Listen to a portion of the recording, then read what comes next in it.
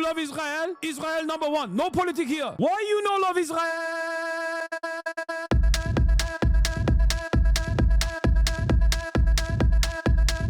Oh, you hate it?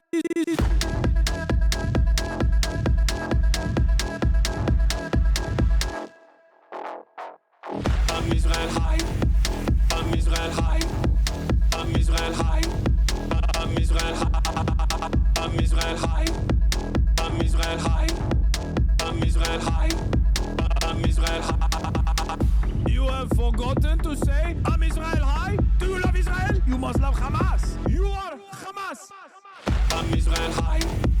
I'm Israel high. I'm Israel high. I'm Israel high. I'm Israel high. I'm Israel high. I'm Israel high. I'm Israel high.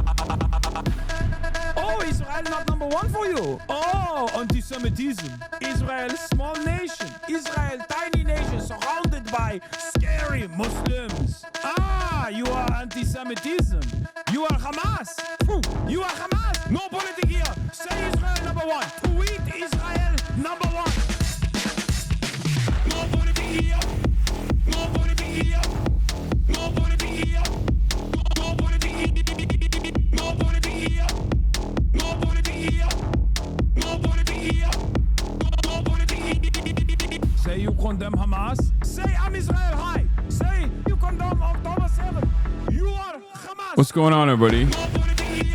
I hope everyone's having a fantastic evening, afternoon, pre-noon, no matter where you are in the world. I'm Hasan Piker, and joining me today is Noah Kulwin, coming to you live from sunny California, Los Angeles. Folks, we're live and alive, and I hope all the boys, girls, and everybody's are having a fantastic one, because today's a beautiful day. Today's a wonderful day. Today is Sunday. That's right, ladies and gentlemen, it's Sunday Funday. I mean, we're obviously going to be doing some serious news coverage as well, but she Noah on my Kulwin till I blow back. That's right. I endorse that. Yeah, we got Noah Kulwin in the building. I'm gonna be showing him some brain rot. He's visiting. He's out here. He's doing the most basic shit. It's unimaginable. It was awesome. Shit. Yesterday, I had the Hailey Bieber smoothie from Erewhon. I'm ready to announce that publicly. And it was really good. He went to Runyon Canyon on a hike and then went and got the Hailey Bieber smoothie, bro. I'm just an LA boy. That's trapped crazy. In a New York body. That's crazy to admit. Like, that is like Dubai matcha latte status. All right. I mean, it's like you're doing trends, but you're doing trends of like last year, I would say. Like the real meta right now is Clario or whatever, listening to Clario. I think it's called Claro. Claro, whatever. I don't even know. Okay? I don't even fucking know. I don't even know. Listening to Claro or Clario. Clario. You say Clario. I say Clario. You say Claro. Tomato. Mm-hmm. Okay. Listening to her, drinking a matcha latte with Dubai chocolate in it, and reading or having like a Sylvia Plath merch, or maybe reading Sylvia Plath. And then having a Labubu on your lap, like having a Labubu dangling off of your. I've been in LA for like 24 hours at this point, and I've not seen a single Labubu, so I'm actually not convinced that is a trend yet. But no, it's coming up. It's on the come up. But I'm. When I come to LA, I want to experience LA. I want to experience the heart of the city. You know, like LA, I feel your beat. I want to be one with it, which is why, I go to a hike where everybody looks better than me and is dressed better than me. And I then want to go to a grocery store where that's also true. And grocery store is being polite. Yeah. But it was really good. He's wearing a David Lynch shirt. Yeah, he's wearing a Grateful Dead David Lynch shirt. That's right. My friend Dog Meats Town. He makes amazing shirts. Dog Meat, like from Fallout, Dog Meats Town. He makes awesome stuff. Yeah. Remember what you drank in New York? I mean, I just drink a Vietnamese coffee. That's like not like a matcha latte in the way that people are. Like a Vietnamese coffee is pretty basic. It's just condensed milk and a shot of Vietnamese coffee espresso. You know? Taps article on Complex for calling DJ Academics a bitch. Wait, what? G Herbo challenged Academics and DJ Vlad to donate 100K to Chicago kids. Damn, making the waves. Damn, we're getting aggregated. Yeah, Adam is he's coming up. He's a mover and shaker. He's doing culture stuff now. I got your blast off meme. Never been doxxed. Don't worry. But yeah, we got, what is this? Noah and HasanAbi Rain Man. Okay. Okay. All right. I like that.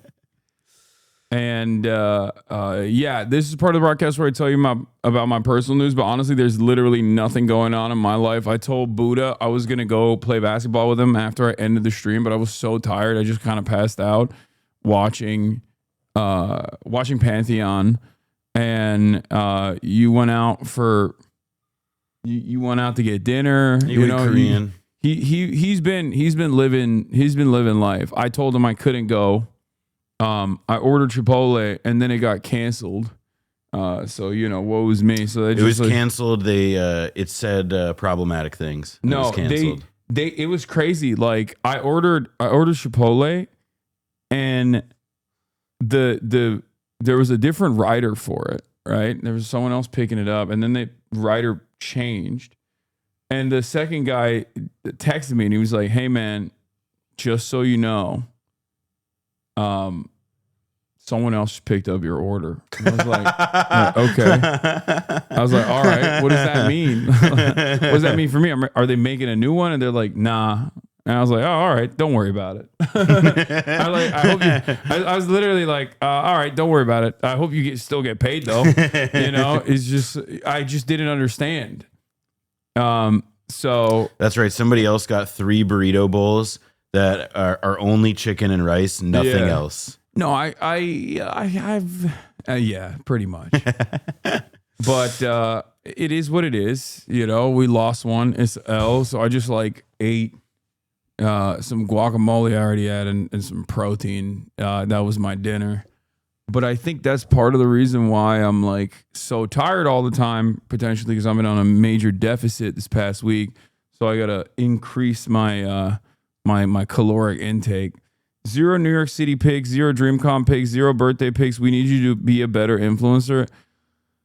It's not even pics that's the meta now, chat. You're faillennials. The real meta is wherever I go, I clip farm, and then I post the clip farms on TikTok, and then I post those TikToks on my Instagram. That's what the kids are doing nowadays. That's the real meta. But I'm not even doing any of that. Clip farm is the actual real meta, and I should be doing that, but I'm not doing that. You don't even post on Insta. Yeah, exactly. TikTok dances, old man. That's the old meta that's coming back. But yeah, this is, I saw this on TikTok earlier. I've reposted it already. It's pretty funny. It's just. Yeah. Hope Corps. Me in 2026 watching Netanyahu get sentenced to The Hague live on Twitch, hosted by Hasan Piker. Imagine. What is this? My official statement on Israel? What the fuck is this? I would like to make an official statement. What they are doing is not a genocide. I have not been forced to make this statement in any way. Your phone cameras, the UN, all your friends, every government at this point is lying to you. Believe the words of Benjamin Netanyahu, not your own. Get me out of here. You gotta get. I gotta say though, that laser pointer does just look like a floating zit. Yeah. Well, that's what it is. It's not laser pointer. Listen, it's not sniper rifle. It is not. It's a hug delivery machine. Yeah, you are Hamas. Look down scope and you aim the machine and it give hug. Yes. It give hug. It's a truth machine. makes you tell the truth about children who are Hamas. Listen, when you think babies. about this, listen. The children, a child, after a couple years, he becomes an adult, becomes grown up. Yeah. And if a child is that close to grown up, are they really child? Yeah. I'm asking you to be thinking about this. As opposed to the one guy who was an Israeli occupying force soldier who was killed, who was formerly a baby. Oh God, I saw that. That yeah. was great. Yeah. Formerly a very famous baby. That was the peak, dude. That was so funny. I wish, like, you just wonder, like, at Nuremberg, did any of them try that? They were like, listen. He, like, yes, Albert Speer was like the head of armaments, but look at this photo. Look at these cheeks. Could a man like this have done evil? I need to find that. I think Will posted. Will posted it. Will posted it. The but former he fucking nonstop posts. God damn, I can't even find it. No, is it from a couple days ago? Does anyone have that? Does anyone have that tweet where it was like, this is a former famous baby that the scary Hamas terrorists killed, and it's like, dude, what are you saying? Yep, this is it. Oh yeah, because he was a Gerber baby. Yeah. Or Huggies baby. Amit Cohen, who was killed yesterday in Gaza, was once a face known to every Israeli. In 2007, he was a Huggies baby, and it's like, wow, I can't believe I cannot believe the Palestinians would do this. They would kill a former baby. I mean, look at him. He's not like, if I'm a Palestinian and I see that guy coming, I'm thinking like, holy cow, I'm in Gaza and I can't eat and I don't have electricity and the water is poison. This guy's coming to kill my family. There's a Huggies baby coming. Like, show some respect. I'm telling my brothers, I'm telling my sisters, like, hey, put some respect on that guy's name. He's a Huggies baby guy who's like, coming to kill us. It's great. Have you seen this one about you? Oh yeah, I've seen this too. Yeah. There's a lot of people fantasizing about me participating in the Nuremberg trials. It'd be great. I like live reacting to the Nuremberg trials. That'd be so sick, honestly. It's just me in 2030 tuning into the new Nuremberg trials on Twitch, hosted by Hasan Piker. Like that's too much. That's too much as far as like Hope Corps goes. We're manifesting this timeline looking more like 2035 to 2040, but inshallah we'll get there. He's gonna open with the crab dance. Yeah. Actually, no. It's my name is Hasan Piker, and this floss is for the children of Gaza. Yeah, I'm not gonna do that. That's David Guetta shit. No, it'd be more tasteful. That would be actually getting David Guetta to do a set before the Nuremberg trial. Yeah, the Neo Nuremberg trial. Yeah. Oh, dude, it'd be so sick. Who's your fave to see it tried in Nuremberg? Who do you think would be the best? Well, the GOAT is like the LeBron of that is Netanyahu. No, he's not the obvious. Not the obvious ones. I'm saying like someone where you're like, that'd be kind of funny if like in the actual OG Nuremberg trials, there was just a dude who fucking hated his neighbor, and he was like, "This guy is the king." Yeah, they like listen. This guy, he hated the Jews and everything. Yeah. But like he just kept taking my trash cans. They're my trash cans. Yeah. They're not his, and he kept moving them, and that's why he should be hung next to all these other guys. I think a lot of people are saying Barry Weiss. I think that's a good one. Yeah, for sure. Barry Weiss would be an interesting one. Danny Danon for sure. Yeah. I think was it Drew Pavlov?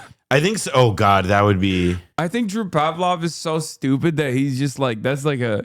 Well, he's on his Loomer shit now. Have you seen this? Yeah, that's a problem that's like fixing itself, I think. Yeah, he's like, I think he's going to jail or something because he was he might be going to, he's arrested because he's like he's like, I'm too broke to pay a fine. Yeah, well, to the Brisbane authorities. Well, what happened is like, Drew Pavlov, we find you in contempt of court.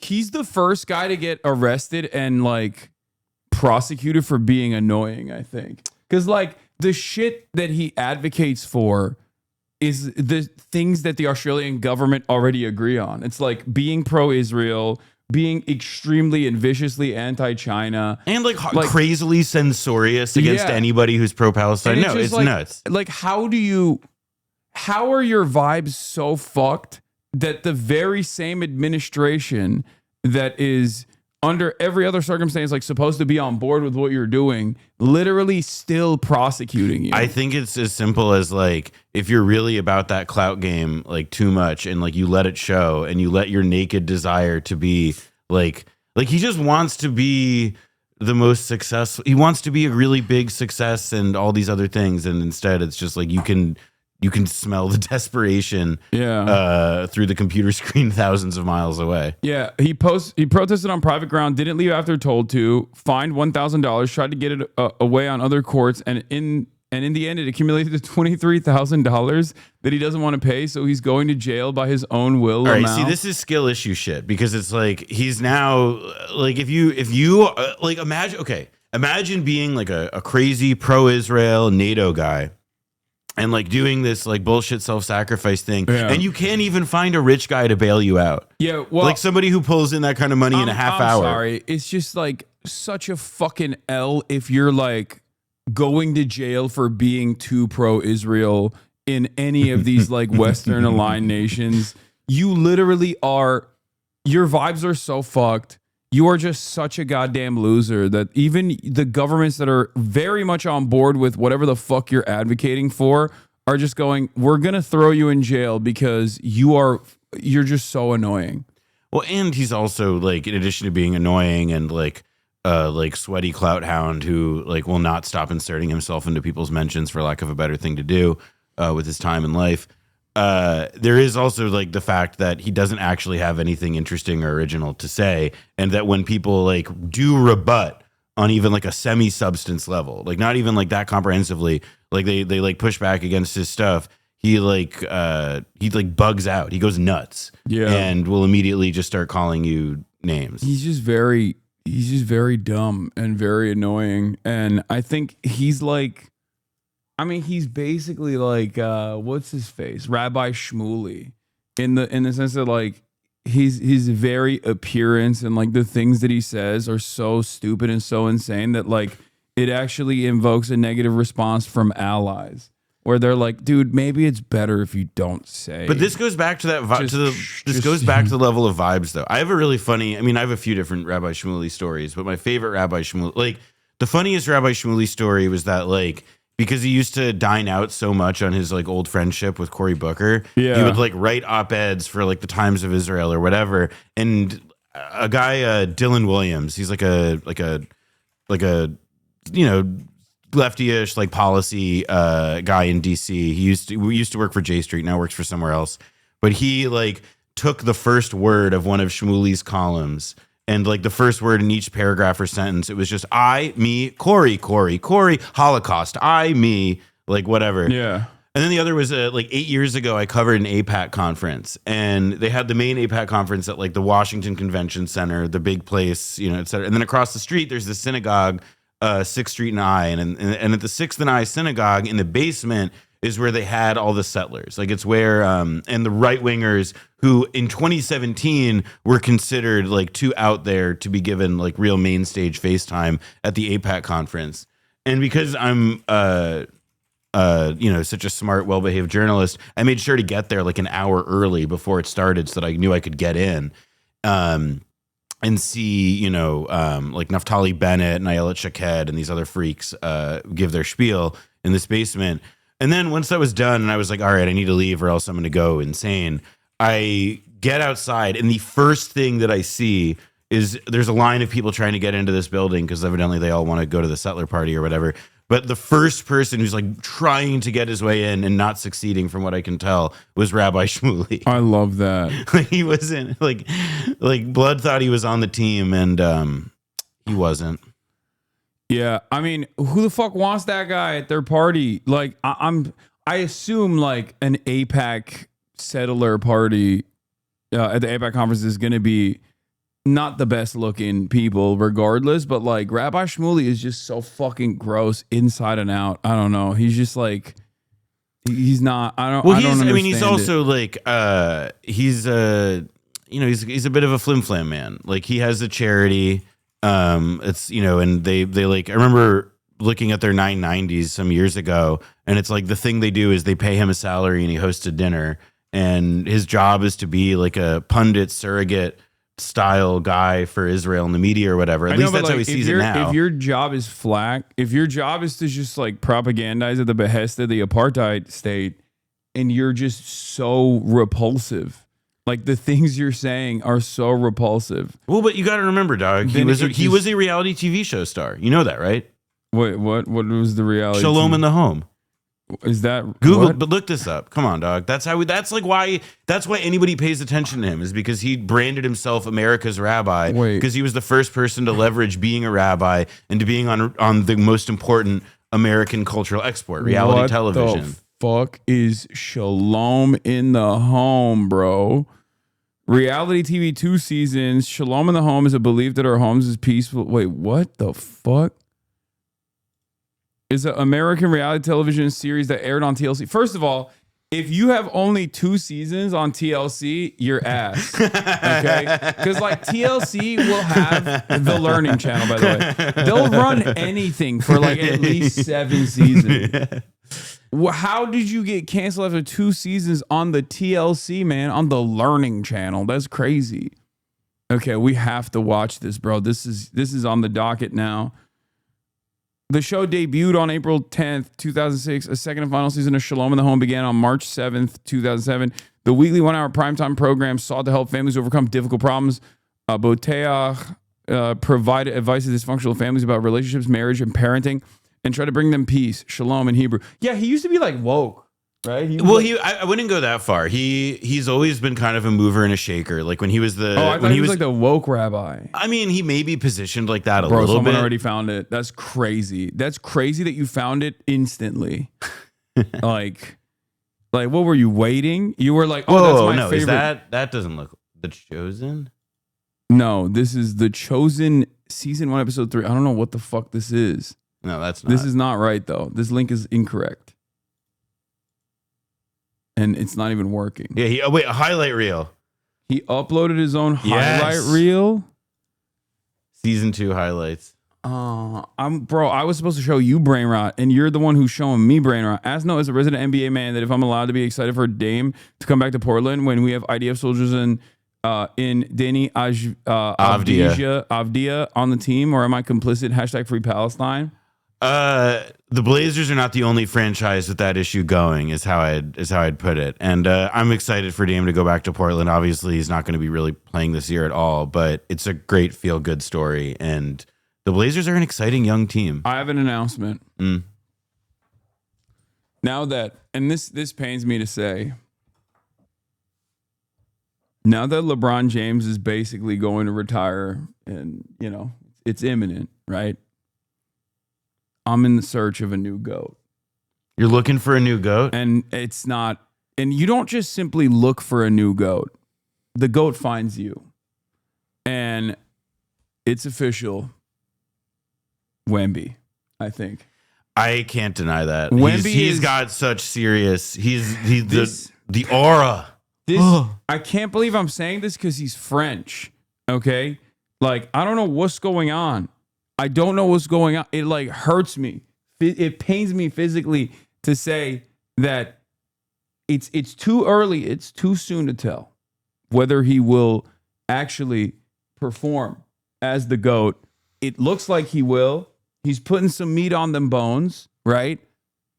But I think his off-court performance this summer has been so good. China, Karl Malone, he just can't stop. Mao posting. He's posting Mao positively. Okay. And on top of that, the shitting on, dookie on Karl Malone and being like, he should go to jail. He's a pedophile.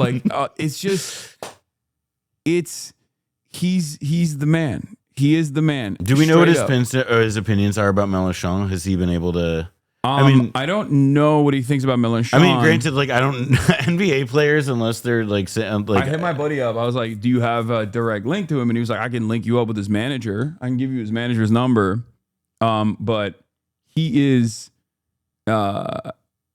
Jean-Luc Wemby-Sean. Yeah. Yeah. He was born in 2004, bro. That is crazy. He is, dude. Chinese Jokic is also real, by the way. Yeah. Young Hasan is going to be fucking awesome. I think he was wearing tabby sneakers when he was doing something in China. I saw that. It blew my fucking mind, dude. Jokic, China. Let's see if we can find it. Okay. Rare off-season photos of Jokic. Nikola Jokic go viral. He was in China. The fuck? Bro, what the fuck is that? That makes so much sense, though. Dude, that is so funny. That's what he wants. He wants to be with the horses. He goes to China. I agree. How Asians be moving recently in the summer league? Wait, what the fuck is this? No, this is not what I'm looking for. Why'd you link me this? Yeah, that's a regular size horse. That's not even a pony. That looks like a dog next to Jokic. Yeah. Oh, my dog is sick. He's into this. Dude, his passing is so crazy. Oh, yeah.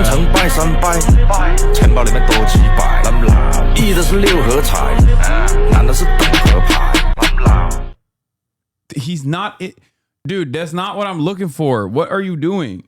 No, I'm looking for Jokic in China. No, this is not Chinese Jokic. This is a guy who dresses up like we should clarify. There is Chinese Jokic, who is Young Hasan, perhaps, and then there is Jokic in China, which is a different kind of Chinese. We're looking for Jokic in China because he was like playing ball in China, and he had the tabby basketball shoes on, which was crazy. But yes, I'm familiar with this guy. I see him all the time. I'm on Basketball Talk chatters. Okay, I see all the same shit that you see. I know who this guy is. There was even an American dude, who I think is Chinese American, who flew to fucking China and beat his ass.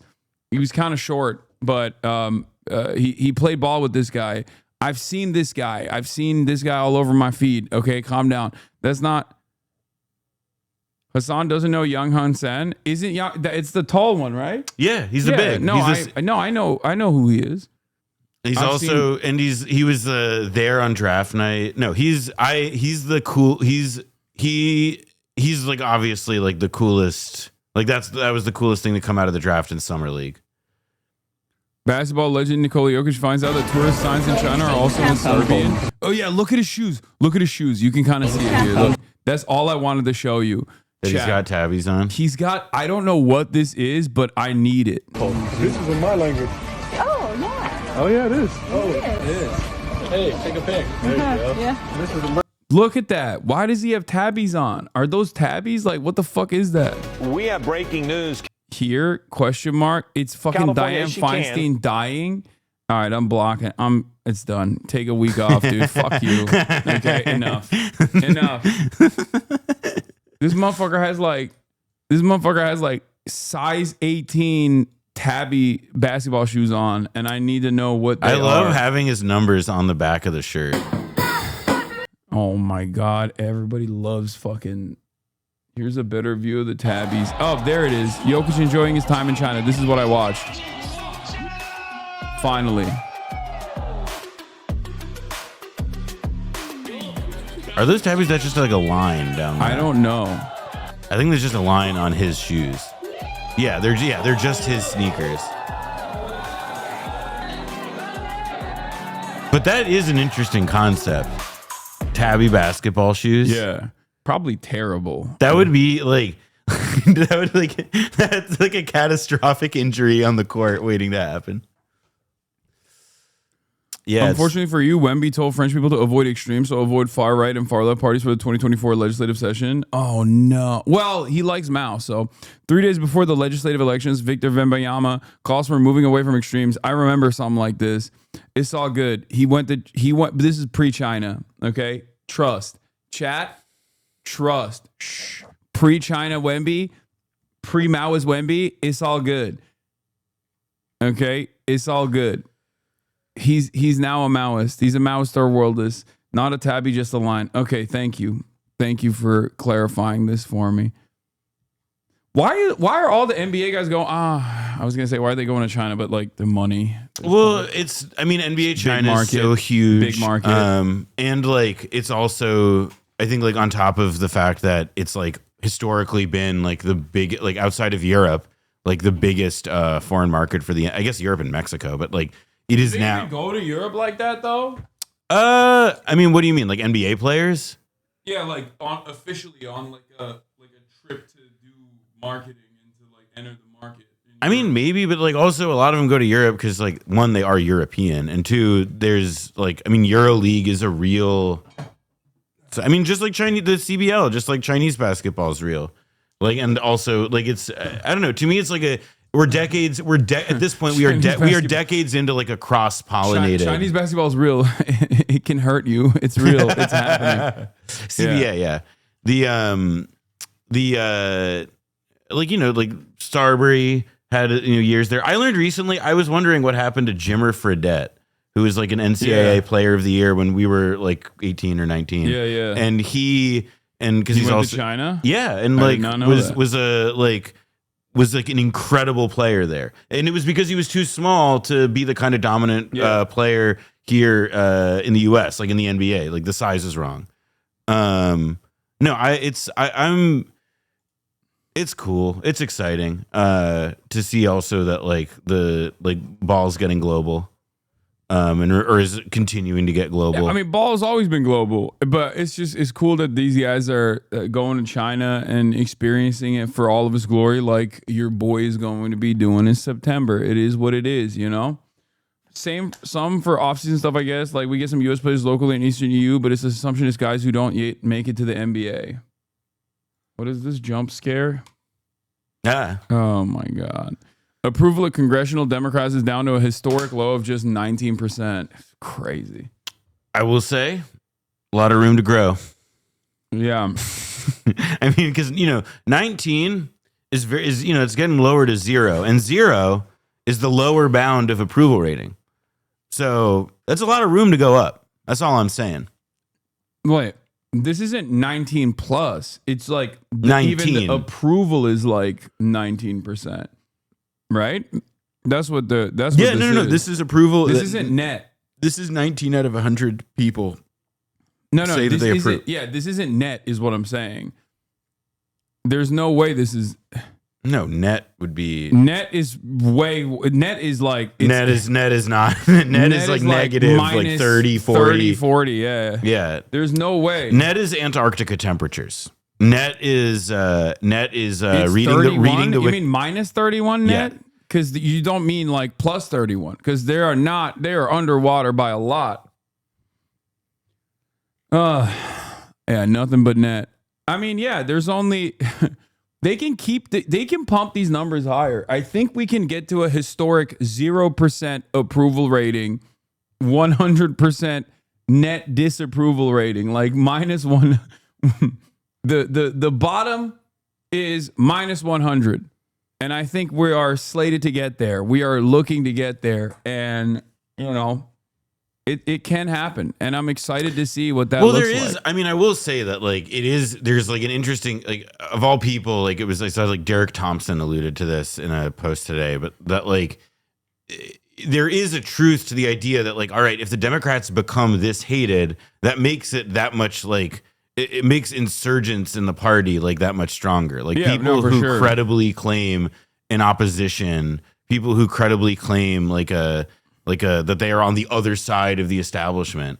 Like, essentially, right? The shorthand of what I'm saying is that the easiest way to like boost your favorables as a candidate or to make yourself like a particularly viable political figure in pretty much any context now is to just get in front of a camera and say fuck Chuck Schumer. That's like being only a little bit glib here, but it is more or less true. That's what that 19% means. It's not that 19% of people, like only 19% of people think that like taxes should be higher or something.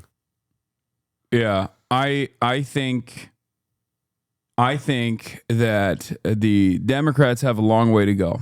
I'm positive about it. I think that they will work tirelessly to make sure. I think Lucy's going to let Charlie Brown kick the football this time. I really do. I think even the galvanizing force that's supposed to be there, like the populist leftist momentum that's supposed to be there from the likes of AOC, needs to keep spiking the football and hopefully we can see how unpopular the party can get. You know, I have no more confidence in the future of America, so I'm just entertaining myself, I guess. Let's see where it goes. Talk about Kanye, you simps. What? Talk about Kanye. What the fuck did Kanye do now?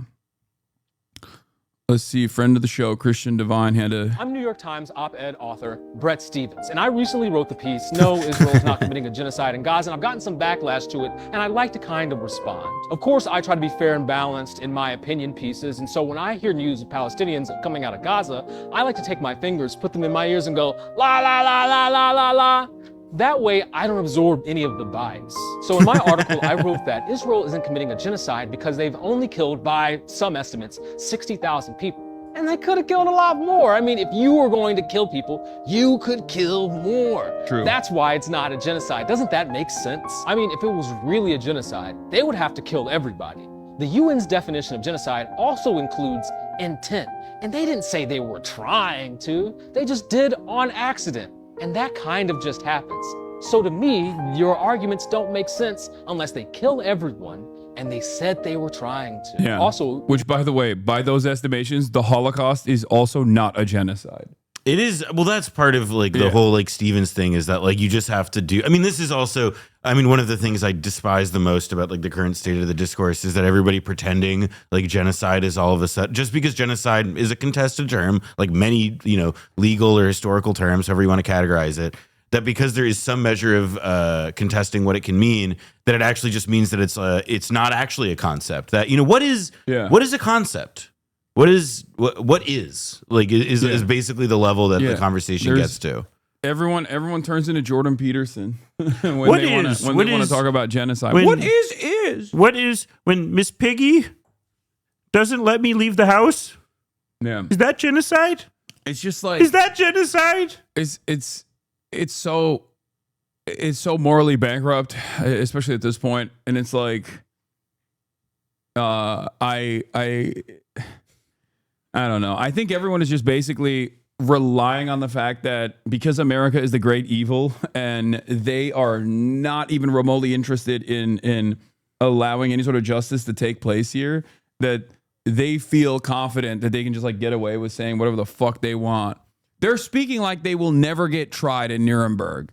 Okay. Even though we're living in the fucking post-Nuremberg universe, we're living. And there's also, by the way, been other things that people have determined as genocide since then. I mean, like, I would argue, like, so, the I think like liberal order of the contemporary, like, of like this era, or that until this era, pre-October 7th, like the Rwandan genocide is what people point to. Yeah. And then I would also say, though, that like, as listeners of Blowback Season 5, I know people call the Khmer Rouge's rule. They say that they committed genocide.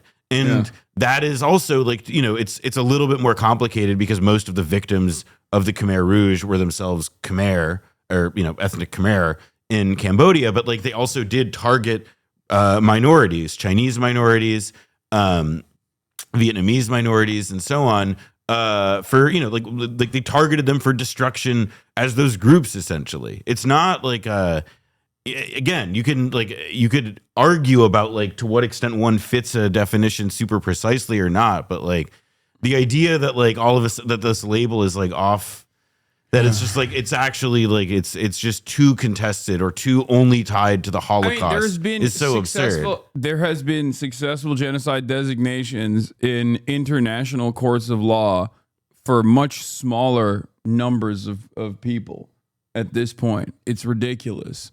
And there are plenty of things that even America has done that would be considered genocide or genocidal or whatever you want to fucking call it. But because it's America doing it, it's different. But in this circumstance, it's not even America doing it. It's Israel doing it. So obviously there's a different reaction to that sort of thing because it's not the global hegemon engaging in such actions. Obviously, morally speaking, the Korean War, I think, is a genocide.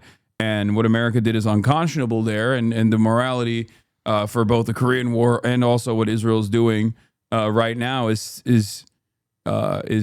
clearly evil. In season 3, we interviewed Bruce Cummings, who is like in America like the greatest living scholar of Korean history, and probably in America, the greatest living or deceased scholar of Korean history. And when we asked him straight up, was it a genocide? He said yes. And, it is, again, like there was a goal, which was essentially to like thin and demolish the civilian population as much as possible to like to eradicate. I mean, it's not pleasant to talk about because it literally was just like American. I mean, it was a continuation of a lot of tactics that were used against like a more approved enemy in the end of World War II with like our total destruction bombing campaigns in Japan. But there's, continuity then having us apply that in a Cold War context against fucking like, starving Chinese volunteer soldiers and like Koreans who just happened to be on the wrong side of the parallel, which by the way, also like it was a genocide that it is fair to say extended below the parallel as well, because it's not like the parallel was itself such a neat dividing line in that war. And numerous other massacres exactly. The American military-backed like South Korean puppet state committed. There were numerous atrocities, some of which they still shelter the Truth and Republic on. And there was never like a truth and reconciliation committee implemented for any of those things, right? No, and well, I mean, in Korea, it's complicated. South Korea, it was especially complicated because of the fact that like the government there, who are the parties within it that like were in dialogue with America that would have been able to do such a thing? I mean, at the time of the Korean War, when there were very credible evidence-based allegations that the United States was using germ and biological warfare, the Soviet world. I mean, like the Soviet, the Soviet bloc and the Asian communist states put together a commission called the ISC that was led by one of the most famous biologists in the world at the time, Joseph Needham, to do more or less this. And that's not truth and reconciliation. I mean, that was an investigation into specific atrocities, but like, that was rejected out of hand and ridiculed in the Western press totally. And so the idea that there was going to be some kind of process where we were going to like seriously evaluate all the atrocities that like we ourselves committed on an even grander scale than, repurposing, than using biological and germ warfare it's just hard to fathom. And, now like, I mean, we don't do that. We make movies like the one with Jonathan Majors, Devotion, that like truly... like that is about like the air war of the Korean War that at like no real point kind of addresses like, well, what was the on the ground reality of the destruction caused by that air war? Yeah, but they're not humans. They were, I can't believe America has been using the same slur for every Asian country that we have pummeled into oblivion since the Philippines. Like the G word, I didn't know that it originated in the Philippines, and then it moved into Vietnam. It moved into Korea and then Vietnam as well. It comes with America. It follows America. I mean, there are people I know who say that it comes not from the Philippines, but from a different. I forget what the other different Asian. Colonial not. conquest? I think not even Asian. I forget what the other. Someone said it comes from Hanguk. I don't think so. I think there's evidence that it was being used by Marines like as a slur. Oh yeah, but it comes out of like this. It is because like the original like American Empire like is obviously like begins in like a real sense, or what we think of as American Empire, with the dispossession and the eradication of Native Americans, and then you have the kind of process of the Caribbean, if not colonization, but I mean. The takeover of islands like Puerto Rico. The book How to Hide an Empire by Daniel Immerwahr is a really good read about this. But then you also have like Manifest Destiny was also at this time in the late 19th century about the Pacific. And it's it makes total sense that a slur for describing the subjects of these places where we come from would come out of Asia and would then follow America wherever it goes. No. Oh. It was... Oh, okay. Kaya place. Okay. No, man. Why is it that whenever I say a slur and then I say like the G word or whatever, everyone tries to play this guessing game? It's like, there's a reason why I didn't fucking say it out loud, chat. Calm down. All right.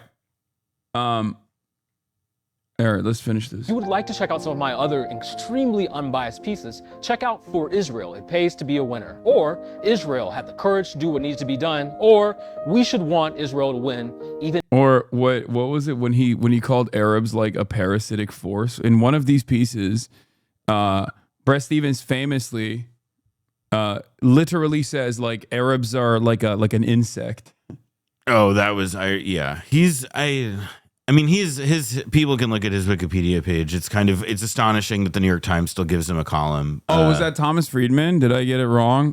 One of those New York Times guys. Thomas Friedman, Ross Douthat, and Brett Stevens have all been doing the same fucking. Well, no, Ross Douthat is now saying that actually Israel's just war is now unjust. No, but have you read it? Yeah, it's horrible. Man. Yeah, if you read it, the title actually snaps you back. The title is a bait and switch. Yes. Because the entire fucking piece is like defending it. Actually, it's not unjust at all. It's totally just because Hamas are a parasitic force of barbaric rapist monsters. Well, this is like the Matt Iglesias like argument about how like there's like, oh, the facts have changed. And so now, even though my original opinions and my original conception of how all of this worked, like the mental model, a phrase that guys like that tend to use. Yeah. Like that. It's like that. Well, I've just adjusted it now that new facts have come out.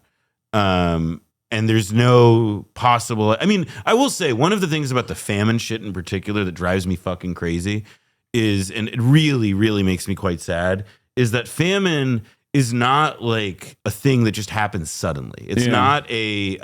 It takes time for people to start fully starving. Exactly, like food stocks exist, they have to dwindle, and then on top of like the food stocks dwindling, once like a lot of the official, the official aid lets like there's clearly like there have been all of these different ways that Gazans have been trying to make it work and stay alive that are just what people do in these crazy desperate situations.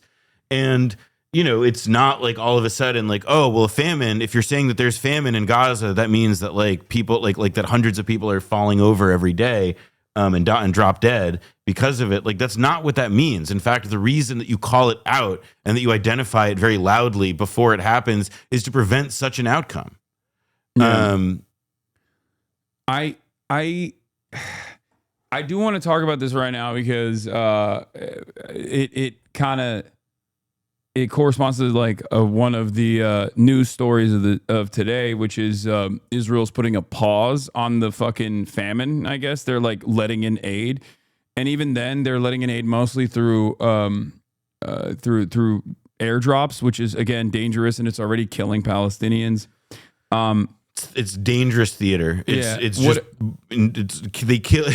kills as many people as it feeds, it feels like. Yeah. And then there's also there has been this past week of condemnations coming in, too little too late. Many of those condemnations are because there's been so much like radio silence on this issue despite the severity of the crisis.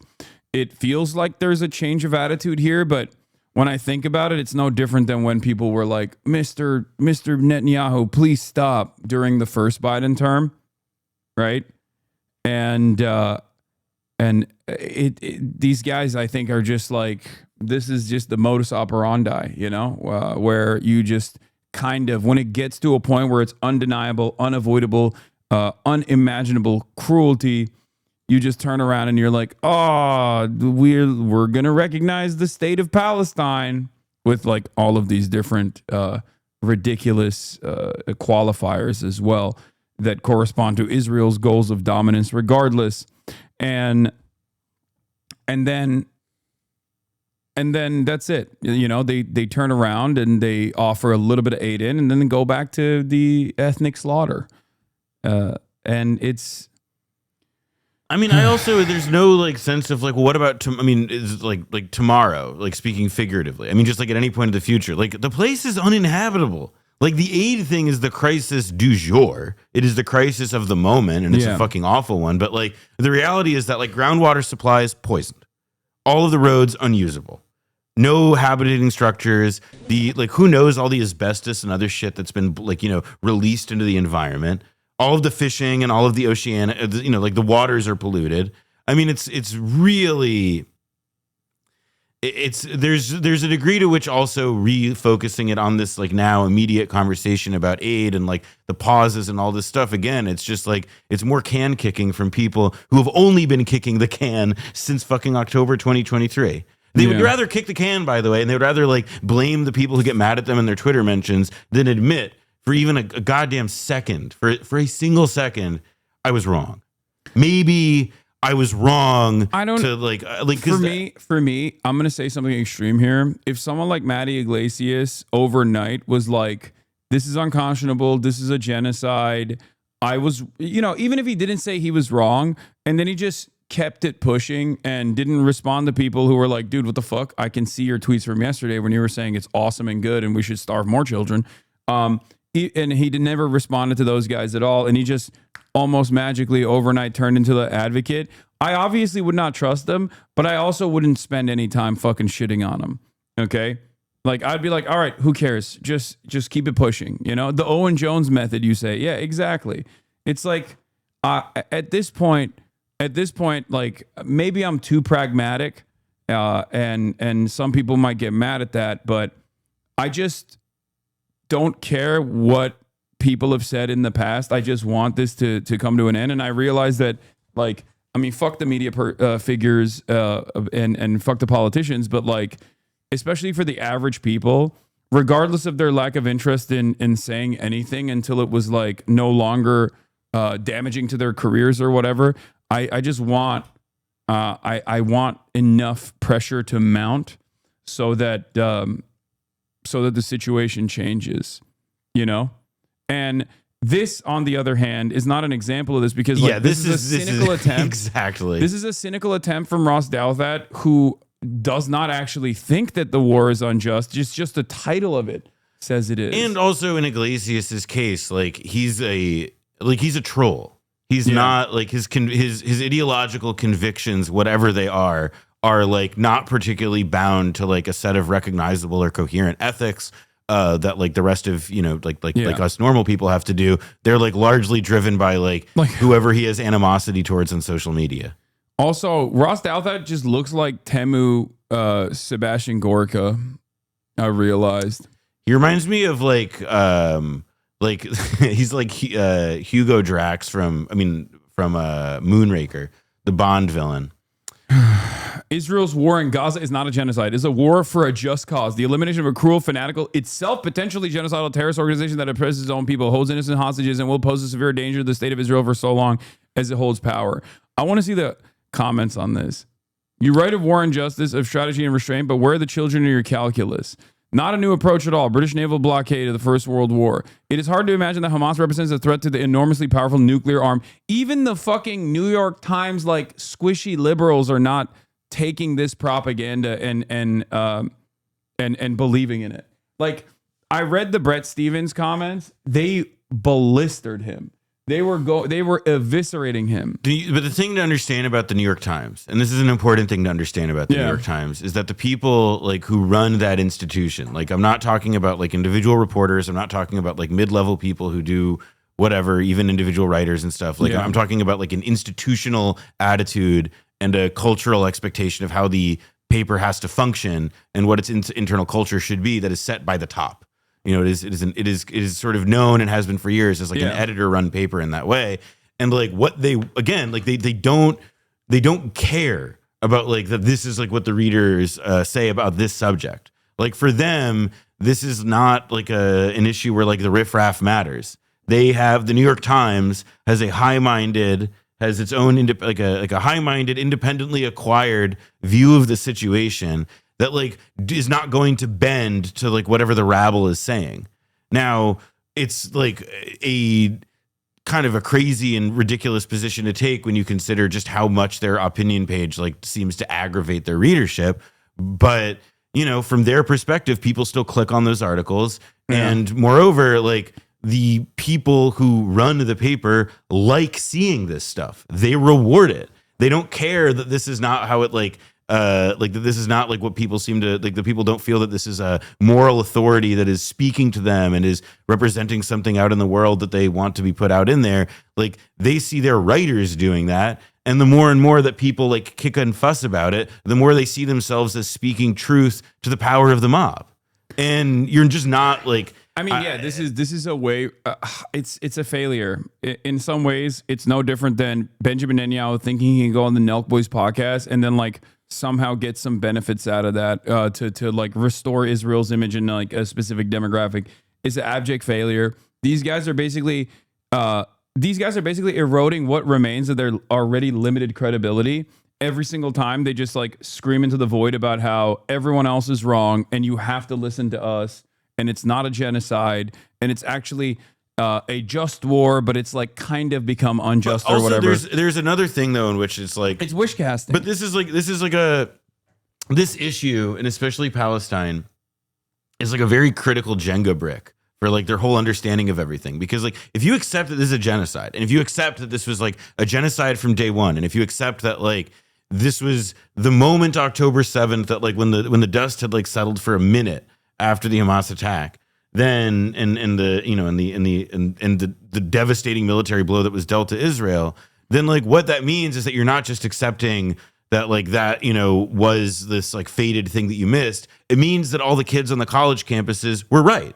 It means that all of the blue hairs were totally correct. Yeah. It means that like your annoying kids who've been screaming at you this whole time are 1,000,000% right. And that the people saying death to Israel on Twitter were closer to like sincere and real moral gravity and understanding where it is than the smartest people gathered around a table in a conference room on some floor of the New York Times building.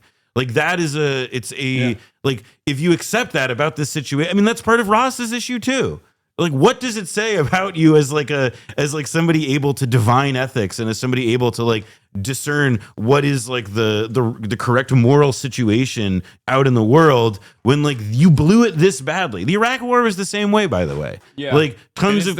Weirdly enough, is the same people that got the Iraq War wrong are the same people that are getting this Israel stuff wrong. But given the way that the internet works and given the way that like social media has like basically made it so that people's attention spans are much shorter, we get to see this kind of stuff work itself out in a much faster pace than ever before. Absolutely. So now you get to see it within the confines of a year without the conflict coming to a close, and you get to see it in real time. You get the attitude shift in real time, and you get the reaction to people who are unable to read the room appropriately, because ultimately these guys are like, to varying degrees, they're still trying to maintain some semblance of credibility as well. Like they have to do that, otherwise next time they write an article, no one's going to trust them, because they're going to be like, oh, remember when you said this wasn't a genocide?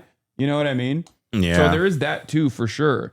That's precisely the reason why I think like in a sea of obfuscations, in a sea of like buried leads, the New York Times will still every now and then, like with its visual investigations team or whatever, offer credible reporting to what's going on in Gaza, specifically so that like next time around, there is still some semblance of credibility when they have to lie at the behest of Israel. I will say, comparable to your position about like the idea of like not like going overboard on people who do end up coming around, or who are willing to like start to speak honestly about what's going on. I also think that people, particularly Americans, like you don't have to subscribe to the New York Times. It's not a civic obligation. Yeah. But we no longer exist in a world where there are like a lot of, it doesn't feel like there are practically infinite news options. And the New York Times is not going away. It's not going to like disappear into sand. In fact, like the New York Times is a very effective media monopolist. It like there aren't any newspapers that even like touch it in a meaningful way, and that also are read by leaders of foreign governments. Like if you or and leaders in foreign governments that if they pay attention to what goes on in the New York Times and they take it seriously, and there is something to like understanding that like there like institutions like the New York Times have got to be like like if we accept that they are like, you know, this like powerful agenda sending, hell, even monolithic force in American media and in news media, and that as such they provide us with information that we need to know in order to be able to function cogently in the world. Like, to me, it does feel like a lot of what people have to demand of the New York Times is like not, you know, like I think it's totally legitimate and understand about people voting with like canceling subscriptions. I don't myself subscribe to the paper, but like I do believe that you like there is something that's got to be demanded in terms of like, well, what about like actually trying to, you know, in the same way that like it's about like demanding that the BBC like to do its job, like be honest, do better, let the reporters who are there who do see things on the ground speak openly. Also, don't assign dunderheads with like clear biases against Arab and Muslim life to cover these issues that are so sensitive. You know, like there are real, like, you know, there is like a meaningful reformist critique, let's say, of the New York Times that I think people should be like pretty loudly demanding, and that instead that like, you know, understandably, and in a way that I very much sympathize with, there is largely like a frustration with like the paper existing at all. The idea that there is just like this, you know, institution out there that is private and seemingly, you know, totally unaccountable to the public that seems to set the agenda for so much. Yeah, but it doesn't. I don't think it does. I think in this day and age, I don't think the New York Times is setting the agenda necessarily. I will say this from my own personal anecdotes, from my own personal experience. When I meet with like famous directors, for example, or people that want me to participate in their projects, whether it's a documentary or movie or something, they have only encountered me as a media figure from the New York Times coverage on me, right? And I won't reveal any names, but like I was recently talking to a very famous director after participating in one of their projects, and they were basically saying like, what I saw in that room when I was interviewing you is entirely different than how the New York Times has presented you. The New York, like I was angry at the way. What's the thing about Muslims hiding their opinions? What's it? Oh yeah, I was doing taqiyya. Yeah, he was doing taqiyya. That was it. I should have told him. That was he was actually just what he's doing right now is that he's bragging about how good he is at it. Yeah, but they basically were like, why? Like, why? Doesn't that piss you off? And I was like, listen, I'm gonna be honest with you. I call all of those media hits, you know, my terrorism insurance, like, because there are plenty of right-wing papers, plenty of Hasbara outlets that are actively working in real time to make it seem as though I'm like this dangerous figure, this radical terrorist, whatever the fuck, right? So anytime I get any mention whatsoever in the New York Times or in Times 100 or whatever, that like makes those other right-wing papers look ridiculous, look silly in comparison. But the reality is, those are the people that read the New York Times, right? The directors and the marketing managers and all these executives, like they are the people that, I guess, quote unquote, set the agenda for people of above a certain age. But yeah, anyway, the point I was making is like, the director was like, aren't you mad that they just like present you as just like a hot guy and not like your opinions at all? Because it's very clear after talking to you for like 2 hours, it's your opinions and your commentary that has. Hasan actually was just arguing with her. It's like, no, I'm not hot. Well, my point is like, it was not. It was obvious to them after I had a conversation with them, like that it was my perspective that had caused me to develop an audience, which is the truth, and they never actually talk about that at all. You're a clown. Thank you. Wow, New York Times is garbage. But they were even they were even shocked or surprised about the fact that like none of the mainstream media reports on things like people like myself, like all the puff pieces ever actually feature like my worldview or my opinions on any number of different issues, and it's mostly just like aesthetics. I don't personally care about it necessarily. Like I don't care that they don't actually cover my perspective, because I think that my perspective would be too antagonistic to the way that they have designed the world, the way that they view the world. But, you know, that's it. That's, I don't know where I was going with this. I'm fucking losing my train of thought. How does that tie back to you saying that the New York Times doesn't hold major influence over power like they used to? Oh, that was the point I was making. Because it's not a real mover and shaker in the sense that like average people are not getting their notes from the New York Times. It's powerful people that work in different industries that are still reading the New York Times, but it doesn't translate to like a broader audience, like an appeal to a broader audience. Do you see what I mean? Like people like yourself, like Amazon delivery drivers aren't like, oh, I wonder what Ross Douthat is saying about fucking Israel. They see it on social media. That's it. I would say that someone like Sneeko might have more fucking credibility in the eyes of like the average person than even a fucking Ross Douthat. Like has a much larger audience than someone like, you know, Brett Stevens or Ross Douthat, which sounds insane to say, but I think that's the truth. Yeah, but like I don't think like the New York Times is like, and it's a good like metric of like it is not just like, yes, powerful people read it and influential people read it all over the world, but also like it is like the paper of record for like people, you know, educated people in this country. And there is, to me at least, like a really like it's a the elitist nature of the paper, like the fact that it is like so aggressively surrendered to like its worst instincts on like not listening to its readers, not engaging with like the mass amount of like pushback that they get on a lot of stuff, that like their attitude, you know, they got rid of the public editor years ago. They got rid of, I mean, like they have a comment section and that's sort of like like where they've like confined it all. But to me, there's like sort of like a, more than anything else, what these institutions want is to be able to like balance being able to speak to this many people and being effective at like having that broad of an audience, like, you know, speaking to the educated masses, whatever.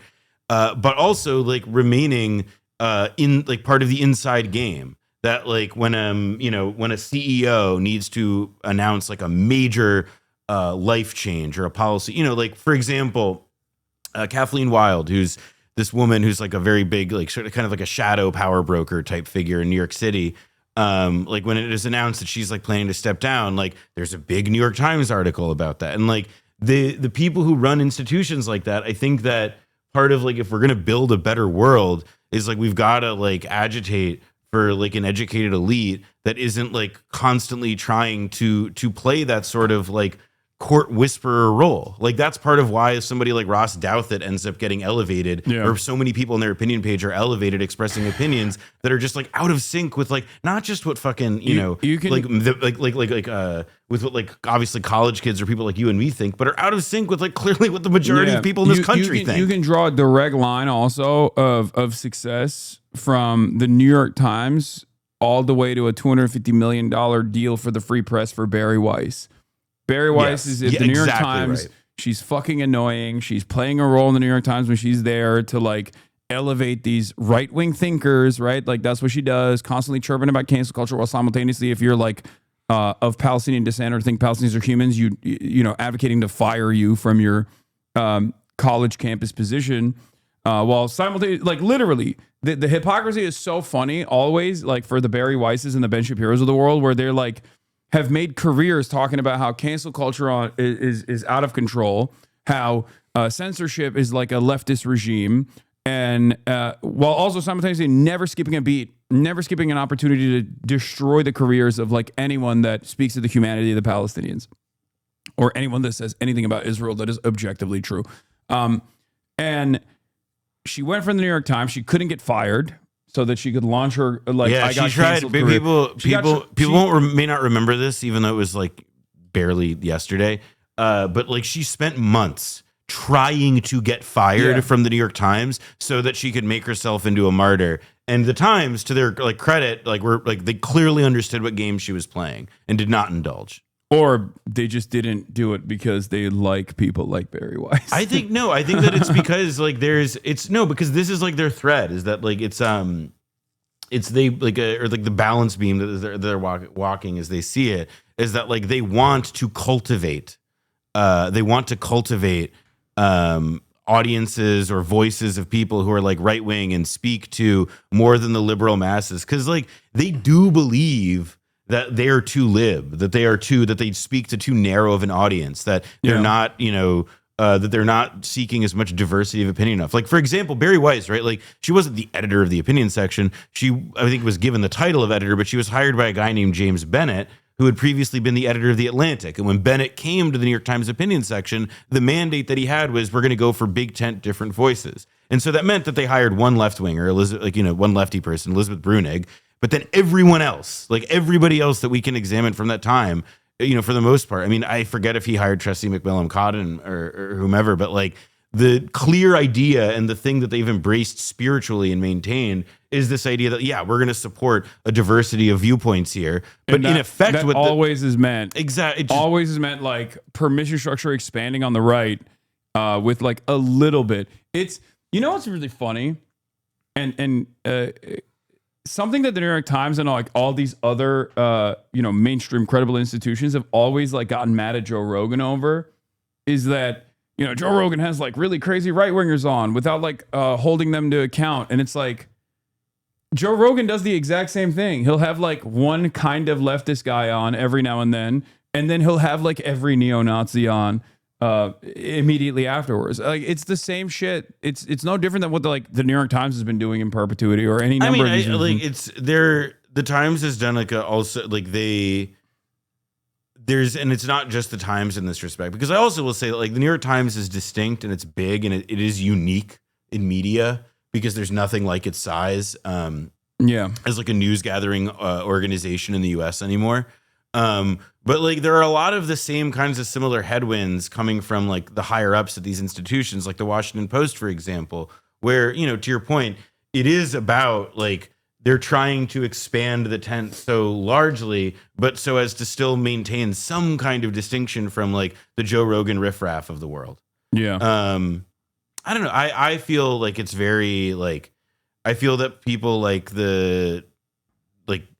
feel that a lot of these institutions are so obsessed with like how they appear as voices of moderation. And that's a mandate that comes from above. And some institutions are like, the Washington Post, it's gone disastrously for them on the bottom line side, and institutionally morale's very low. And then for others like the New York Times, I think a lot of people like they may be there internally and they may be opposed to it, but like they're not saying anything because like it's the last job, they feel like they got the last chopper out of Saigon. Like they have a job that pays well, that gives them benefits, that allows them to save for kids' college and so on, and lets them live probably in the tri-state area. It's not a like I mean, look, if I had one thought to express in like a real deep way, it's that like I really wish that the people working at the New York Times who have a union, the News Guild, and who have like really for many years resisted letting the union have any input on editorial matters or express their thoughts. I wish to God that some of them tried to, collectively organize and express dissatisfaction with when their paper, does things like let its news coverage become this like instrument of Israeli policy abroad. Yeah, I think that would also unironically do more to preserve the credibility of this paper as well. Like it would allow, in a cynical way, it's kind of like whenever I talk about the Democrats during election cycles where I'm like, even if you don't care about the fucking depraved actions of Israel, you should still call it out on a partisan basis in an effort to garner support, in an effort to communicate like some semblance of earnesty, because that is what that's how people are viewing this issue now. Well, that is a good point. It's the same for the New York Times. Like, even if you are like, no, I love doing propaganda for the fucking ethno state, it's the most important thing that I have to do.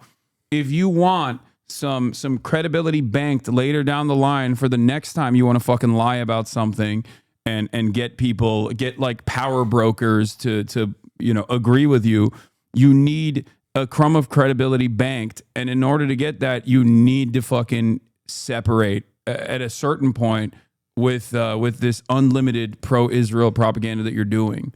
I will also say that there is another piece of this that is like worth identifying on Israel specifically, which is that like, you know, the Israeli like government takes extremely seriously what these organs of the press say and think and do. And they have spent many, many years developing very consistent and aggressive lines of criticism so as to lobby them, like so as to make sure that when the US does, or when, you know, for example, when the New York Times does run an editorial, like, you know, years ago saying, you know, 2 states, like maybe Israel should make some more concessions, you know, pro-Israel donors will they will take out a banner ad on the building next to the New York Times building so that it faces the editor's desk. That's a real thing that happened.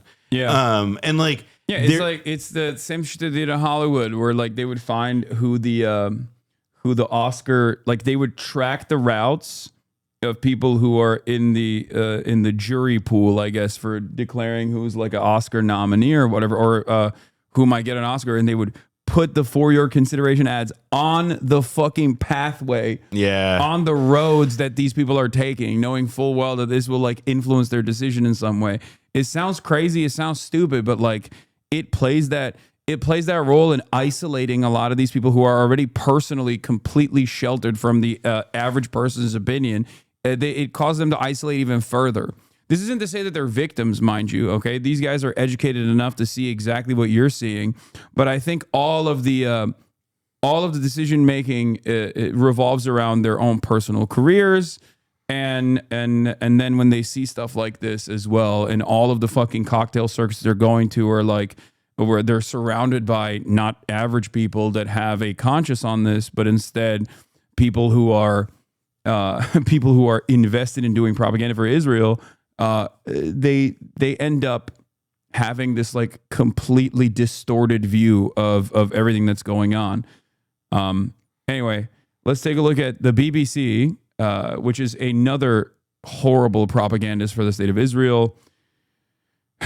Israel says it will open Gaza aid corridors after international pressure. You know, there's only so much intentional child starvation murder that the public can fathom until the pressure mounts to a degree where these Western politicians have to come out and be like, this is too much. This is too much baby murder for us, dog.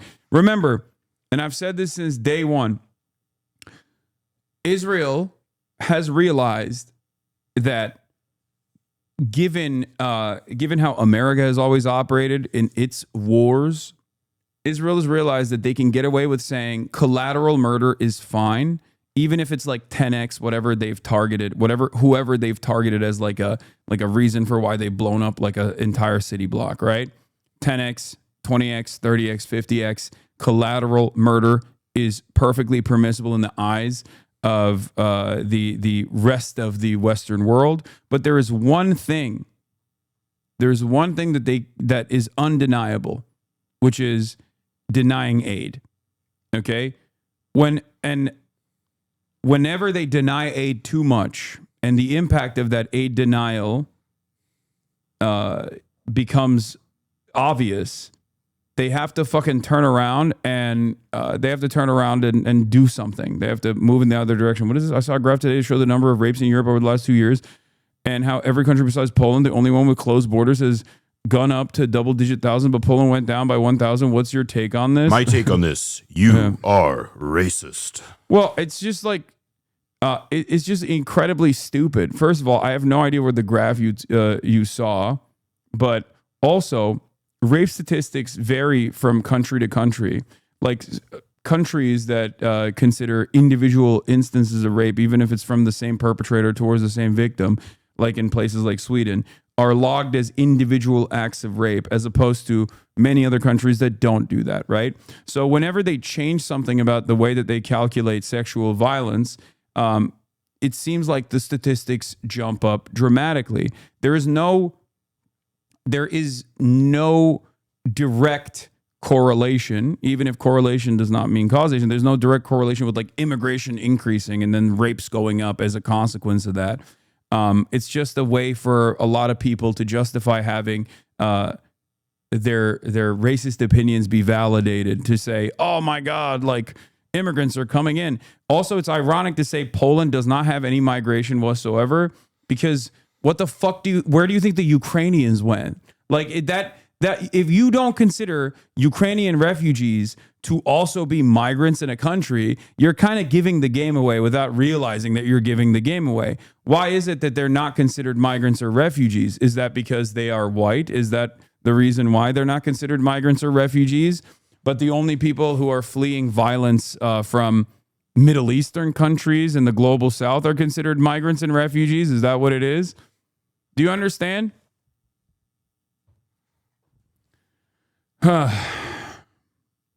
Anyway, just letting you know that a lot of that information is used if a lot of justify the fears that people have. Also, like, if a lot of, like, it's not a coincidence that this question's asked about Poland specifically, and then like one of the new favorite like blue check like Nazi like video content genres that they like to share now is this like, have you ever noticed how Poland is, everybody's here having so much fun? Like, what do you notice about all these people? Do you notice anything about why they're all smiling and so happy? And it's because obviously everybody in the video is white, and that's supposed to mean something. Yeah, no, for sure. I don't know what the Polish classification of sexual violence looks like as well, but I would assume instantly that with what I know about the way that different countries in Europe classify sexual violence, I would suspect that they probably have a different method for tabulation, which leads to a lower number overall. I appreciate you explaining that to me. I'm ignoring your weird chatters. I seem to have strange opinions when a chatter asks a curious question about politics. It's because many people that come in with this kind of take are most likely not actually just curious, but they're simply trying to propagandize a right-wing, white nativist, reactionary position, especially by bringing up Poland to be like, no, you don't understand. Yeah, Poland these days, because Poland is like experiencing meaningful economic growth, and by 2030, actually before 2030, will be a richer country than the United Kingdom. Like, it has become like this like very aggressive stand-in for people who want to talk about like Western and white civilization in Europe. Which is ironic because Polish people in Western Europe are considered the fucking rapist migrants. Ironically enough, like Polish migration into the UK played a major role, a formative role in Brexit. So that's why it doesn't make any fucking sense when white nationalists now use Poland as this like supposedly utopian society.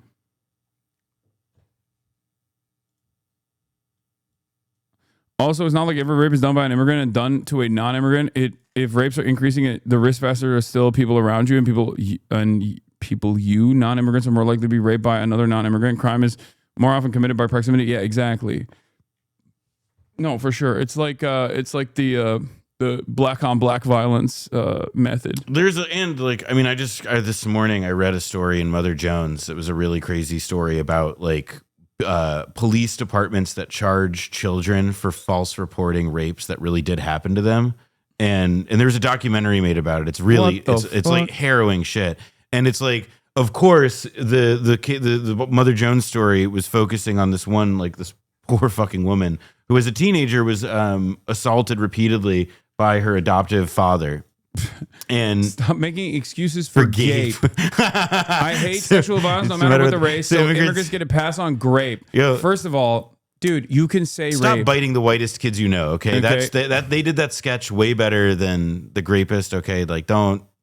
No, this is like TikTok speak. Oh yeah, I know it's unalive. I know I'm being unalive. Grape. It's like, dude, you're talking about an adult topic. Okay, you want to be intentionally obtuse about what I'm saying. Okay.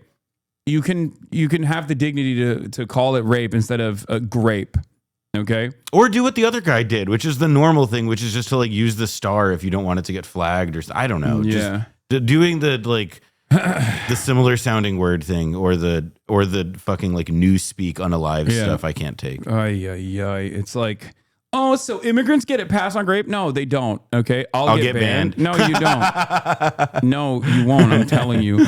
If you already got your point across here. We already understand why you said this. You said this to be intentionally obtuse. You tried to imply a thing that I did not say. You tried to imply, or not even imply. You made a statement that claims that I think immigrants get a pass on rape. I do not believe this. I've never said this. There's never been a moment where I've said this.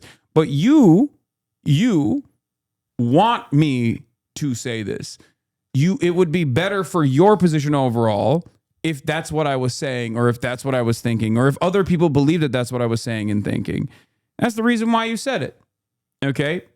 And if you're going to do that, you might as well use the word rape instead of grape. Okay? Use some big boy words. Anyway, having said that, that was not my point at all. That's not my position at all. There's never a point that I've ever made. And you had to fucking fantasize about a point that I didn't make because you think that this will favor your argument here. Okay? When's this BBC segment from? This is from 5 hours ago. In the last hour, the Israeli military has announced a pause in fighting in 3 areas for humanitarian purposes. Now, this is the scene looking into Gaza from Israel. The IDF says starting today, between 10 a.m. and 8 p.m. local time, there will be a pause in military activity in Al-Mawasi, Deir al-Balah and Gaza City every day until further notice. It is to allow the safe passage of United Nations and humanitarian aid organization convoys. Now, Egyptian TV has shown these pictures of aid trucks lining up at the border before moving off, driving towards the Gaza Strip. The Israeli move, which includes opening so-called humanitarian corridors, comes after mounting international pressure and warnings of mass starvation of Palestinians in the territory. The Israeli military says its planes also dropped 7 packages of aid into Gaza earlier this morning, containing flour, sugar and canned food. The IDF released these pictures of that, but the aid agencies say the method is inefficient, dangerous and a distraction. Israeli troops have boarded a boat that was trying to bring aid to Gaza by sea. The pro-Palestinian Freedom Flotilla coalition said the vessel... Wait, can Israel just unilaterally stop fighting in an area without ceasefire? Yes, of course they can, because they are the perpetrators. And they, by the way, the unilateral thing is kind of like it's like Israel can do it unilaterally because they have the power to do it. But like when they do it unilaterally, it's also not something that can be that stable or last for a long time, because like Hamas is not like if you're not negotiating with the other side, or if you're not agreeing on like a shared understanding of what it is, then like you can say that you stopped doing something, but how the fuck can anybody like verify that what you're doing is actually like a cessation of activity? I mean, like Israel announced, I don't know if this was the same thing, like if this is the same set of part of the same announcement that was made yesterday about how like they're not going, like they're ceasing operations or whatever, like they're lifting like a curfew or whatever it was about like in areas where they are not operating currently, which is like, you know, weasel words. Like they still allow themselves, even in this unilateral action, like enormous latitude to do whatever they want when they want it. That's the benefit of doing it unilaterally, is that you don't have to abide by any demand that, you know, somebody else made of you. You just do what you think is in your best interest at that moment. And clearly Israel has decided that getting screamed at by the entire world for a week or 2 on end, because now everybody realizes the starvation shit is real. You know, like they've decided like, all right, we can lay down the arms for a bit. Yeah, we can let in like a crumb of aid beyond the intentional death traps that we've set up, because people have seen too many starving dead children, like too many starving dead babies. So we just have to move on a little bit. It's gross. It's a gross calculation, but don't take my word for it. Let's hear what, where is it? Benjamin Netanyahu himself openly state this. Where is it? Hold on. I had it here somewhere. Israeli Prime Minister Benjamin Netanyahu, speaking in Hebrew, and that's how you know this is for the Israeli public consumption and not the Western world, is explaining how he is now being forced to allow minimal humanitarian aid into Gaza. Let it be clear that we will achieve our goal and destroy Hamas, he said. Let's take a look. I'm in Mitzpeh Ramon after visiting the Ramon Air Force Base, where I thank the Air Force commander and the wonderful air and ground crews for the wonderful announcement they made in Operation Amkal Avi. We continue to fight in the Gaza Strip first and foremost. We have casualties. We also have wounded. I send condolences to the families and may the injured recover.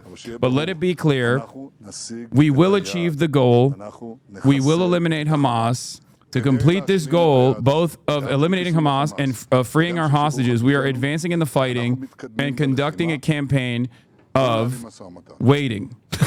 In any path we Sorry, that was that timing. We're conducting a campaign of waiting. In any path we choose, in any path, we will have to continue to allow the entry of minimal humanitarian supplies.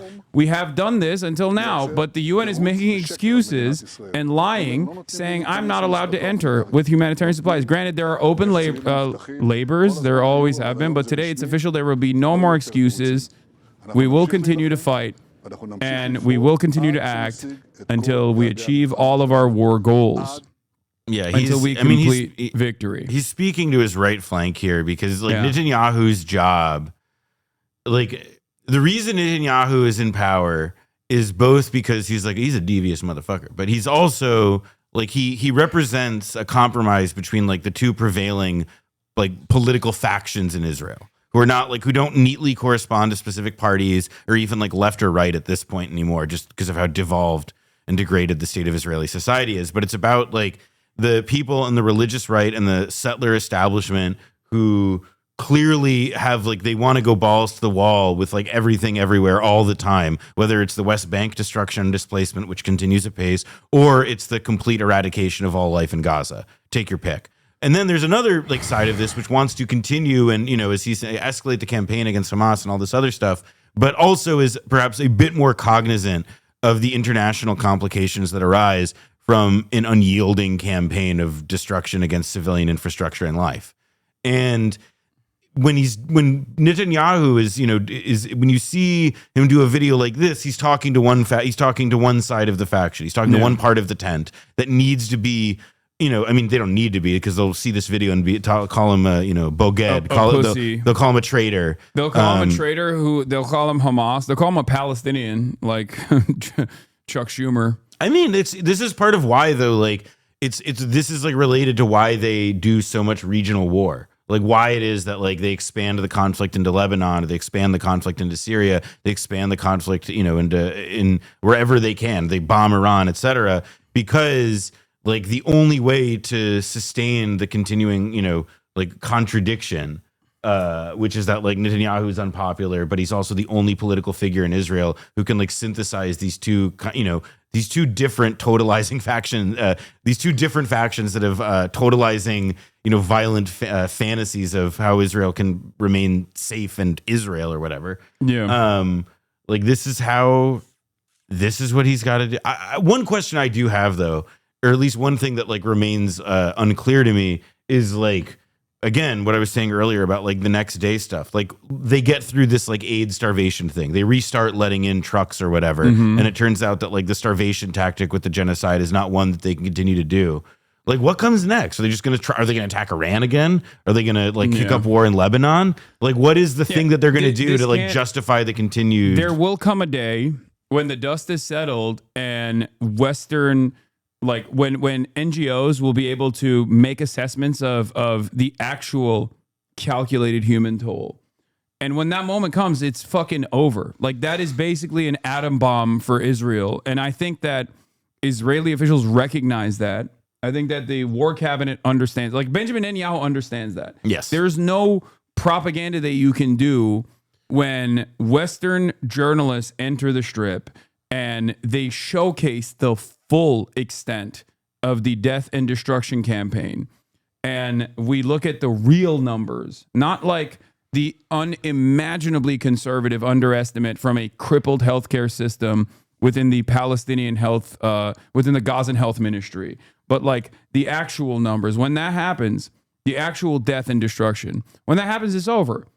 No one will people already have dropped Israel completely. It's already a pariah all around the world. It has been a pariah in the global south forever, since its inception, because many people understand the role that Israel plays for American interests.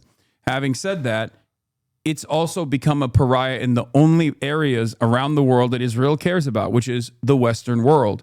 It's not a pariah amongst the political class or maybe the media, but it is certainly a pariah amongst like regular people. So it's done. And once Western investigators can go and look directly, at directly the human toll here, the death toll here, the real numbers here, it's extra over. And I think they understand that, which is why they can't have a long and continued ceasefire, because people are going to start saying, okay, now we have to come inside. And the Israeli and American answer to this problem also is to like continually emphasize the idea of like, well, the leverage we can use to get Israel to end the war is something like a regional peace. Like we will continue to, like, Israel will stop doing this, or Israel will back off, and Israel can avoid perhaps the kind of ultimate, like, you know, let's call it fatal blowback to the state of Israel that would arise from like letting some transparency in a real way to Israel into Gaza. Like they're going to basically try and get like Arab governments to say everything that's happened is fine. And they're going to try, or that like Israel can be normalized and all this now. And that like that piece of leverage and getting the Gulf Arab states to underwrite the tab of reconstruction will be like the way that they settle this, because it'll have been like, no take backsies. We've already figured out like what the solution here is. Like, it doesn't matter that you guys want to send an investigator. It doesn't matter that you guys want the ICJ, you know, like indictment to be expanded. It doesn't matter. We've created a new geopolitical reality. I'm still highly skeptical that is possible, because I don't believe that as necrotic and strategically inept in many respects as a lot of these Gulf Arab states I feel are.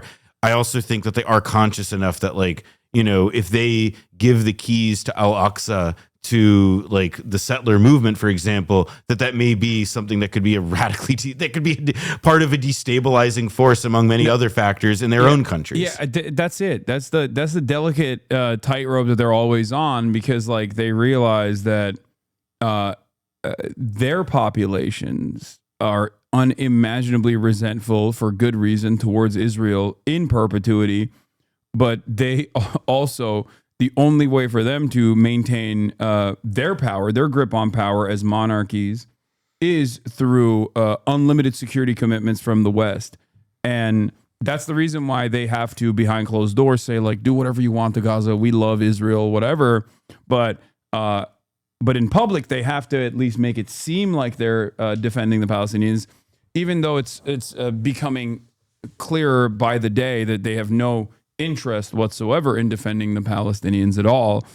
And if that resentment boils over and it gets to a certain point, like Egypt is a great example of this, where exactly. like Egypt is just, I think Egypt is a ticking time bomb. Okay, I think it's a powder keg. It is unreal. I agree completely. Yeah. The Egyptian population is, I suspect the Egyptian population is insanely frustrated at this point with what the Egyptian government is doing to defend Israel's interests by directly prosecuting its own citizens that want to help, right?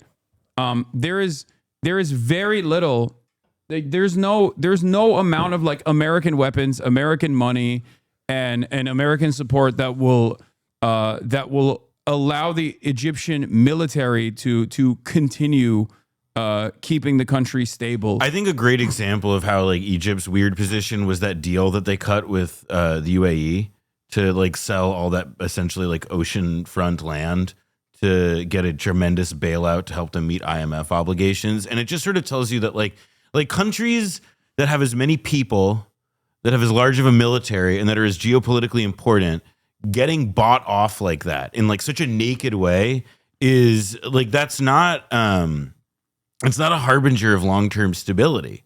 Like that tells you that things there are actually probably pretty delicate. Yeah, on July 25th, a group named Iron 17 stormed the state security's headquarters at the Masara police station in Cairo, detaining several security personnel for hours. Videos filmed show the group condemning the closure of the Rafah crossing, a lifeline for Gaza's besieged population, and the arrest of activists collecting aid for the enclave. Their message was end the genocide in Gaza and stop repressing Egyptians. That's it. Like, this is going to continue happening with greater frequency, and it will get to a point where it yields. It will get to a point where it will turn into a rebellion if they continue saying like, oh, we're not going to do anything. We're not going to do anything. There's another thing here. I saw a chatter mention this, and it's also true, which is about like a lot of one of the biggest factors that people aren't really considering yet. And it's understandable why, because it's very difficult to, but it's about climate change. And that is in Egypt, that is extremely important, both because of the issues of the Nile. There's a new dam built in Ethiopia that's also poised to like set like not a knock on Ethiopia for building the dam, but just that like it's getting more resources are not getting simpler there. They're getting more complicated. Yeah. And then you have obviously on top of like all of the infrastructure for climate resilience that all of these countries are going to have to invest in at the same time that like the UAE is trying to like entrench Dubai's status as like the, you know, crossroads / money washing machine of the world. And it's not like, again, these are contradictions that like they don't necessarily end with like the collapse of like the regional order or something so smoothly, but it does suggest that there are like a lot of fucking problems that none of these governments have a particularly cohesive, you know, have a particularly coherent set of ideas about how to resolve. I mean, the most that we see they're doing in this is that like maybe they're dialing back some of the Neom line city, like some of the more crazy adventurous stuff or whatever. Yeah. George Ibrahim Abdullah said that Greta's coming from Sweden to break the siege while Egyptians are doing fuck all, and he's not wrong. Yeah. I think that the Arab populations are seeing what their leadership is doing, or their lack of response, and their role in this as like a protectorate of Israeli and American interests in the region, while the rest of the world is like doing more. Where you got like white Christian Europeans doing more than the Egyptian government or all these like Gulf states. It gets to a point where people are gonna be like, "What the fuck what's happening here? Like, what are we doing here?"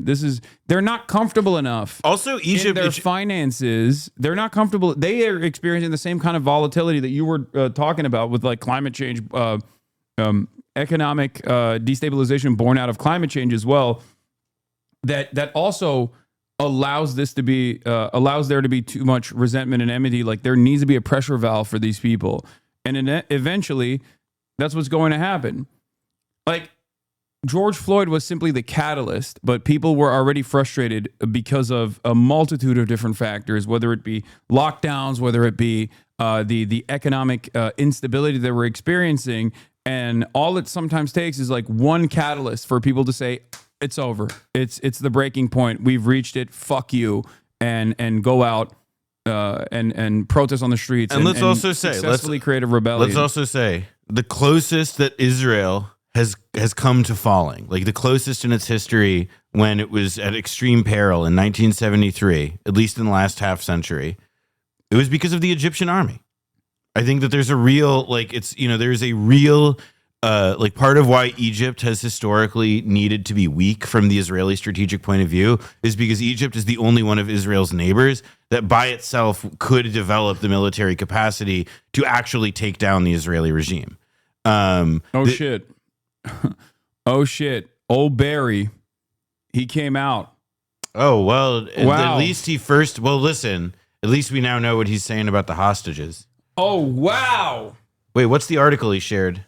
Old Barry, dude. Wait, maybe he wrote it. No. This is the. Oh no, this was the investigation. Gazans are dying of starvation. Wait, go back. What was the first link that he shared though? This is it, I think. Right? No, it's Jose Andres. People of good conscience must stop the starvation in Gaza. That's his buddy, Jose. I went to his restaurant when I was in Vegas. Bazaar Meats. Yeah. While a lasting resolution to the crisis in Gaza must involve a return of all hostages and the cessation of Israel's military operations, these articles underscore the immediate need for action to be taken to prevent the travesty of innocent people dying of preventable starvation. Hey, everybody, suck my dick. Hold on. Barack Obama is supposed to be a good writer. Action to be taken to prevent the travesty of innocent people of dying of preventable starvation. to prevent the travesty Dog, he's of innocent he's hit people hard dying times. of preventable. He's hit hard times. Prevent. Okay, first of all, That's just good writing. his marriage is in turmoil. Okay, that's number one. Maybe you should work on preventing that. Jennifer Aniston is not throwing it back like she used to. That's another issue. Okay, and last but not least, it's really hard for him to say something mean about Israel or even remotely critical about Israel 22 fucking months into Let me be clear. goddamn genocide. I want to have a showbiz career. I want to produce things. I want to make movies, make films. Yeah. And we all know who runs Hollywood. We all know who runs Hollywood. It's no joke. He does. That's true. He is a Jew hater. That's actually that's actually been the long game. This is like his Listen, I as the number one Jew hater. Listen, is everybody's seen that photo of me with Rashid Khalidi 30 years ago? And listen, I've been practicing African American taqiyya this whole time. Yeah, Muslim taqiyya. He is a Kenyan Muslim after all. Gotta. This is great. Aid must be permitted to reach people in Gaza. There's no justification for help keeping food, water away from civilians. Yeah, Obama finally, Barry-O, dude, he did it. Well, that's what that Tommy Vietor tweet was prepping us for. Yeah. It was like, don't get on your high horse. Oh my God. You're joking, but like, I don't think that's a joke. I think that might be literally why. Well, listen, Tommy Vietor is a former spokesperson for the National Security Council at a time that it was drone striking so many civilians we lost count for a bit there. He knows a lot about high horses and when to get off them. Oh, yeah. Jose Andres, people of good conscience must stop the starvation in Gaza. Damn. Jose, also an anti-Semite of the week. I mean, but he's had like his employee. I mean, in his case, I will say that like this is even a little bit like sad because like his staffers have been killed. Yeah, his friends, they've been blown up, and he's not. People he knows were murdered by the Israeli state while they were literally there. I will say this over and over again. Listen, Jose Andres, massive liberal. I think he's overall a good dude. Sure. Okay. And his food was great. When I went to his restaurant, but like he was sent, World Central Kitchen was sent into Israel and then into the Gaza Strip to operate within the Gaza Strip specifically to do the same kind of propaganda that the American state was trying to do to claim that Israel is allowing aid in. How can you say Israel's not allowing aid in? Look at this beloved figure, Jose Andres, and his beloved, his beloved World Central Kitchen. Okay, that is the reason why he went in with obviously the Israeli go-ahead, handshakes and photo opportunities, and he went in and he set up the World Central Kitchen inside of the Gaza Strip. They were engaging in, of course, as every aid worker has to in the Gaza Strip, deconfliction with the Israeli military, and they still triple tapped his fucking staffers. Listen, it's because you may not know this, but WCK, okay? WCK, Yeah. World Central Hamas. Oh, yeah. The K for Hamas. The K for Hamas, yeah. Yeah. And in any case, like, he obviously changed his outlook quickly after that. So he has been an outspoken advocate since Israel killed his staffers. So this is not surprising to me at all. But once again, this is another fucking pressure point. This is another pressure point. It's interesting that the Pod Save crew of former Obama people have broken with Obama himself and the Israel lobby and are willing to make arguments both about the morality and U.S. interests with respect to supporting Israel. More signs of where things are going for Israel. Yeah, they have been. Ben Rhodes. Ben Rhodes and Tommy Vietor have been unironically daggering Israel. Well, for so a like while Ben now. Rhodes, I think people should go back and Also, big anti-Semite. Yeah. Well, I was going to say there's a New York Times story from about a decade ago that was written by Self-hating Jew Ben Rhodes. David Samuels, who's an asshat. And the profile was of Ben Rhodes, and it was like a very like critical profile, but it's like critical in a like it's from the right. basically. But it's really worth like reading because even people like Ben Rhodes, who are not like fire-breathing leftists by any freaking means, were targeted very clearly by Israel and its surrogates because of Iran. The JCPOA, yeah, exactly, because the Iran deal. Yeah. And like there was always, and this was again like a failure of Obama's because he also like his administration kind of like fucked up in the second term and managing the peace process such as it was, just because like they like there's a the journalist Nathan Thrall in his first book, The Only Language They Understand, he cites sources saying how like Secretary of State then John Kerry, he misled both sides, and that there was like a real, there was like American mismanagement of some of those diplomatic relationships. Fine, whatever, but like the key piece of like that second term achievement, right? This diplomatic capstone was the Iran deal, and rather than use the fact that they were already successfully pushing this Iran deal through the Senate, that they got people like Cory Booker to behind it, like these staunch allies of the AIPAC establishment in DC and so on. There wasn't like that wasn't like a springboard for more interesting and exciting possibilities in terms of trying to pressure Israel. God forbid. It was instead meant to be like the capstone of a victory lap, in the same way, by the way, that Obama's efforts to ease tensions with Cuba were. That he did everything but stop short of the embargo, and obviously because Trump succeeded him, all of that shit was for naught. Yeah. Iran included, especially. To have done all this stuff to pass the JCPOA and have done none of the necessary political work to actually ensure that it could survive. Yeah. So yeah, I could imagine that his former staffers, or at least the people who positioned themselves and styled themselves as like the inheritors or the preservers of the best part of his legacy, are willing to say something. They're willing to say that like actually maybe like tethering America's future to Israel as the 51st state was a bad fucking idea. Yeah, no, for sure.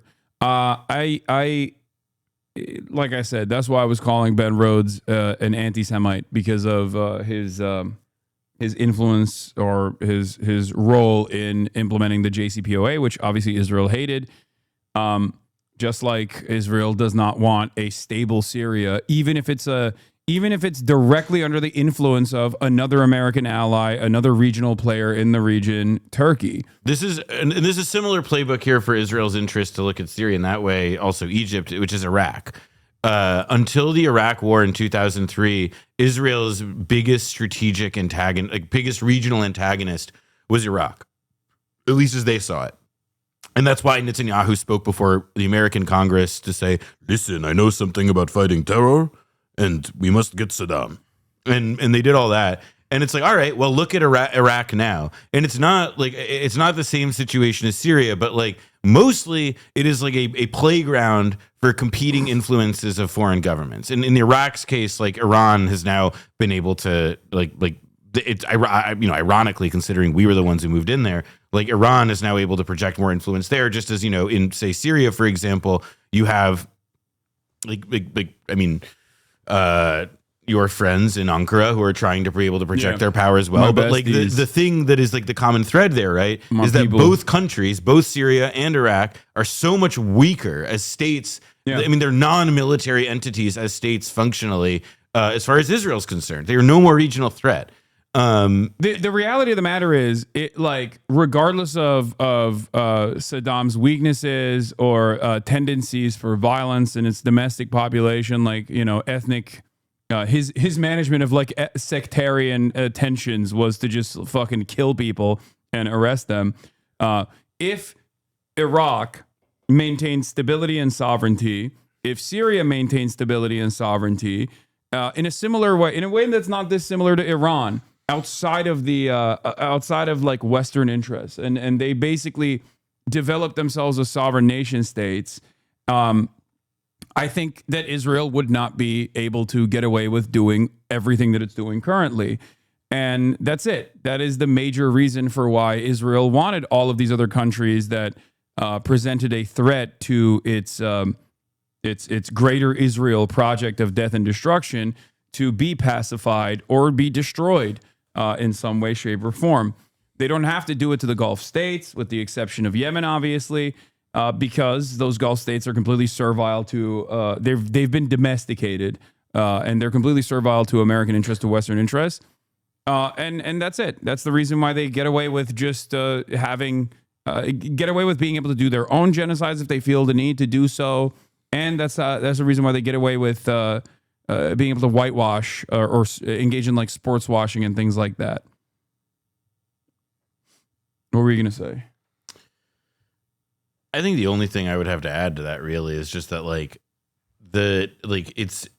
it should mean something about the character of a state if the only way that it can continue to exist as such is if all of the neighboring states to it are like weak and destroyed and rotted entities that are unable to like serve their citizenry, that are unable to serve the people there in meaningful ways. And obviously that's not to say that like Saddam Hussein or Bashar al-Assad were like, you know, like perennial nominees for humanitarian of the year, but it is to say that like what has taken their place rather clearly seems like it's meant to serve the interests of people who are not in that country. And it's not something like that's again, like, you know, that's a frame of discussion that's like pretty difficult to have in the United States, just because we still speak in the language of foreign policy moralism, even though more and more all the time it is like these aggressive like strategic, like realpolitik or power politics stuff that clearly guide what people are after here. Yep. And that's part of what engenders the cynicism, is that it makes people, if you constantly talk about human rights or why you're doing stuff, and then we have wall-to-wall starving children on the TV for weeks at a time.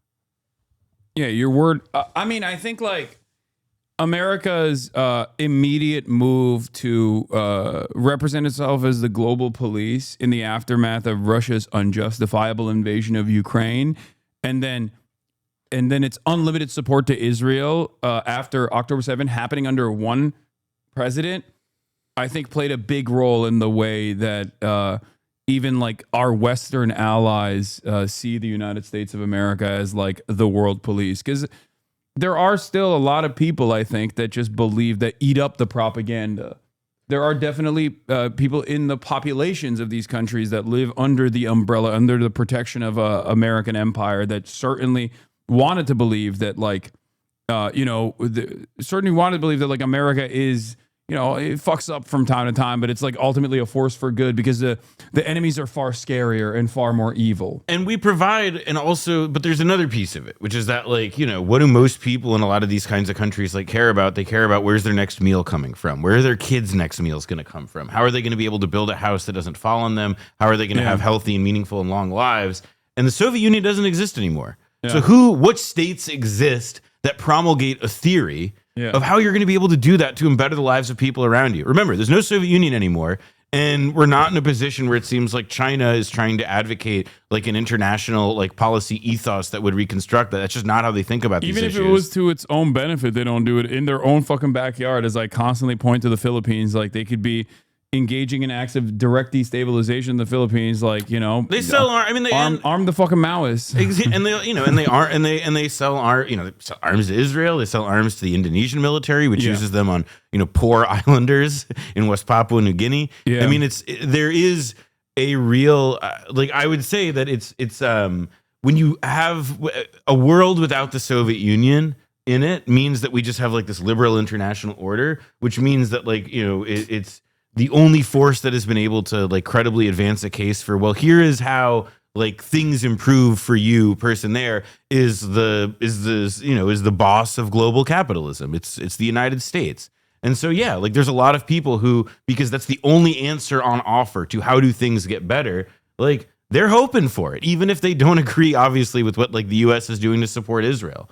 Or even if it means they don't have like a favorable idea or a favorable opinion of the United States or something, but it does mean that like the answer that the US has for all of these things, which is like, we'll help you get your bread up. We'll help you build like, strong native industries that will allow you to, whatever, like the answers that they have for this, which are themselves often just lies, of course. Yeah. It's going to be really good when foreign capital flows into your country. And by that, I mean, we're going to give your government money, and they're going to be bribed with like a piece of that money to bring that loan directly back into foreign corporations that will go into the pockets of not even the fucking laborers of said foreign corporations, but instead like the shareholders. Absolutely. I mean, I think one of the examples that to me I've thought about a lot lately is, of course, just because of like the green like the green transition.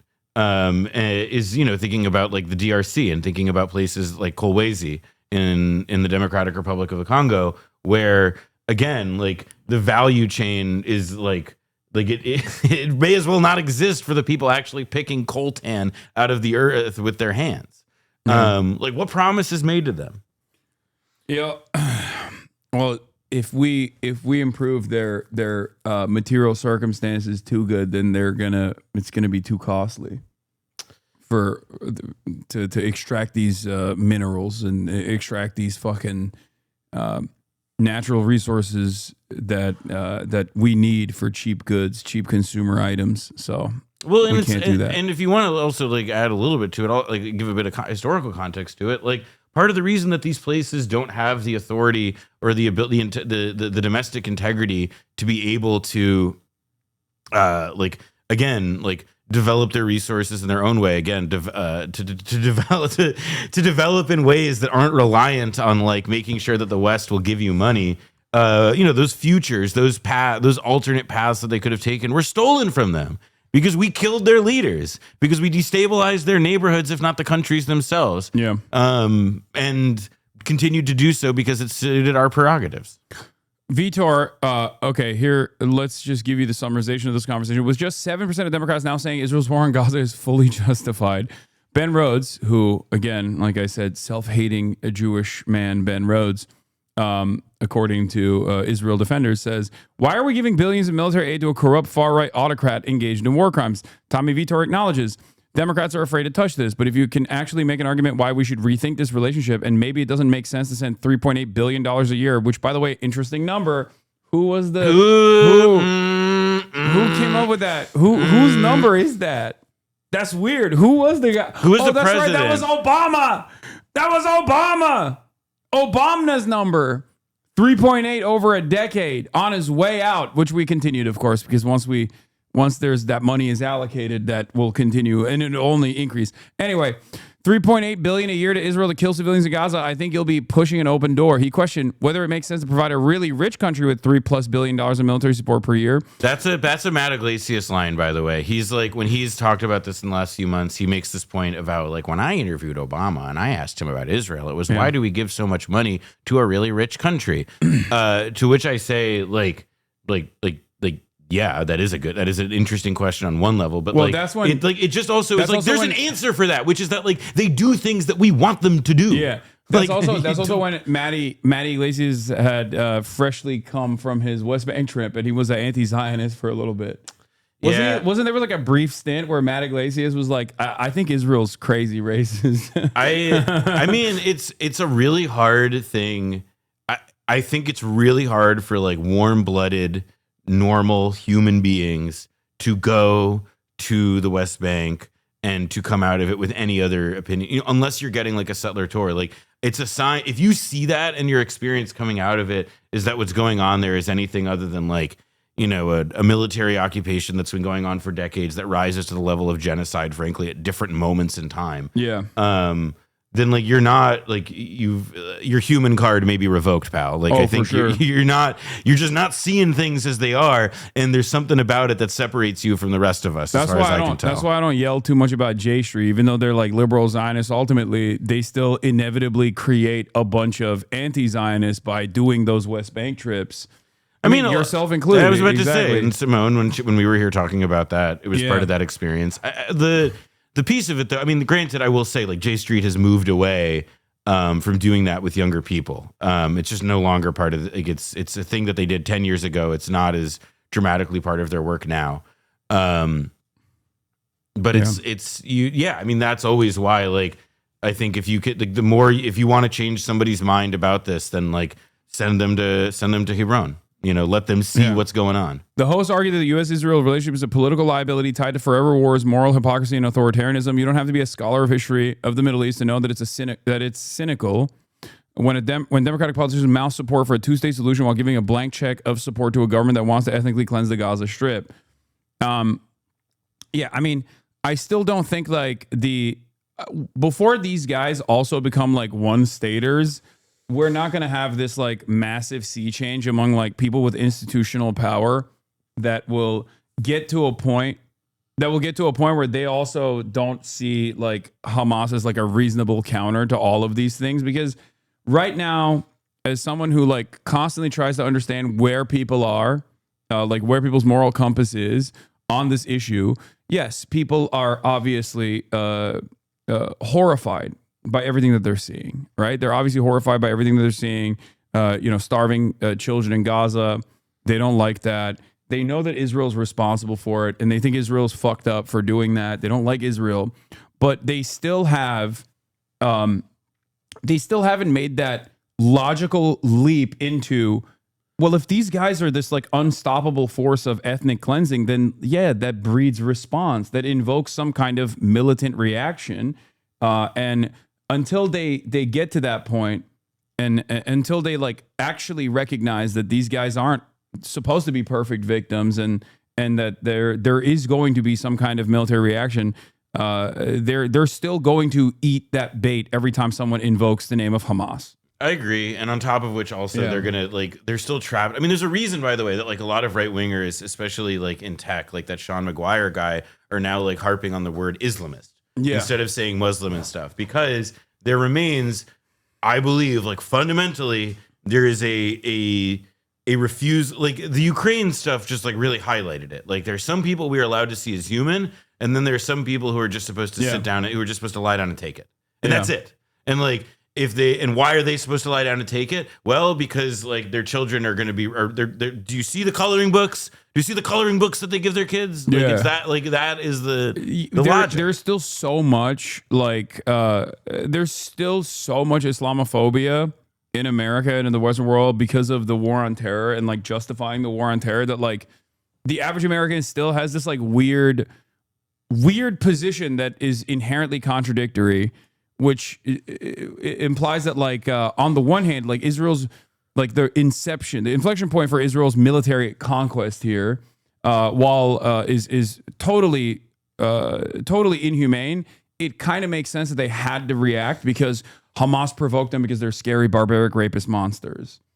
You know, I mean, well, this remains one of the things that I was most agitated about in the immediate aftermath of October 7th, was the number of people, liberals, who kept talking about like, the systematic rape and all the screams of that word stuff. Because again, like it was very obvious to anybody who's like, whose perspective is not blinded by personal racism or just like the ignorance that comes with having been, come up as a political subject in the time of the war on terror and all that, to recognize that, like, yeah, when you start like labeling all of like these Muslim hordes, so to speak, as rapists and as like criminals who are coming to, like destroy your way of life or whatever, simply because they resent it and not because you have kept them walled in with denying them everything from basic construction material to the ability to fish in their own waters, all before October 7th and everything like that. Then like, yeah, you are going to create, you are writing out the international permission slip for something like like a genocide. That's why I get mass so slaughter. mad when they like, did you see CNN literally had Mahmoud Khalil on, and they were like, will you condemn Hamas? Will you condemn Hamas? Will you condemn Hamas 22 months into this fucking genocide? After he's already served a 104-day prison sentence that he should not have actually served at all. And it's just so gross, because like the Hamas condemnation demands at this stage are directly trying to create a permission structure for the actions of Israel, like that Israel's gone a little too far, but like, can you really blame them? That's what this is. Can you really blame them for being violent for the past 22 months? Can you really blame them for genocide? Because after all, Hamas is right there. And that's part of the reason why I think it's important for even people like myself and people like yourself to openly state that outside of October 7, like every single thing that Hamas and the Palestinian resistance has done in defense of the Gaza Strip against the Israeli military is not only legal but also moral. It's legal under human rights, international human rights. It's also moral. It's the correct thing to do. Like, what do you mean? It's actually Israel that is engaging in an illegal action even before this genocide, which is a crime of all crimes. Like, Israel going into the Gaza Strip and bombing the Gaza Strip as a belligerent occupier is literally illegal. And also, by the way, like, Israel's kidnapped Palestinians too. Way more of them than Israelis were taken on October 7th, and they've been doing it for years longer. It's called administrative detention, and it's a process by which they can throw anybody the fuck they want in jail and keep them there. There's but again, to a Western audience, what is immediately going to scan is like more sympathetic, like sans context, the person taken from their homes in a night raid by a guy holding an AK-47, or the person who is taken in a relatively sanitized operation by a uniformed person who, is then disappeared into a prison system that you don't hear anything about, and whose families, by the way, aren't able to go on the press and able to talk constantly about the pain of not having them at home, the pain of their arbitrary detention and all this and so on. It's a very, like, part of what I think, in addition to, like, we were talking earlier about, like, what's going to happen when international investigators and people are finally allowed into Gaza, if they are, inshallah, and we're able to determine something, like, we're able to divine something like a picture of what's happened. I also believe that there's got to be, like, a similar kind of, like, it's not going to happen anytime soon, but the permission space that was just created for people to totally dehumanize Palestinians by, again, like, not listening or examining any context, is not even considering the Palestinian hostages who have been that way for decades at this point, is it's good. It's part of what has made us less human as a population. It has made us less in touch with what I think it means to be human, what it means to be moral, what it means to feel the pain of other people and hope that we can alleviate it and build a better world. Like, it's just we just decided that they don't look like us, they don't live like us, which ain't exactly that true. They play Call of Duty just like us. They want to feed themselves just like us. They want to live in a free and happy world just like us. But our society is committed to saying and demanding the opposite. Let's take a look at what Senator Lindsey Graham had to say about Israel and Gaza just recently, like on his Sunday Meet the Press circuit that he participated in. President Trump's. And then after that, I'm going to make my Jewish guest, Noah, read a Felix tweet because I can't do it myself. All right. He told You read one of my own tweets. Yeah. Netanyahu to, quote, finish the job this week. I know that you are in touch with President Trump. You're in touch with Israeli officials. What are you anticipating is going to happen next? What does finish the job mean, Senator? Oh, yeah, Well, I talked to Cindy McCain last night. Here's some good news for the people in Gaza. Humanitarian quarters are now going to be open. Israel's going to work with the UN, the World Food Program, to get some food into these people who need it. But I think what the topic we're talking about today is a change in strategy.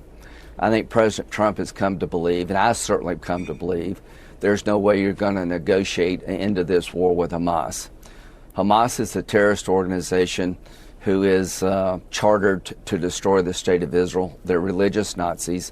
They hold Israeli hostages. I think Israel's come to conclude that they can't achieve a goal of ending the war with Hamas that would be satisfactory to the safety of Israel. And if they're going to do in Gaza what we did in Tokyo and Berlin, take the place by force, then start over again, presenting a better future for the Palestinians, hopefully having the Arabs take over the West Bank and Gaza.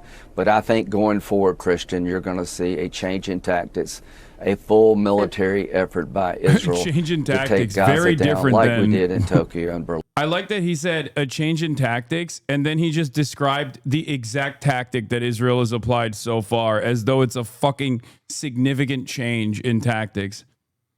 Like, there is no more that they could do in terms of bombing the Gaza Strip. They have already done exactly what he's talking about, which is like Tokyo and Dresden. Okay.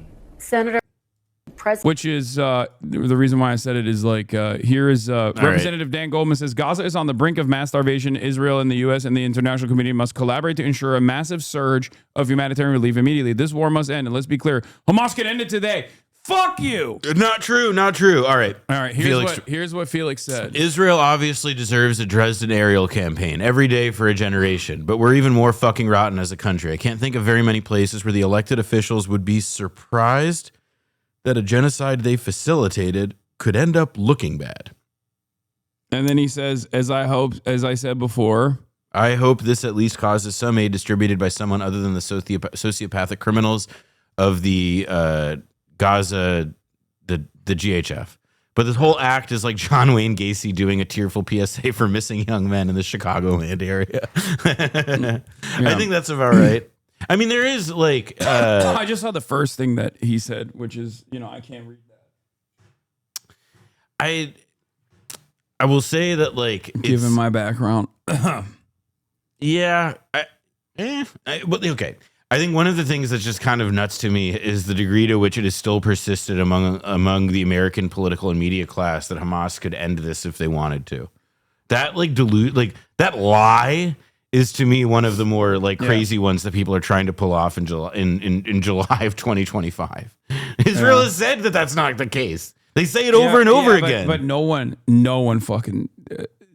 repeats that truth in the Western media, and that's precisely what it is. Like, it's just like this is only talked about here, right? Like, I am one of the few outlets that consistently, alongside Drop Site and Democracy Now, Sam Cedar with the Majority Report, like there are very, very few media outlets, none of which are mainstream, that actually correctly talk about Israel's role in spoiling the ceasefire negotiations, Zeteo as well, that most people are just completely deluded. They don't even think about it, I don't think. Like, they don't care to think about it. I think some people kind of understand it. Maybe they're frustrated, like, why isn't this happening? Why is there no ceasefire?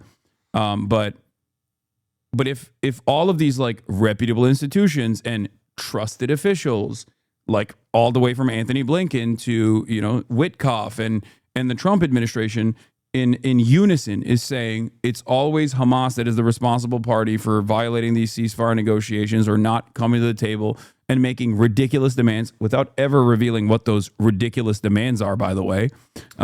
Because ridiculous demands are a permanent cessation what ends of up hostilities. happening, and this has been the way it's worked now for the last few times that this has happened, has been that Israel and the U.S. claim Hamas did something, the negotiations that Hamas demanded too much, or that Hamas wanted a pony or something like that, and then you just have to go and look at what Jeremy Scahill says to essentially get anything, to get the truth, to get anything resembling an actual breakdown of what happened there. Because also, by the way, the Western news media, I think when it comes to sort of, again, it's related to the idea of how oh, well, they're crazy Islamists. They're not rational people. They're they're committed to the destruction of Israel. They've all these crazy ideas, and they rely on those really crude racist assumptions to, suggest oh yeah, well, there's no way that we could figure out a ceasefire, that a ceasefire could be with them.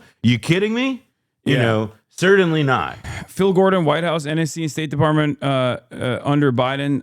He was Kamala's top foreign policy person. Says, even if this leads to a meaningful change, still obviously to be determined, the Israeli government's decision in March to break the ceasefire, blockade Gaza, and escalate militarily will prove to have been catastrophic. It made no real difference against Hamas, led to immeasurable additional suffering in Gaza, failed to free any hostages, further divided Israeli society. I don't know if is Israeli society that divided?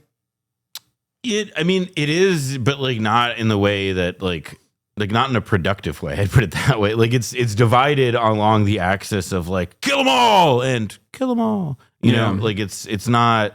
I would also say that the other piece of what makes Israeli society is it needs this conflict to function, because it's also not it's not a country with a lot of it has extremely high income inequality. It has like it's the what remains of its welfare state within like the 48 borders is like being eviscerated all the time. And by the way, like a fifth of the people who live there are Arabs, and those people are, I mean, like many like they're like.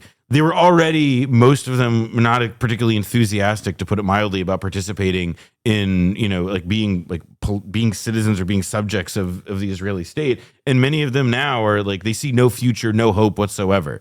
So it's like Israel is divided, certainly, but it's divided in such a way so that like it's not like stopping the way that it's like barreling toward this like, again, like this very like Third Reich style kind of future. Yeah. This is coming off of Barak Ravid, the Israeli occupying forces' very own Barak Ravid, saying the IDF is going to implement humanitarian pause in the fighting in several population centers in Gaza starting Sunday morning and until Sunday evening to allow the UN and other aid organizations to safe access delivery of aid, Israeli officials tell me. I also like the phrase population center. Yeah. That's like it sounds, it's such a, I mean, it's just insane military jargon. Yeah. It's truly horrifying what we have done to the Palestinians and what we have allowed Israel to do to the Palestinians, what we've given Israel the weapons to do to the Palestinians. So, I don't know. There is no... Wasn't there brain rot you wanted to show me? Well, that was Umama Sume, but that's later in the day. So when you come back from lunch, if we'll I'm do it. Still live, that's when I'll do it. Yeah. Nicholas Wise says the UN, so the same organization that's being blamed by Israel for mass starvation in Gaza for not distributing aid, is now being entrusted with distributing aid. Strange that. Genocidal state in need of a Hasbara tune-up, which of course was bullshit to begin with. It was complete bullshit when they were like, they're not allowing... Andala. Well, there was a Wall Street Journal story last year that just like was the big one in the Western press that said that like Israeli sources say... I'm Israeli, and I can say there's a debate right now in Israel about the starvation. People are really unsure of how it happened and who was responsible, but they don't want people to starve. Kamti baboker, I woke up, and I see the starving. It's insane that this is the only thing that wakes them up, but somehow it works, so y'all have to keep pushing. Damn, that's crazy. I guess like when you do see the rib cage of a starving baby that died, even Israeli society's like, this is kind of fucked up. We gotta... Because like... It's such a 1-to-1 for the Holocaust, dude. It is such a fucking 1-to-1. Like, there is literally the exact same, like, starving baby images from the Holocaust is a 1-to-1 comparison in Gaza right now. It's 1-to-1. I mean, you've seen the images like, and side by side. It's identical. I mean, and also like Israel, like they do it in uniforms, but like Israelis are like, well, the Nazis had uniforms too. No, but that's what I'm saying. Like they've revealed, like they do all this stuff in uniforms, but it's like what they're doing is like the. I mean, it's these insane, bizarre, spectacular acts of cruelty that we're only not seeing, by the way, because the government in that country had to run a national campaign to remind people that it's a bad idea to post things on the internet that might land you in, courts of justice. Yeah, I mean, that's part of why, like, the Hind Rajab Foundation and the work they do is, I think, becoming increasingly critical, and is part of why the pressure of this is adding up, because it's like, oh, wow, prosecutors are, like, detaining Israeli veterans in Belgium for waving Givati flags at a music festival, and it's, like, that is part of this pressure, as well as the starving, children. Like, there is a, I think that the starvation stuff is just, like, as a like this, it sounds like horrible, but I do believe it's the case that like it as content, it is something that is more touching to the people committing these crimes than like seeing the devastation wrought by munitions. This is funny. I've been following the Hebrew Hearts lib comments for the last year or so, and at this point, some of them are single staters because they prefer having a majority of Palestinians and a majority of Haredim and religious settlers negatively polarized so much against your religious population that you stop being racist. I mean, I don't know how much that... It's a phenomenon, and that I won't deny, but it is like it's not... probably marginal. It's probably higher than the number of people who are anti-Zionist, like straightforward. Well, and Israel, again, it goes to what I was saying though before about like inequality within Israel, which is that like a lot of the anti-religious resentment is about like, yes, the control over like, let's say, like policy in the West Bank and so on that they've seen in Gaza that they've been able to exert through like the kind of soft coups of Smotrich and Ben Gvir. But there is also like a real anxiety and frustration over all of the money that's allocated for like, a bunch of people who never learn basic math to just study Torah all day and like collect welfare more or less. Yeah. Like that's something that is also engendering a lot of resentment. Yeah. I mean, that's been the issue in perpetuity in Israel and like Israeli domestic politics amongst the Jewish population is that, you got these welfare queens that don't do shit. This clip is nuts. Trevor Phillips.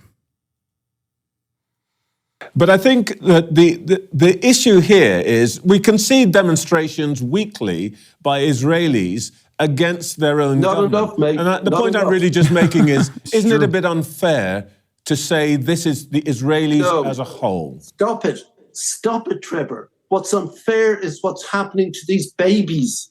What's unfair is that image that you showed us. That's unfair. 1 hour from, I've been in Gaza, I've been in the West Bank, I've been in Israel many times.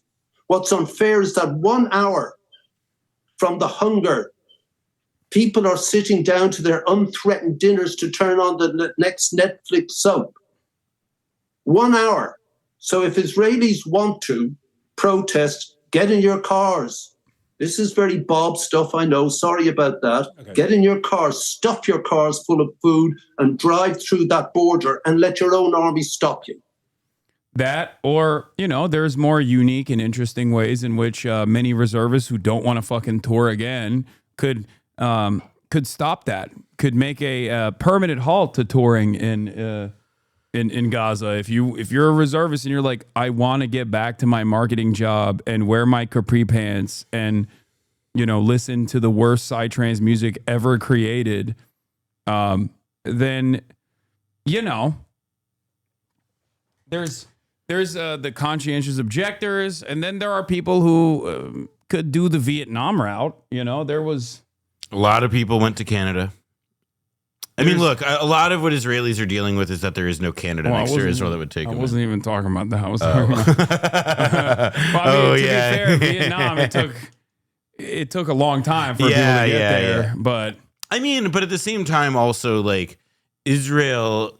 One thing that's a bit different about like Israel and the U.S. in that context is that like Israel has had this draft for decades, and while like class distinctions within Israel do make themselves felt within the ranks of the army, within the units, I do also think that like a lot, like it's the like sense of buy-in that still persists. I mean, even among people in Israel who might know Israel's Canada is Cyprus. That's what I thought. I was almost said that. I thought about that, but then like that, it's because like if you're in Israel and you're like if you're in Israel and you want to get like gay married or like, you got to go to Cyprus. Yeah, exactly. Look, I still Israelis, I still see like Israelis post vacation content from Cyprus because I think that's also one of the few safe places for them to go at this point. Yeah. But I think that it is like the Israeli army is again like it's the like a lot of stuff would have to happen, I think, before you get to the point where stuff like fragging becomes like an active conversation. Yeah. Which I didn't bring up at all. I was just saying, I brought it up. Yeah, I didn't bring it up. I'm doing this. This is what I'm doing. Oh yeah, Mehdi Hasan or Senator Cory Booker, witnessing the catastrophic hunger and suffering of civilians, especially children, women, the sick and elderly in Gaza has been heartbreaking. The crisis in Gaza must be met with an immediate and drastic surge in life-saving resources such as desperately needed food, water, and medicine inducing. We're all trying to find out the guy who did this. Like, who could it be that allowed this to happen in the Democratic Party, in the Republican Party? Like, how did this happen? It just must have happened magically overnight. You saw the photo of him trying to hide, right? Yeah, I did. Yeah, that was.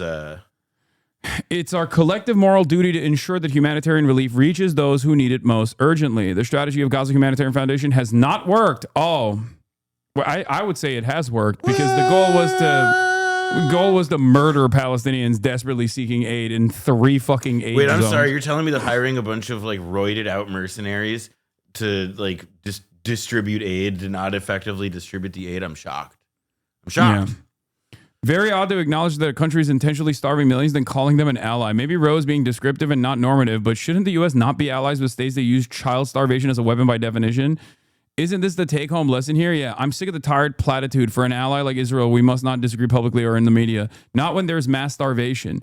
This is the time for every American to speak up publicly. Prime Minister Netanyahu, let in the food, medicine, and aid. We must not be complicit. What does that mean? We must not be, must not be? I mean, what are we? I think that's not a thing we can negotiate anymore. It's not a negotiable piece of this. I need the Thomas Masseys of Congress to start entertaining the notion of like military intervention in Israel, so that these guys will then be like, maybe we should stop the genocide. That actually, the first that's right. Thomas Massey probably would be the they're a couple like the first to like get a bill through that's like essentially like not just like about cutting off aid, just about like not like it's like downgrading the alliance to unfriendly relations, and also like threatening to like send the 82nd Airborne or whatever. Someone needs to start entertaining that in a position of power, even if they know that it's not going to go anywhere. So the rest of the people have an expanded permission structure to be like, well, okay, military intervention seems a bridge too far. So what we have to do is cut off all offensive and defensive weapons, you know?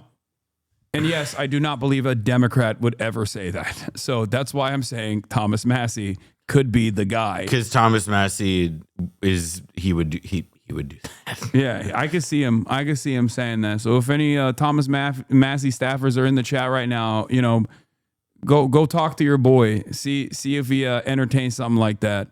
I feel like they would just kill him if he yeah, they would be like, Representative he gets called into the principal's office. Or no, it's like the scene from Goodfellas where it's like Joe Pesci walks into the room, it's like, oh fuck, and just gets immediately plugged from behind. Yeah, that's Pegasus instantly.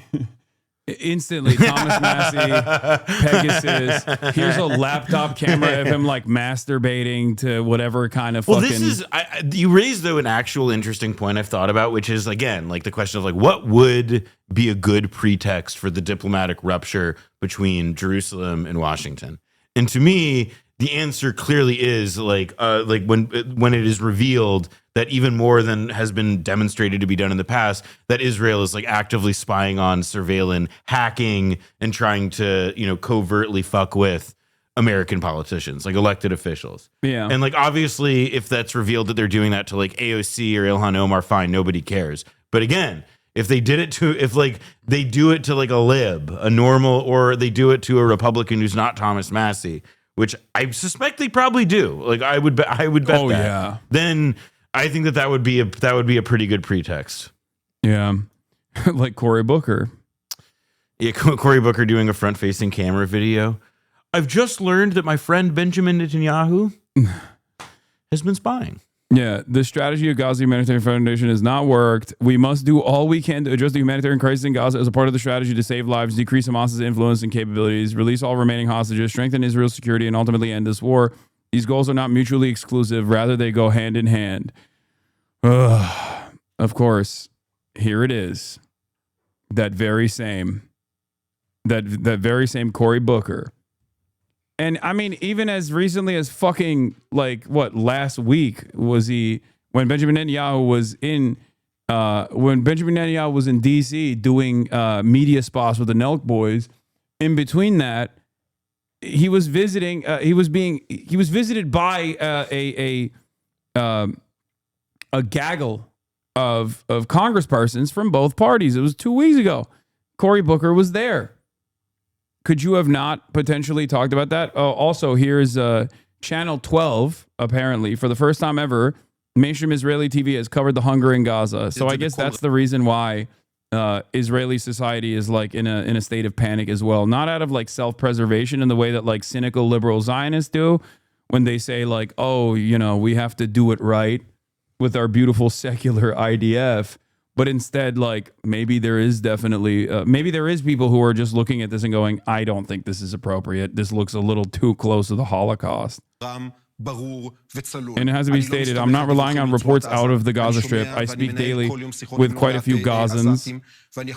And I can tell you about what they tell me personally over the phone. People who haven't eaten for days, nothing goes into their mouths for entire days. When they do eat, the offer is horribly meager. For example, it might be just lentils for days on end. We're talking about weakness, dizziness, people reporting that they've lost dozens of kilos. And I have to tell you, while responsibility, of course, lies with... Of course, the responsibility lies with Hamas. Of course, the responsibility lies with the party that has no power whatsoever to let in aid. Yeah. No ability whatsoever. The responsibility lies with them. Yeah, because Hamas, they're there. And but Gam also Israel. Yeah, they could potentially eat some of the aid, which is why we have to keep starving children and keep killing them. But it also lies with Israel, he says. Wow. In this sense, it must be said, in the bluntness, most unequivocal way, even if enough humanitarian aid gets in the Gaza, and that's what they'll tell you in Israel, even when enough food enters the Gaza Strip, and it's true, it may very well be true. The problem is in the distribution mechanism. It's broken. It's failed. So tens of thousands, hundreds of thousands ultimately do not get the food. To get any food in those distribution hubs in southern Gaza, you need to be a man, a strong man, and also be bulletproof as well. And also, not only bulletproof, but also tank shells can't Well, it sounds like you. what he's winding up to say is that like you have to be willing to like fight against a mob to get it. Yeah, and willing to go in and fight in order to get food, and even then you might not succeed. People in northern Gaza have a very hard time getting food.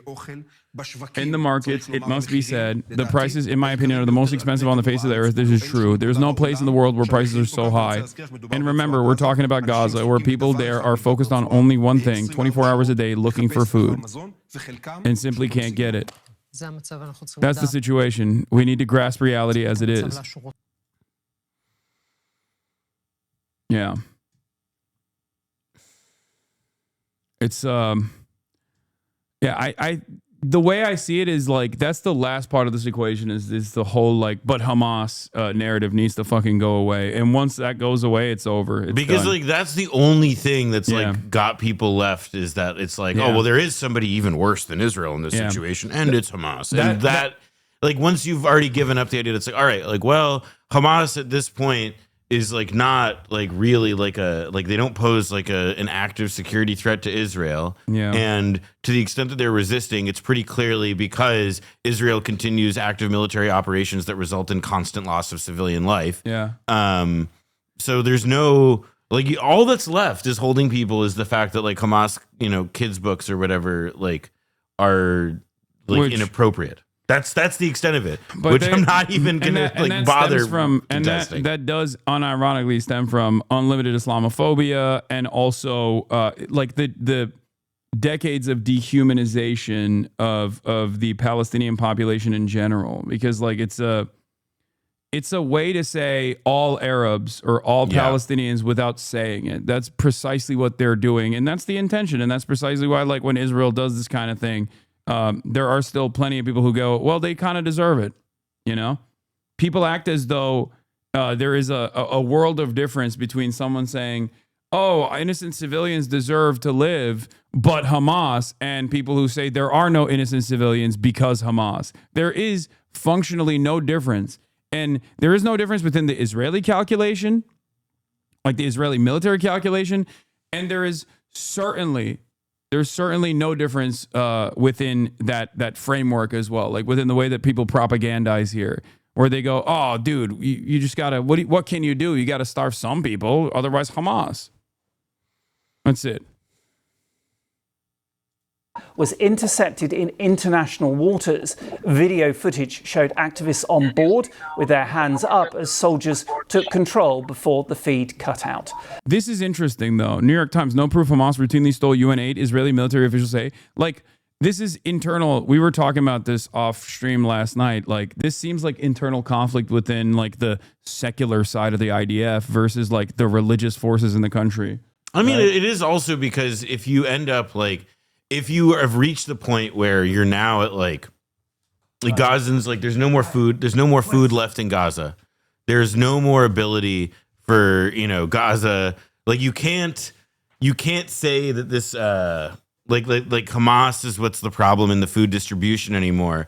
And people are dying to know, literally dying to know, like, well, then what is it? What is going on? And what was wrong before that we had to upset this? Like, eventually, yeah, the New York Times probably is going to be able to get a couple of people to say it's not the New York Times. It's Israel that is saying. No, but I'm that. saying That's like, why I'm saying it's interesting. But I'm saying that the New York Times is able to get, in this case, 4 on background quotes from Israeli officials who are communicating this. And they're evidently officials of such seniority or authority that the New York Times is willing to run with it on their say-so. In direct contradiction with what the Wall Street Journal and other outlets reported last year, citing what else? On background Israeli government and military officials. Dude, by the way, there is something so fucking gross that, like, I'm not trying to be like Mr. Woke here, but there's something so openly supremacist about the New York Times refusing to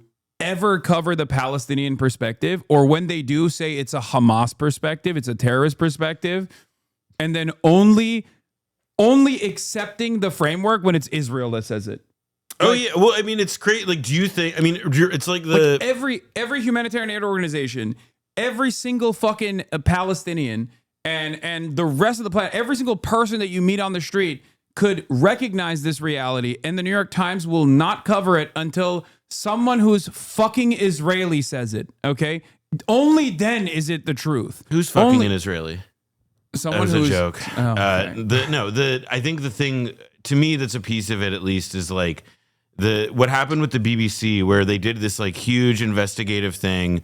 They had a huge story, and then they pull it. They say, we're not running this, and it's because the subject, or it was released, but then they pull it after the fact, and it was this they pull it because, the person we profiled is like the child of an agricultural official in a Hamas-run government or whatever. Yeah. And it's like, yeah, the BBC has no problem whatsoever, like, using as sources or using as characters in a story, the like Israeli, the children of Israeli government officials, or or directly Israeli government officials. Exactly. Like, this is a double standard thing. Yeah. For sure. It's just like, can you imagine Abu Ubaidah like going on CNN to be like, what are you doing? Like, they're fucking raping and pillaging our people. Like, of course we have to resist against them. Because that's the equivalent. And by the way, I'm not saying Abu Ubaidah is a scary figure here. I am stating that he is on the right side of this fucking dynamic. Like, there is not even a moral equivalence between Abu Ubaidah and fucking a random Israeli envoy like David Lammy or Jonathan Konkounkrius or whoever the fuck goes on. Hagari, Rear Admiral General Hagari, going on fucking CNN. Like, he's literally on the right side of this, okay? Members of the resistance against the Israeli genocide, prominent figures of the resistance against the Israeli genocide are on the morally correct side of this genocide. They are defending the victims, okay? That's it. Yeah, when is Abu Ubaidah going on the fucking Nelk Boys podcast? Dude, I want to see Steiny and Abu Ubaidah link. Yeah, link up and build. They need to. He's probably a fucking Zoomer. Like, there's no way I'm pretty sure he's like maximum like 27. I mean, at this point, I'm not sure there are many people older enough left to take that job. Yeah. He's probably got a decent understanding of I could talk to him about fucking who his favorite content creators are. I'm sure he has opinions on it. He had that line about, like, I mean, I still think one of the things that a lot of people, particularly in the media, discount is how well Palestinians and how well people in Gaza understand Israelis and Israeli culture. And one piece of that is, again, that, like, when, the Israelis announce a new operation that they're saying he's 40. I don't believe it. And they say that, like, Israel's launching Operation Thing from the Bible. And, like, they're, again, they use the language. Ubaidah in that speech that was released recently talks about how people they're using the imagery and the rhetoric of the Bible to mask like their Nazi activities, using that word as well. And I find that to be like these people have they've got, the leadership has they understand what Israel's doing. And I think if the media were ever to bring them on in that kind of clear way, they wouldn't have like these scary people screaming in English like "death to the Jews" on CNN. They would be talking, and they would be expressing what they say already in Arabic and speaking to their own public, making the points about like the rot in Israeli society. And that would be brain breaking for a lot of these people. The idea that like there is I mean, I know that it certainly is for people I know whom I talk with in my own life about this, that like, actually, no, these aren't like, these people don't live and speak like a fucking parody of how you think, Muslim extremists all sound. Like they have like a pretty sophisticated understanding of what the moral rot looks like. And ironically enough, the ones that do actually speak the way that you think all like Muslim resistance figures do are and have actually done the heinous crimes that you attribute to like Hamas are now running the fucking Syrian government. Like, there are people like that out there. That is true. They're allies. They're fucking America's allies. What are you talking about? Or they're like that guy, the fucking like thug who doesn't know how to read and write, who supposedly wrote a Wall Street Journal Abu op-ed. Shabab is like a fucking, the last education he had is like second grade. Okay, he is not literate, and apparently he wrote a fucking column for the Wall Street Journal opinion. Abu Shabab dropped out of elementary school, can't read or write Arabic, let alone this fluent level of English. The Wall Street Journal allowed the IDF/Mossad to write an op-ed on behalf of an ISIS-linked gang leader and convicted drug dealer? The answer is yes. And the answer is also that literacy is not a requirement to write for the Wall Street Journal opinion This is the Israeli newspaper, I-24 News, saying an illiterate former thief with ties to ISIS in Sinai. Who are you? Yasser Abu Shabab. He was previously arrested for drug trafficking and escaped from prison when the fighting began. According to sources, he was an arms smuggler with ISIS in the Sinai. He founded an armed militia in coordination with Israel. It's fucking crazy. It is crazy that like Israel has openly tapped this fucking freak and his brigade. Hamas is still smoking those motherfuckers, by the way, in the strip. And you have people going, oh, I don't know, man. It's just like Hamas is ISIS, right? Like, remember what Israel was saying? It's like, no, this guy's literally ISIS. Like, what are you talking about? And he's working with Israel. He can speak, right? What a dumb tweet. Yeah, he wrote the Wall Street Journal. He dictated the Wall Street Journal editorial. He was doing a voice memo to their editors. Yeah. So ISIS is an Israeli co-creation after all. I mean, it's not an Israeli co-creation, but they are suspiciously always there working in unison with Israeli interests in the region. Yeah, or like it's a like, even if it's not a co-creation, even if it's not like, run by Israel or whatever, it's a classic case of it's like the enemy of my enemy is my friend, extrapolated to include literally ISIS. Yeah, no. Like Israel's attitude is that yes, we have to hand it to ISIS. Always and consistently, whether it be in Syria or literally in the Gaza Strip. So what the fuck are we doing? Like, what are we talking about? The very figures that you could point to with these like stereotypical like jihadist, Islamist fucking attitudes or whatever are actually operating within the Gaza Strip. They're operating with Israeli arms. They're operating inside of Israeli red zones that they've designated, inside of Israeli headquarters that they've created in the Rafah area. It's fucking ridiculous. And the reason why they were sent in as a scourge on the civilian population is to specifically destabilize aid distribution. Like, that's the reason why they fucking started operating. Oh, wait, so you're telling me the former ISIS members are now fighting on the side of Israel to kill Palestinians? This is breaking my brain a bit. It's so funny where there's always like, yes, the answer is yes. No, and it's not just that. I'm telling you that former ISIS members who are drug traffickers who were in prison, okay, were released most likely by Israel to directly create a formation known as the Popular Forces. Okay, that's what they're called. They have an AI image logo. Have you seen that? Yeah. Yeah. They are literal open fucking allies of Israel. Okay. And not only are they literal open allies of Israel, they write opinion pieces on the Wall Street Journal.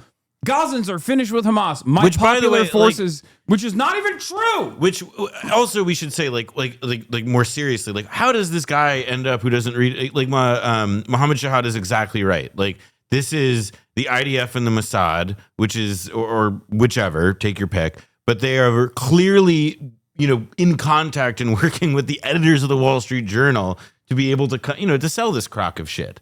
And that's where, this is. But like, who's reading this and going, wow? More, okay, you say that, but like, there's probably people who read the Wall Street Journal opinion page and who are conservative and who like this is an opinion that people want to read. It doesn't matter that it's not true. It doesn't matter that it's astroturfed by, in a very real sense. It doesn't matter that this isn't, that every single survey shows that even if Gazans who are critical of Hamas don't want it to lay down its arms because they understand that it's the last thing resembling protection from Israeli sovereignty. Exactly. It's all, they don't want to know that. What they want to see is that Gazans are finished with Hamas and that there's a guy waiting in the wings to take over and be our boy when Israel finally wins this war. Like that's there is an audience for that shit. And by the way, like it's part of the effort by the IDF and the Mossad, not necessarily just to try and convince new people that there's, listen, like you may have had sympathy with Hamas, but get a load of this. We have, there's actually other people in Gaza who want to take over. No. It's about also. By the way, a Mossad agent wrote this because Gazans are finished with Hamas. Like, not even Palestinians. He can't even get himself to type Palestinians are finished with Hamas. He's got to do the backspace on that one. No, but it's also about giving people who are in like the, who have arguments from like the Zionist perspective, who are solidly on the side of Israel, to be able to point to and say, whoa, hold on. Look at this guy. Look at, it's about giving them another tool in the toolkit at a time when it's beginning to look pretty thin, when it doesn't seem like they actually have that many legs to stand on. And, if you know anything about anything, that this is as fake an article, as fake news as it comes or whatever. Yeah. But, to the undiscerning reader, which is surely most people who read the Wall Street Journal opinion section, this is another piece of rhetoric they can resort to. I'm sure grandfathers are sending this to woke children across the country. Yeah, to own them in the marketplace of ideas, to be like, see, I told you this is bad. Even Palestinians don't want it. It's like, what Palestinians don't want? To be ethnically cleansed, okay? That's the number one priority that they have. It's not like you give a fuck about what Palestinians want. You're like, oh, they have disagreements with Hamas. They hate Hamas. It's like, that's the only time, it seems, you care about Palestinian sovereignty or Palestinian opinions. You don't give a fuck when even the people that are protesting Hamas or whatever are like still primarily protesting Israel's genocide, blockade, and starvation policies. You don't give a fuck about that. You avoid that. You only bring it up when you're like, oh, but they hate Hamas. It's like, okay, I hate the Republican Party, okay? I hate Donald Trump. That doesn't mean that I think millions of Americans should be ethnically fucking cleansed and starved, okay? And it's obviously not even a comparison that we can imagine because there is no force as powerful. There is no way to showcase that power imbalance between Israel and the Palestinian population in the Gaza Strip. There is no way that I can give you a decent analog because like even China doesn't do it. Right? Like even saying like, oh, what if China was like blockading America? It's just like, it's not. It has to be like an alien force. Also, by the way, it's like a tactic that like that like we do. Like it's a thing that, part of, I guess, what feels like so strange in this as well is that it's like there are examples of this in which we like try to actively restrict because a softer, more legalized version of this that we employ on countries around the world is our psycho global sanctions regime. Yeah. The Washington Post coverage led by Jeff Stein did a bunch of really good reporting on how we've created this decades old edifice of sanctions on governments all over the world that has in effect required many countries, extremely poor countries for the most part, to jerry-rig systems of food and aid. 69% of all of the 69% of the global South, I think, right? Like, yeah, it's an insane, and they have to do all these. You have to go through these crazy hoops to be able to make sure they can supply basic means for this society to persist. Because the U.S. determined that, because of how we wield our sanctions weapon. Yeah. Also, for those of you who fucking talk about how anti-Semitic it is to make Holocaust comparisons, here is a fucking Holocaust survivor making that exact same comparison, okay? Gabor Mate is a Holocaust survivor. He's a baby during the Holocaust. Okay. Here's his own words on this issue. The Jews were concentrated in this crowded area of Warsaw, and the Germans were deporting people. You know what the Germans did? They offered the Jews who were starving bread and jam to get on these trains and to ship them to their deaths. In Gaza, we've seen now for weeks upon weeks upon weeks, every day, people desperately lining up for food and then being killed. And Israeli soldiers have described how they've been ordered to shoot on people lining up for food. People that were no threat to them whatsoever. People that weren't even close to them to pose any kind of a threat. People that were unarmed. What? Tired of bringing Holocaust survivors as points? You find one who hates Zionism. I can probably find one who supports it. I don't know. Wait, what? What do you mean? Like, this is not for you, okay? That's not for you, weirdo. It's for the people who actually need to hear it from someone like Gabor Mate, someone like a Holocaust survivor, okay?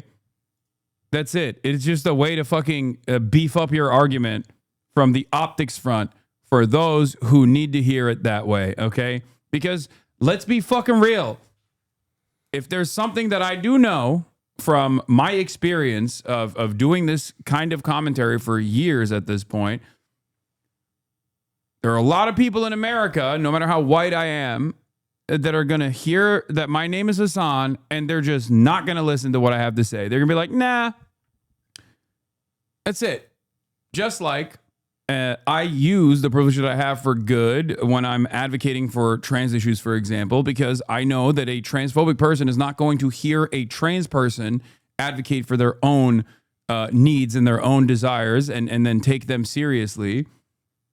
There are plenty of people who hear that I am Muslim and go, maybe you're a little biased on this, don't you think? Maybe you're experiencing a little bit of Jew hate in your heart, maybe. Hasan, that's it. My former podcast co-host being one of those people, literally.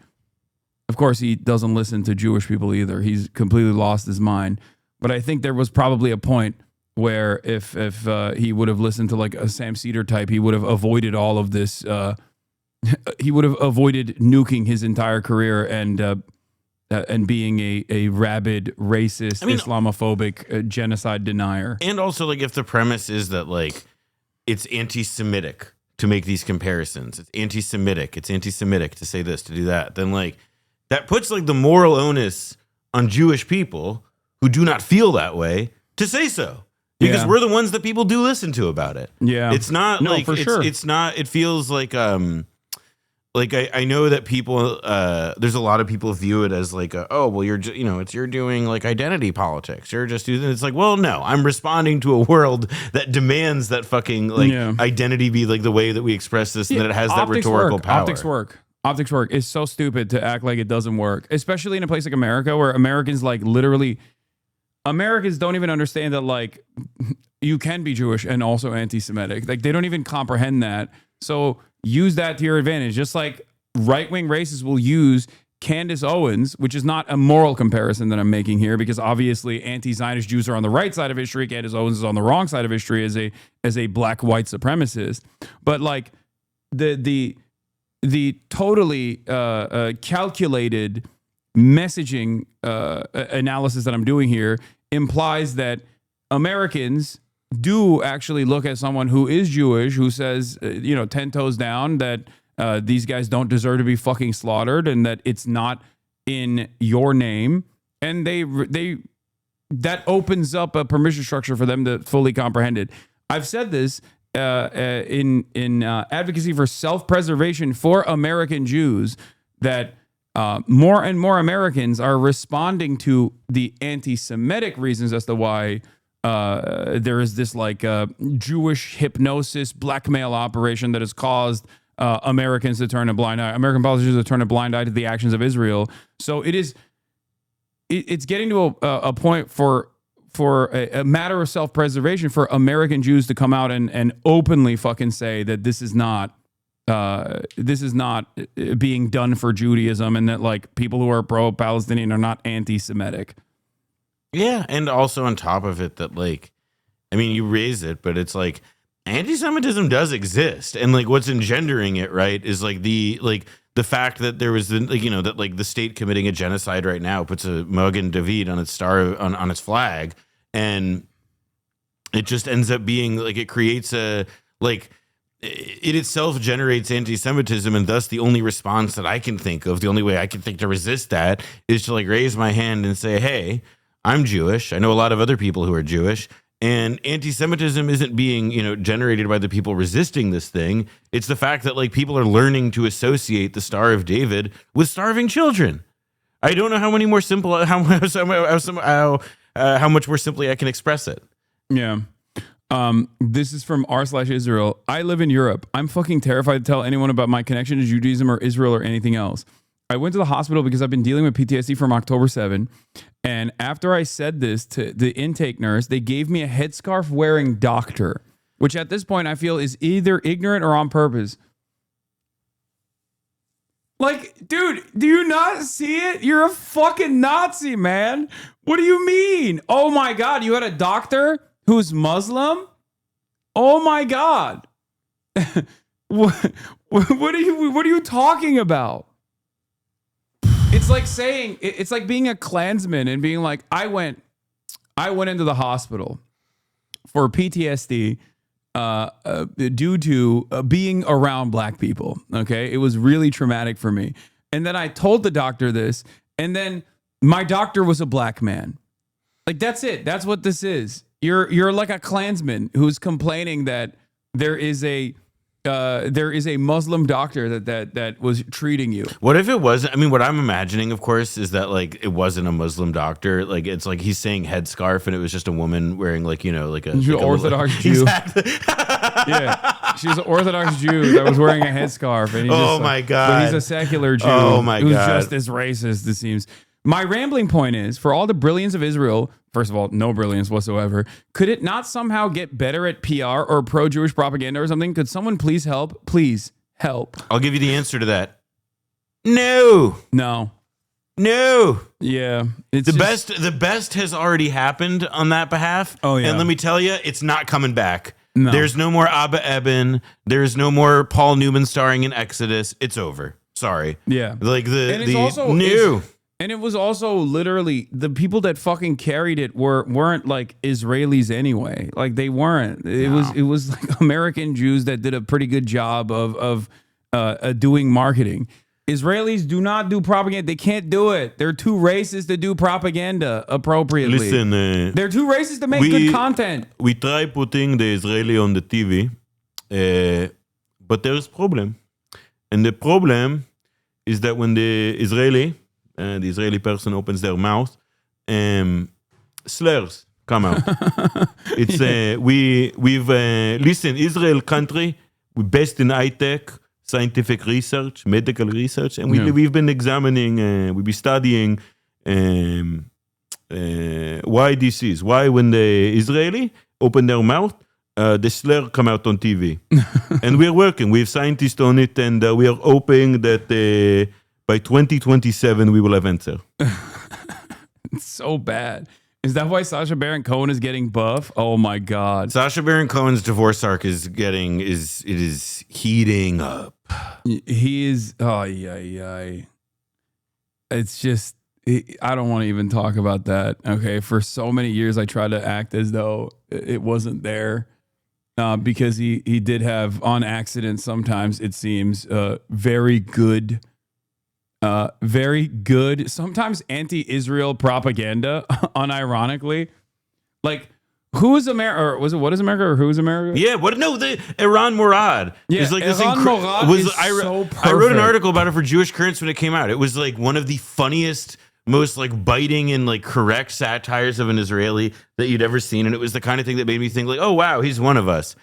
I was wrong. No, I was wrong. I knew that he was on like. I knew that he was a part of like the Zionist theater troupe or whatever. Like after he went to clown school, like he literally did go to Israel and participate in that stuff. And then like some of the shit that he was doing was like obviously very Islamophobic as well. But yes, clown school, literally, that's a thing still, chatters. I'm a big Sacha Baron. Clown is more difficult. No, I'm. It's embarrassing to admit, but I used to be a big Sacha Baron Cohen fan. Okay, and yes, he did go to fucking clown school, and clown school is like a pretty difficult thing to go through. It sounds so stupid. It's not. I'm not. It's like that's like a traditional a part of theater. It's clown college. All right, I gotta go to lunch. All right, I'll be back. All right, perfect. Later, chat. Wait, why is it problematic now? He's not even problematic. He's just like a fucking major Israel dick rider. That's it. He's just a ginormous Israel dick rider, dude. That's what it is.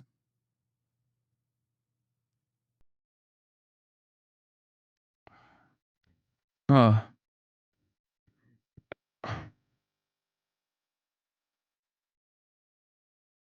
gotta pee.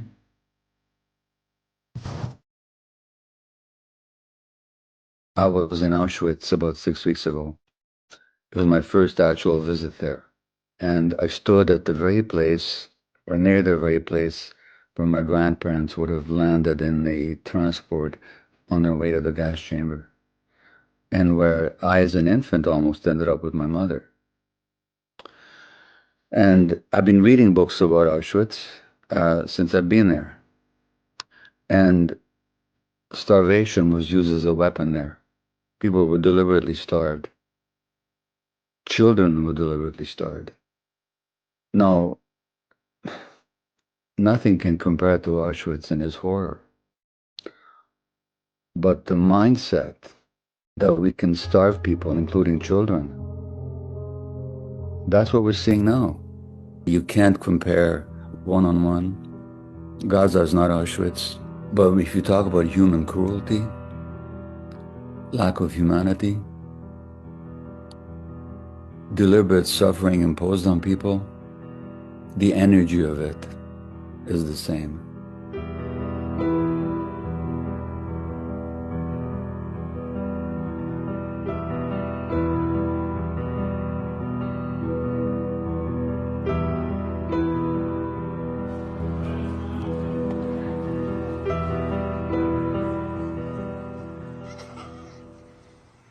When I was an adolescent, when I found out about the Holocaust, and I thought, how could the world have let this happen? Well, I don't wonder anymore. The world is letting it happen right now in front of its own eyes. We all have this urge to find some positive resolution here. But you know what?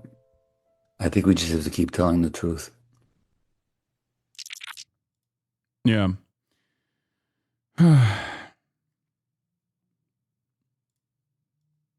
What a way to ruin a nice message. How you can't compare Gaza to Auschwitz. I don't care, dude. Okay, just calm down. Gabor Mate has always been a fucking anti-Zionist. No, that chatter is upset because in that process he says you can't compare Gaza to Auschwitz, but like the energy is the same, the intention is the same. Okay. That's why someone is mad, because they're saying you can compare Gaza to Auschwitz. That's the only reason why that chatter is getting mad. It doesn't matter. It's not a one-to-one comparison. It's true. If you want to get like super specific, super deliberate, super literal about it, yes, it is not a fucking one-to-one comparison, but it doesn't matter that it's not a one-to-one comparison, because that's not the only genocide. That's not the only bad thing, okay? Like, Auschwitz and the Holocaust is not the only time something bad has ever happened.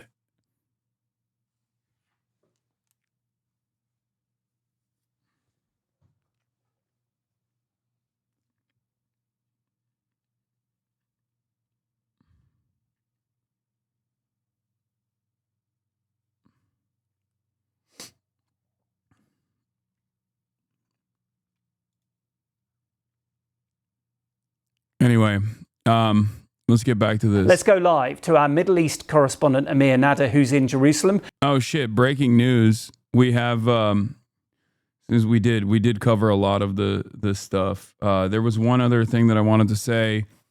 Trump, of course, came out and hit the, why don't the Gaza's dead children say thank you? President, should Israel be doing more to allow food into Gaza? Say it. Should Israel be doing more to allow food into Gaza? What did you say? Should Israel be doing more to allow food into Gaza? Well, we gave $60 million 2 weeks ago. Which I thought it was 30. So they gave 60 to the GHF, apparently. This fucking dumbass leaked that it's actually twice the amount. And that's to the GHF, the murder machine that they set up in unison, in collaboration with Israel. And nobody even acknowledged it for food. And it's terrible. You really at least want to have somebody say thank you. No other country gave anything. We gave $60 million 2 weeks ago for food for Gaza. And nobody acknowledged it. Nobody talks about it. And it makes you feel a little bad when you do that and, you have other countries not giving anything. None of the European countries, by the way, gave. Nobody gave but us. And nobody said, gee, thank you very much. And it would be nice to have at least a thank you. And I took a lot of heat. When I do that. Yeah, did you even say thank you? Dying child in Gaza? Did you even think to say thank you to me for killing your parents? Come on now. People aren't happy about that because they say, well, why are we doing it and nobody else? But I think we had a humanitarian reason for doing it. What's going to happen? I don't know. I can tell you that Hamas, as I said, would happen at the end. We've gotten back a lot of hostages, a tremendous number of hostages, most of them. Now we have dead hostages, and the mothers want them back, and we have 20 people approximately, but that are living. But we have a lot of bodies, and the parents want those bodies as much as they would want their child if that child were alive. I met with parents it was so sad. Sir, please get my son back. How is your son doing? Well, he's dead, but they have his body, and it's so important. It's more important. It's almost like more, but it's as important as if the child were living. These people were, they're devastated. And I said, when you get it down to a certain number, you're not going to be able to make a deal with Hamas. Because once they give them up, then they feel that that's going to be the end of them. And what I said is exactly true. They had a routine discussion the other day, and all of a sudden they hardened up. They don't want to give them back. And so Israel's going to have to make a decision.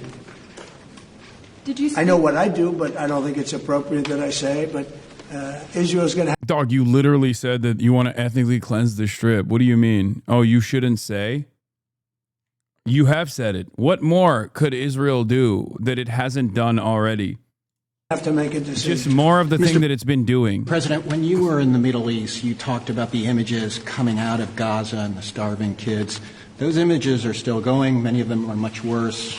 Thinner children, starving. What do you see or feel when you look at those images today? Well, it's terrible. When I see the children, and when I see, especially over the last couple of weeks, and people are stealing the food, they're stealing the money, they're stealing the money for the food, they're stealing weapons, they're stealing everything. It's a mess. That whole place is a mess.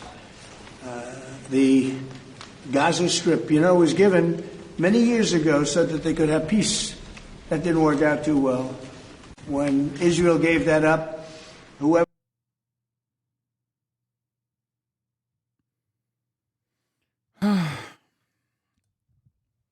I missed the Epstein segments. This is unbearable. No, hold on. We're moving away from this already. I've covered it for the past 3 hours and 22 minutes now. Oh, here is a Daniel Beckner joke. Hello, I am a North American journalist and op-ed writer. For the last 18 months, my damn computer's been autocorrecting all my writing and posts to say that what's happening in Gaza is complicated but necessary. What I actually meant is that it's bad. Thank you.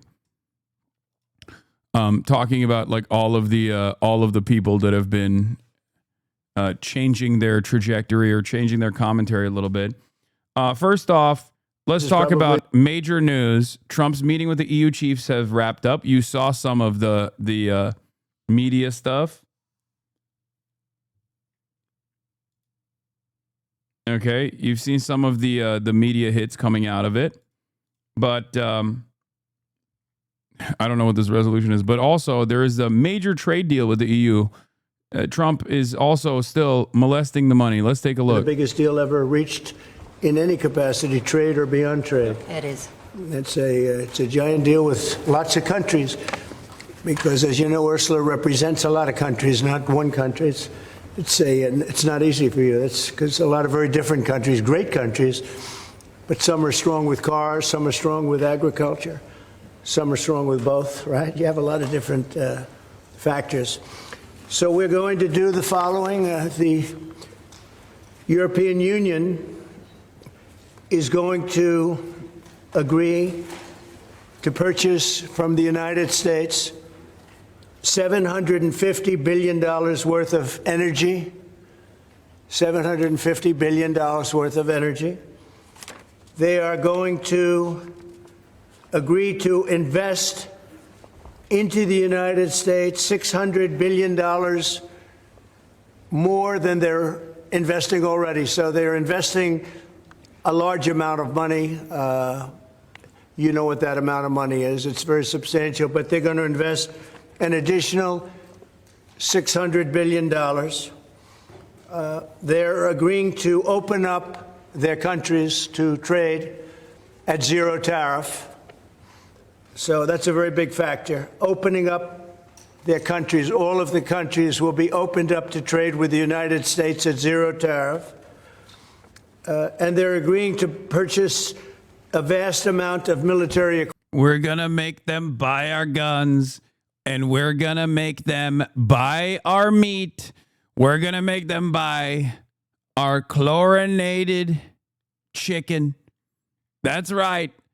Every town in Europe is going to eat our poultry and our chicken. They will drive our big, beautiful Ford F-150 pickup trucks. Believe it. Believe me, folks. We're going to force them to make their roads bigger so they're not gay. No more walking. Everyone knows it's woke and gay to walk on the streets. What are you walking towards? A dick appointment? No more.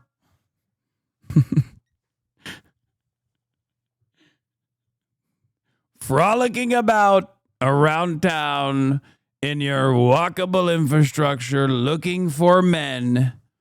What you need is the straight, not woke, American-made tanks that you need a commercial driver's license to drive. Equipment, we don't know what that number is, but it's the good news is we make the best military equipment in the world, so sort of you have to do that. I mean, until somebody tops us, which is not going to happen. We're way ahead of They're every other country us in on the terms roads of of the quality Europe. of the military equipment. You saw that recently in Iran, and you see that, unfortunately, you see that often for all the wrong reasons, right? So those things are 750 billion, 600 billion, opening up the country. We are agreeing that the tariff straight across for automobiles and everything else will be a straight across tariff of 15%. So we have a tariff of 15%. We have the opening up of all of the European countries, which I think I could say were essentially closed. I mean, you weren't exactly taking our autos, you weren't exactly taking our agriculture, and then you would have smaller things, but for the most part, it was closed. And now it's open. It's open for our companies to go in and do a good job with it. I think you'll like them. I think you'll like it.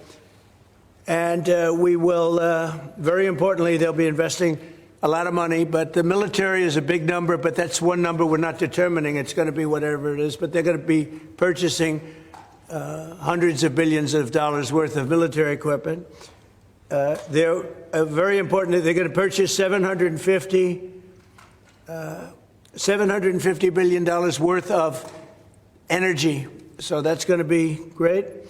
and $600 billion worth of investments into the United States over and above what they have. So, and I think that basically concludes the deal. I mean, those are the main factors. I don't think there are too many other factors, other than we're going to get along great.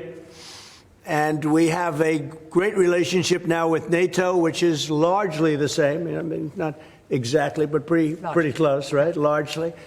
And with NATO, as you know, they're going up to 5% from 2%. And the relationship is very strong with NATO. So I just want to congratulate you. I think it's great that we made a deal today instead of playing games and maybe not making a deal at all. I think it's, I'm going to let you say, but I think it's the biggest deal ever made. Thank you very much. Congratulations.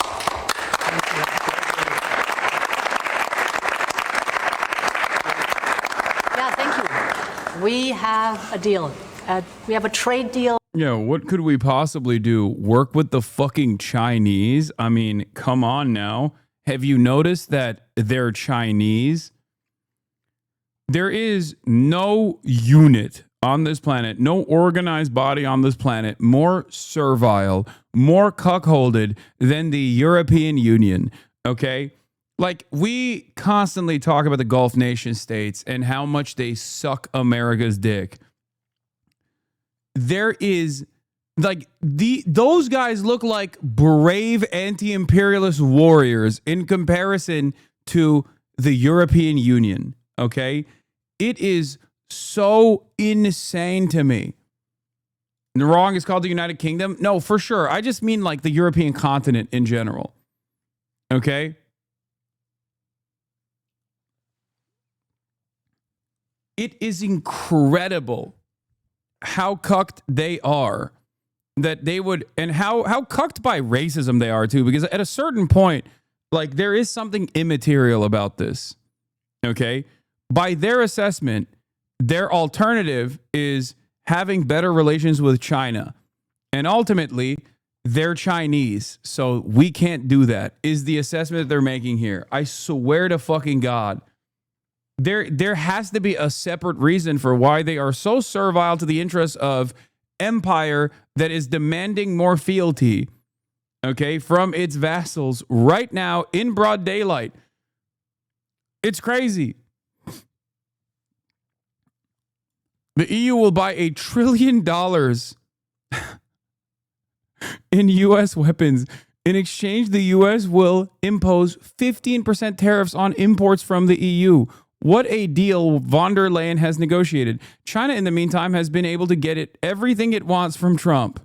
The difference between having and not having a colonized mind. It is crazy, dude. It is fucking insane. EU and the US reached tariff agreement to avert trade war.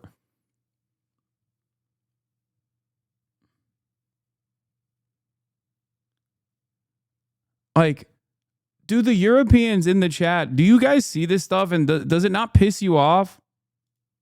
I am of the Yanis Varoufakis mindset that, like, clearly, hold on. Doors open.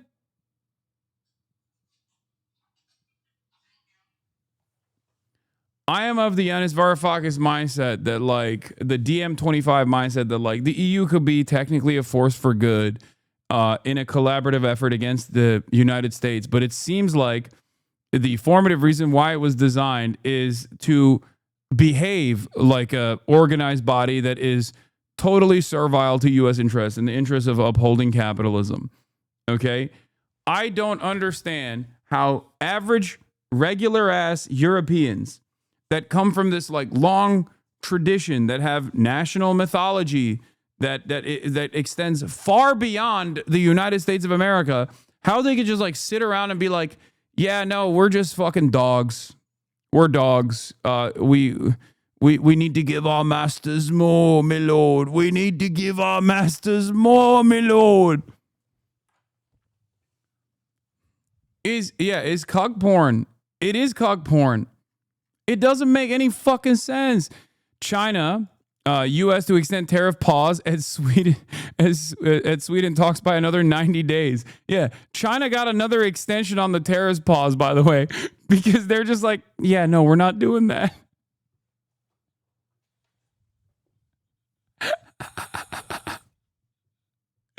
It's crazy. It's crazy. What I worried about has happened. A completely unequal deal, in air quotes, between the U.S. and the EU. Have no doubt, asymmetric 15% tariffs are an EU defeat. When the law of the jungle prevails, the weak have little choice than to accept their fate. But Europe could potentially have been strong, either alone or in a coalition with others. It would have had to be ready for stormy waters, but it would have gotten a better deal at the end and sent a strong message to the world, an opportunity lost.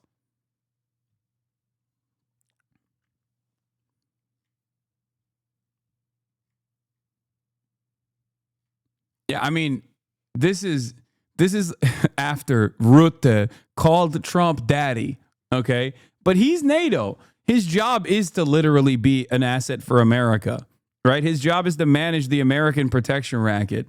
So when he's saying daddy, Ursula von der Leyen is basically also saying Trump is daddy here by allowing this deal to go through. Fantastic. Fantastic stuff. Can we agree that it's good? What? Good for who? Good for what? Like America? Not even. Whatever is good for the American capital owners doesn't translate to being good for you anyway, chatter.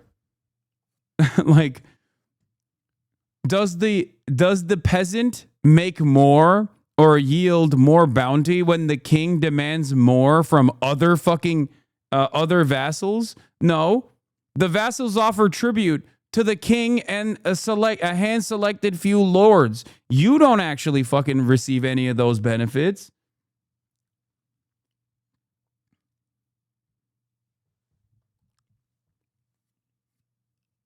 It's no different. It inspires me, my lord. Like, who do you think? There's a shit ton of neolibs in Europe. A lot of people are so scared of Russia that you can steal every penny from their pocket if you say it's for defense. Well, that too. There is definitely a lot of, USSR, remnants of USSR fears that Vladimir Putin in his invasion of Ukraine have like completely fucking re-emboldened. Between the two largest economies in the world. And it's a big deal. It's a huge deal. It will bring stability. It will bring predictability. That's very important for our businesses on both sides of the Atlantic. It's 15% tariffs across the board, all inclusive. The investments Mr. President just described that going to go to the United States and the purchases over there. Indeed, basically the European market is open. It's 450 million people. So it's a good deal.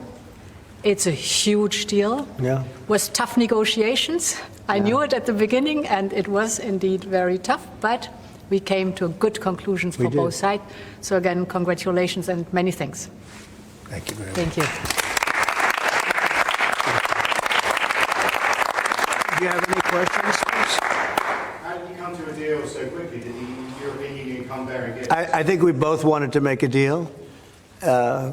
You said something that is very important. It's going to bring us closer together. I think this deal will bring us very close together, actually.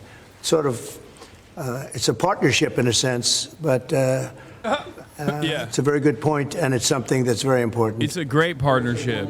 It's so good for us. No, we had 4 or 5. No, not pharmaceuticals. I mean, we're going to be, as you know, a lot of companies are coming into the U.S., and that's unrelated to this deal. But it's, I think this didn't just start today. We had a meeting. I wasn't sure. I said 50-50. I think you probably felt the same thing. But this started months ago, this negotiation. So we knew pretty much what we were getting into. And we were able to make a deal that's very satisfactory to both sides. So it's very, It's a very powerful deal. It's a very big deal. It's the biggest of all the deals. It will be the biggest of all the deals. So we're very honored to have done so. And your staff has been fantastic, and they worked together long and hard. They worked hard and long, and many thanks to the teams on both sides. It was, as I said at the beginning, a heavy lifting you had to do.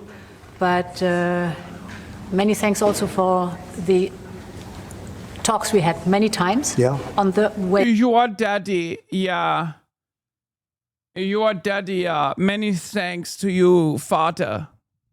Vater, you have done so well. We love paying fealty. We love being the vassal, Vater, we will work harder and harder for the Americanisch Ford F-150, Very nice. Wunderbar, as we say. Why are you showing cuck porn? That's just politics, baby. To our goal. And now we made it. And that's good. That's really good. Anybody else? Yes, ma'am. Anybody else want the smoke? President, what are the U.S. concessions? What is the U.S. giving up in the deal, if anything? So the starting point was an imbalance, a surplus on our side and a deficit. Yeah, we were really fucking over America. So the starting point was America was getting fucked over. FIFA really sticking it to the Americanish people. Yeah, so the starting point was already bad for the Americans. So they get nothing. They get everything, and we get nothing in return. Very good. On the US side. And we wanted to rebalance the trade relation. And we wanted to do it in a way that trade goes on between the two of us across the Atlantic, because the two biggest economies should have a good trade flow between us. And I think we hit exactly the point we wanted to find. Rebalance, but enable trade on both sides, which means good jobs on both sides of the Atlantic, means prosperity on both sides of the Atlantic, and that was important for us. And again, the energy is a very important component because we have more energy than anybody else in that sense. And I think it was very wise that they buy a lot of energy, and it's great stuff, and it solves a lot of problems. So that was a great decision, I think. What about steel? What? Steel. Steel is staying the way it is. The steel and aluminum, et cetera, et cetera. That's a worldwide thing. That stays the way it is. We have chips. Did you discuss that as part of the agreement? Chips. Chips is Howard. You might want to describe the chips, please, if you would. Well, the expectation is in 2 weeks' time we're going to come out with our chips 232, and that was one of the key reasons that the European Union came to talk to the president to try to resolve all things at one time. And well, I'll let you wait for the 2 weeks until you get to announce your plan. But we are going to be bringing chip manufacturing back to the United States of America. We'll be doing a lot of chips. A lot of companies are coming in from Taiwan and from other places into the U.S. And they're doing that in order to avoid tariffs. And the president really avoided the tariffs in a better way for them, much better way, much more conclusive. I think probably much more profitable, definitely much more profitable, and got a lot of benefit from it. So it was a very interesting negotiation. It was. I think it's going to be great for both parties. I think your various countries are very happy about this. Is there an industry in the U.S. that you see maybe having the first impact of getting into this market that was not accessible before, whether it's auto? What's the first call you made? Yeah, I think cars. Cars basically were not invited. Were not. I don't know if the word is not allowed or just you just kept them out somehow, right? But cars will be we have some cars that do terrific business, and we do really well with the pickup truck. He's not even like, my joke is now official trade policy. Oh my God. I said this as a fucking joke months ago. Like, what are they supposed to do? Drive around Ford F-150 pickups in the European Union? Have you seen the fucking roads?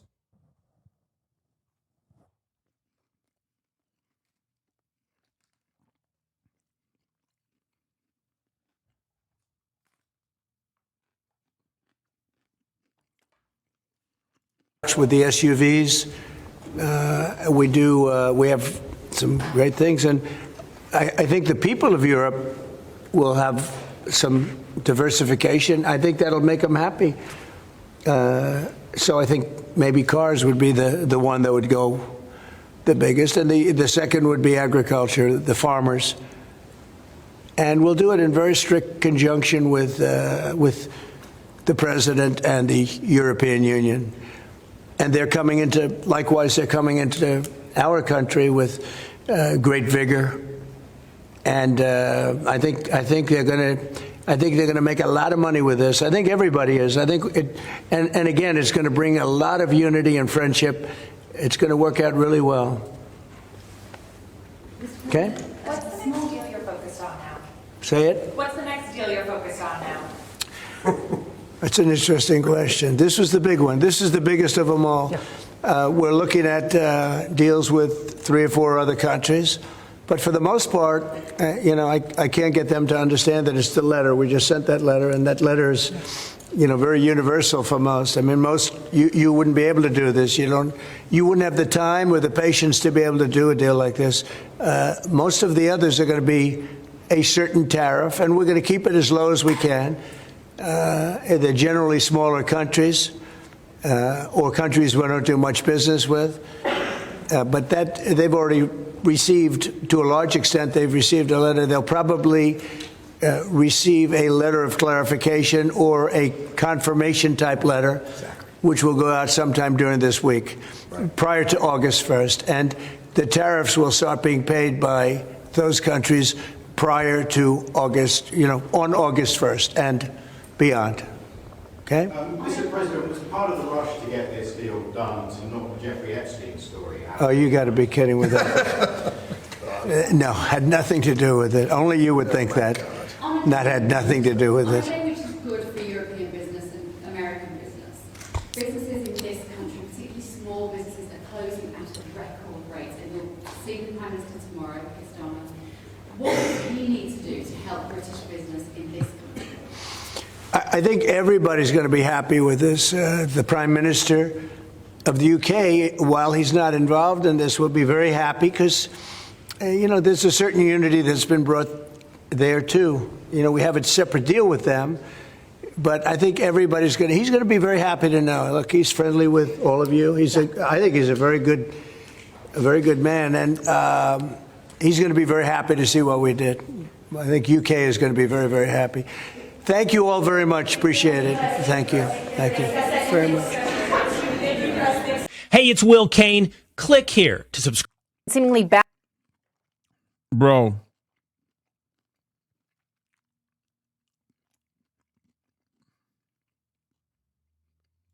Let's bring in ABC. So insanely cooked.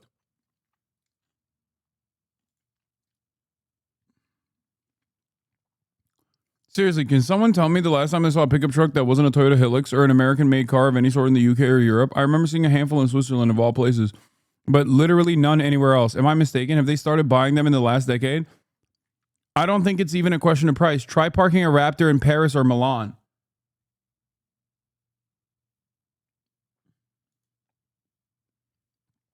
Yeah. Japan and EU don't buy American cars for the exact same reason. They don't fit in the streets and parking spaces.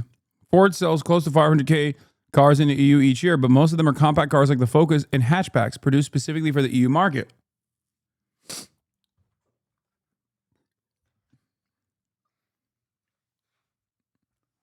when China is dominating the European car market, they're dominating by making a car that the Europeans want.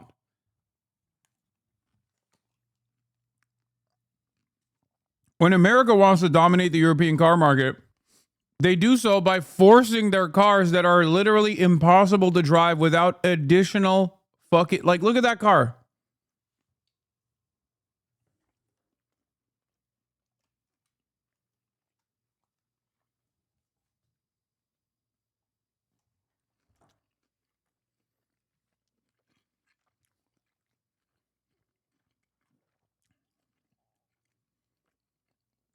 It makes no sense.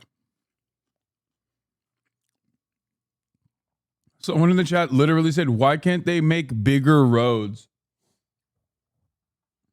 Amazing.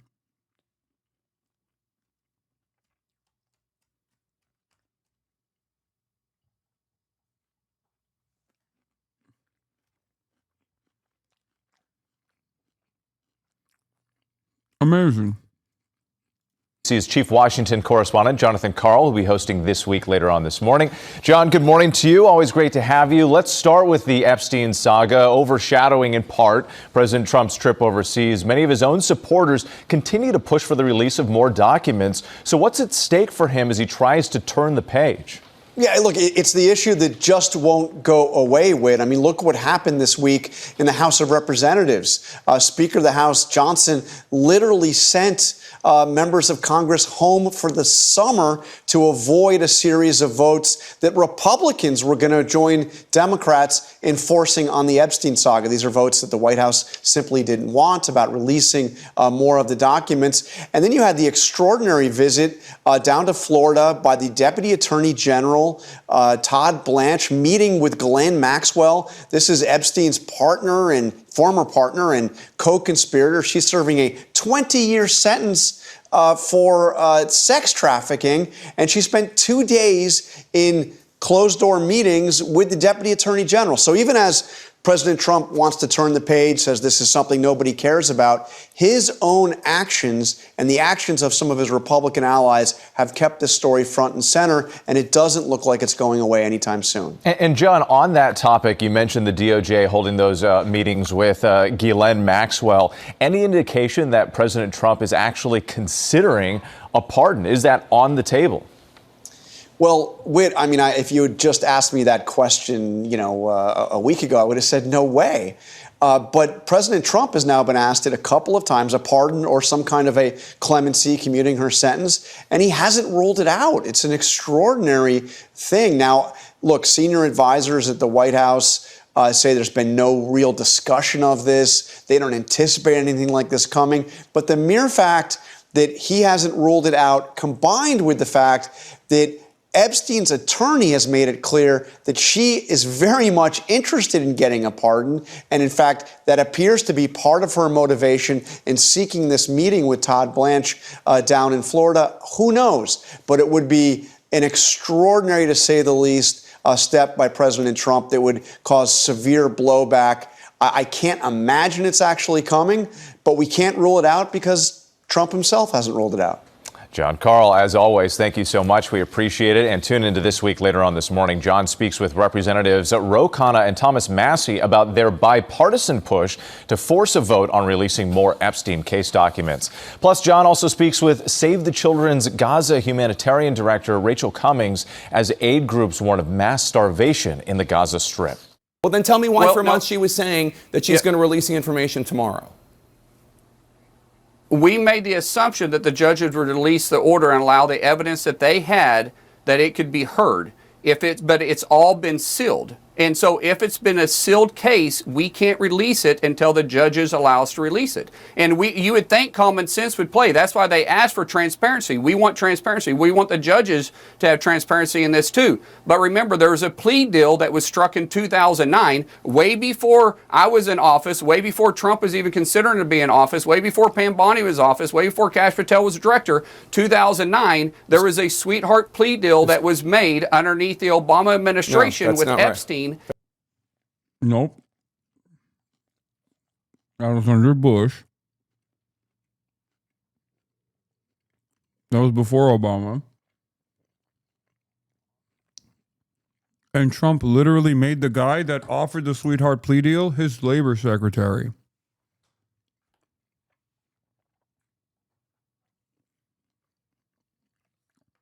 Why did these guys keep lying about the timeline?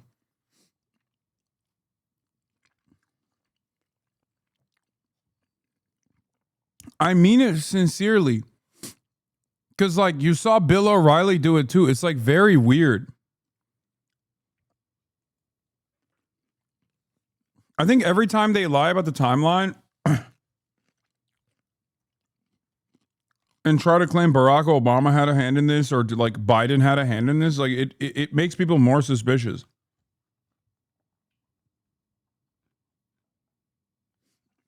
That's not And that sweetheart has not been exposed. No, it was 2000. Not? Well, when was the case heard? It was 2008. It was the U.S. attorney at the time was a guy named Alex Acosta. He was a Bush appointee. He went on to become President Trump's Secretary of Labor. It all took place in 2008. Who was in office at the time? 2008, George W. Bush. Who was in office at the time? George W. Bush. No, 2009 is when the case came out, and it was and Obama was in office at the time. It's not true. But let me ask you a question. Deputy Attorney General Todd Blanche met this week with Epstein's accomplice, Ghislaine Maxwell, who is serving 20 years in prison for sex trafficking. After the meeting, Maxwell's attorney indicated to reporters that he hopes President Trump will give her a pardon. What do you think of that idea? Will it be a mistake for President Trump to pardon Maxwell? And do you think that she's credible? I don't know enough about Maxwell or the conversation to even weigh in on that. But I'll go back to what you're saying about it wasn't true. The case was sealed in 2009. That's absolutely true. It was heard in 2008. It was sealed in 2009. The point is that the sweetheart deal, which was completed in 2008, was under the Bush administration, U.S. Attorney Alex Acosta. That's why Alex Acosta resigned in the first Bush administration, because the Miami Herald had written this story in 2018. He fucked it up. He meant under the Trump administration. Alexander Acosta, as labor secretary, literally resigned because of the Miami Herald piece.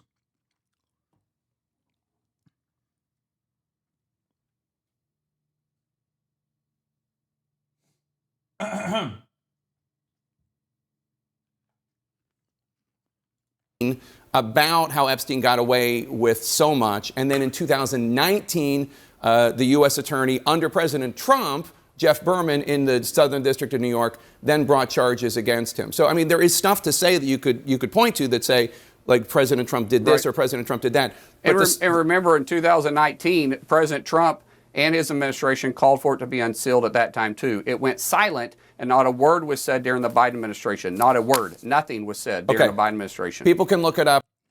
Okay, except Trump has said a word when he was running for president, and since is saying different words now that he is president. That's the reason why you're on television right now, Mark Wayne Mullen. The sweetheart deal was 2008 during the George W. Bush administration. But I always appreciate your coming on the show. Senator Mullen, thanks for joining us. Yeah. Let me move on to Ghislaine Maxwell. As you know, Mr. Speaker, the Deputy Attorney General spent 2 days interviewing her. She, of course, has been convicted of grooming, recruiting, abusing young teenage girls, along with Jeffrey Epstein. Mr. Speaker, Maxwell's attorney said she answered all questions honestly and truthfully. But do you think that Ghislaine Maxwell can be trusted? Well, I mean, look, it's a good question. I hope so. I hope that she would want to come clean. We certainly are interested in knowing everything that she knows. And as you'll note, in our House Republican majority, we're working towards that. Chairman Comer and our Oversight Committee has already issued their own subpoena. They want to bring in Ghislaine Maxwell as well. I hope she's telling the truth. She is convicted. She is serving a 20-year sentence for child sex trafficking. And so her character is in some question. But if she wants to come clean now, that would be a great service to the country. And we'd like to know every single bit of information that she has. I certainly hope she's telling the truth. Well, listen. You certainly hope the convicted child sex trafficker is telling the truth when Donald Trump has basically designed the situation in a way where she is the primary she's the principal eyewitness testimony to her own crimes? Because who lied under oath, by the way, but the reason why she's the principal eyewitness testifier to her own crimes is because all of the evidence that is out there, Trump doesn't want people to see.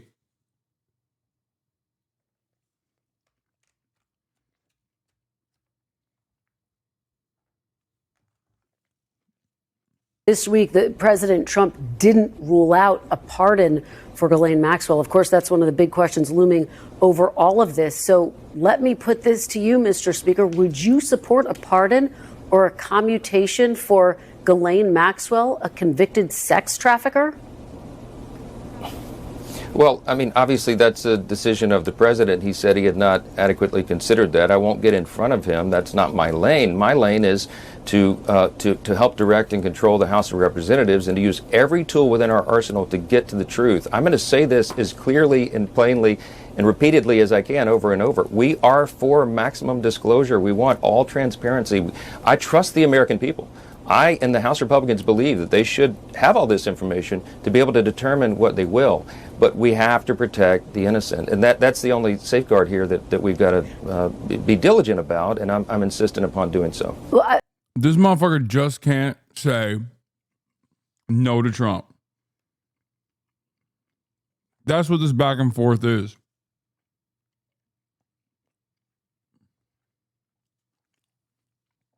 We must protect the American people by releasing a prolific sex trafficker of minors into the wild because her testimony will protect our Jeffrey Epstein affiliated president, who we love a lot.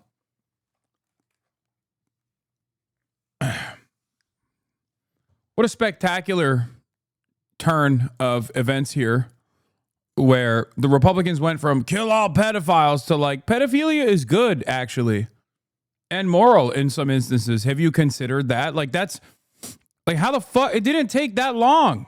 It did not take that long to get to this point. Here is Azealia Banks, as you guys know, is a massive Hosberus now.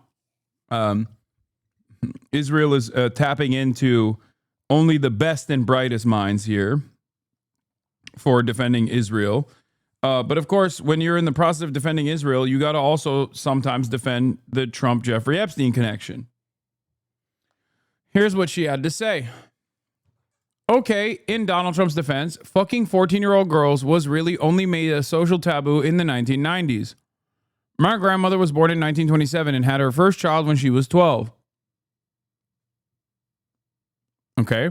Teenage pregnancy only became frowned upon with the rise of Jerry Springer, and I can be honest about the fact that I was old enough to choose, seduce, and decided to fuck grown-ass men when I was 15. I really don't get why women are fronting like they weren't fucking 40-year-olds at 15. Like, come on now.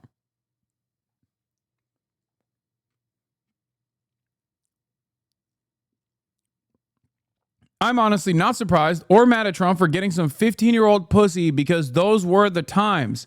Good night, USA, for fucking ever. Now, if he was fucking a 10-year-old, we have a problem. But if the girls were 13 plus, who cares? Move on.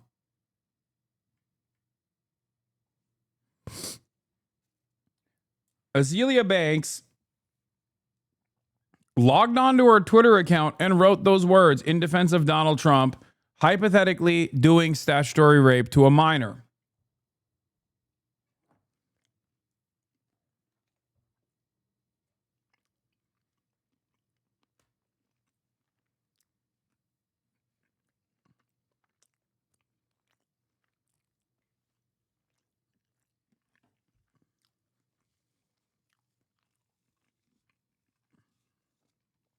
That's where we're at.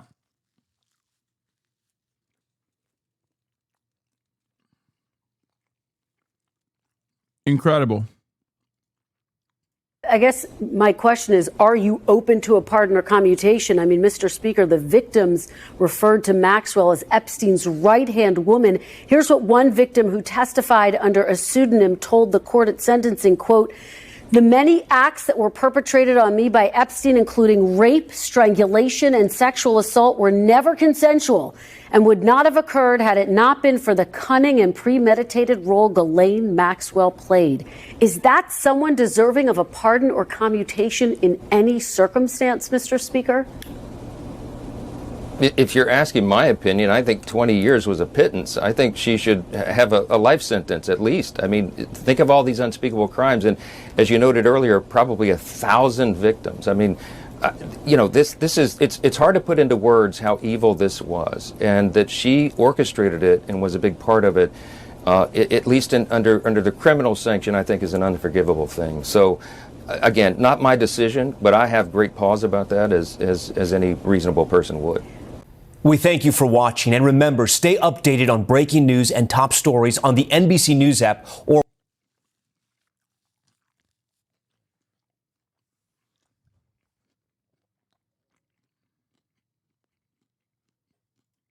So now it is time for us to get to the third installation of the Jabri saga, the finale, if you will. The perversion of Ghislaine Maxwell, the Jeffrey Epstein saga, part 3.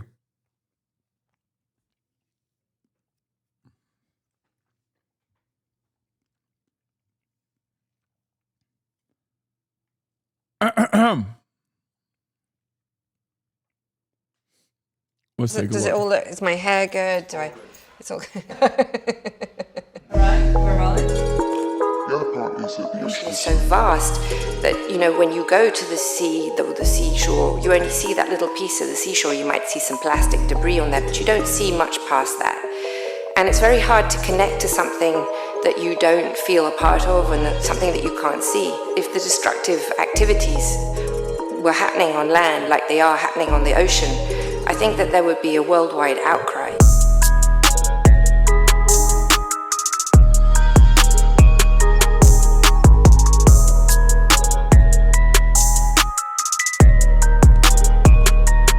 The biggest crime by Jabri is that he will cover these horrific, monstrous criminals, and then he'll also cook up a fat ass beat in the process. So then you just find yourself bobbing your head along while you're like, damn, Ghislaine Maxwell did a lot of sex crimes, huh? To minors specifically. And it's like, what am I doing right now? Why does this beat go hard? This is fucked up. I need to stop bobbing my dang head. You don't have to cook so hard, Jabri. You let your words do the talking.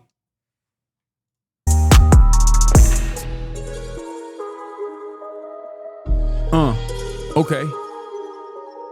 So, I'm a big fan of the show Succession, and while I have yet to create an alt Twitter account where I baby girlify grown men, I did spend roughly $16 on a book of all the scripts from season 1, which I understand is maybe a little insane, but since I'm mentioning it here, it's now a tax write-off. As I skimmed over the first couple pages, I noticed the show's creator, Jesse Armstrong, naming 3 real-life media families who served as inspiration for the fictional Roy family. He mentioned the Murdochs, who control Fox News, Sky News, and the Wall Street Journal, and the Redstones, who own Nickelodeon, CBS, and Paramount. But the most notable person mentioned here to me was Robert Maxwell. Flamboyant, charming, some say ruthless, Maxwell remains one of Britain's most famous adopted sons. A British newspaper baron who owned a multitude of publishing companies throughout his lavish, controversial, and mysterious lifetime. Robert also just so happens to be the father of convicted sex trafficker Ghislaine Maxwell. Armstrong even specifically cited Ghislaine's close relationship with her late father as further inspiration behind some of his own characters. For all intents and purposes, the Maxwell family is like something we would see on TV. An intimidating patriarch at the reins of a multi-billion-dollar media conglomerate who forces his corrupt but privileged children to compete for his love and affection. If nothing else, the Maxwell mythos teaches us that fact can sometimes be more tantalizing than fiction. Because when you really take a closer look into what the Maxwells are really known for, not only do you find rampant financial fraud spanning numerous decades, you also get shady ties to international governments, capped off with a mysterious death that still has a myriad of unanswered questions attached to it. And that's all in addition to Ghislaine's own history of crimes, earning her a 20-year sentence in federal prison thanks to her notorious relation to one of the biggest known predators of the 21st century. The judge making note prior to the sentencing that this is not an issue of Ghislaine Maxwell being a proxy for Jeffrey Epstein, she said, but this is someone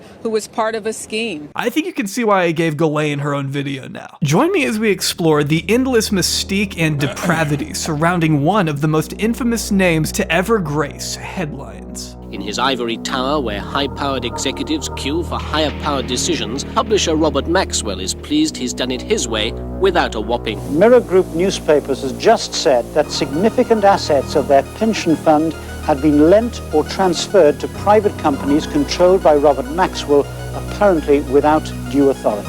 You've got to assume right from the beginning that you're dealing with people who have got the morals of barnyard roosters. Because I don't foresee this video ever getting monetized, allow me to now issue a jarring transition into today's sponsor, CookUnity. CookUnity is a weekly subscription service that celebrates the creativity of your local culinary scene, partnering with award-winning chefs from across the US to bring you a wide range of meals with over 7 different dietary preference filters, including vegan, paleo, and gluten-free options, creating a high-quality at-home dining experience you can't get anywhere else. Choose from as little as 4 to as many as 16 meals delivered right to your door each week, arriving fresh, not frozen, via courier or shipment in compostable, recyclable, or reusable packaging, with expiration dates, chef's heating instructions, and nutritional information. But for best results, I'd recommend you heat them in the oven. Speaking from experience here, CookUnity has made meal prep for me a lot easier. Tonight I had this grilled marinated flank steak by Chef Chris Rattel, straight from Austin, Texas. I also got to try their amazing kale pesto rigatoni and their cheese enchiladas, both of which I would highly recommend. So don't wait, go to cookunity.com/Jobbery50 right now, or click the link in the description and use my code Jobbery50 to get 50% off on your first order of CookUnity meals to try out for yourself. But fuck They're consistently great quality, so there's no reason not to give them a Ethical reacts, dude. Fuck shot it. in my opinion. And that's not just because they're paying me. Huge thanks again to CookUnity for sponsoring this one.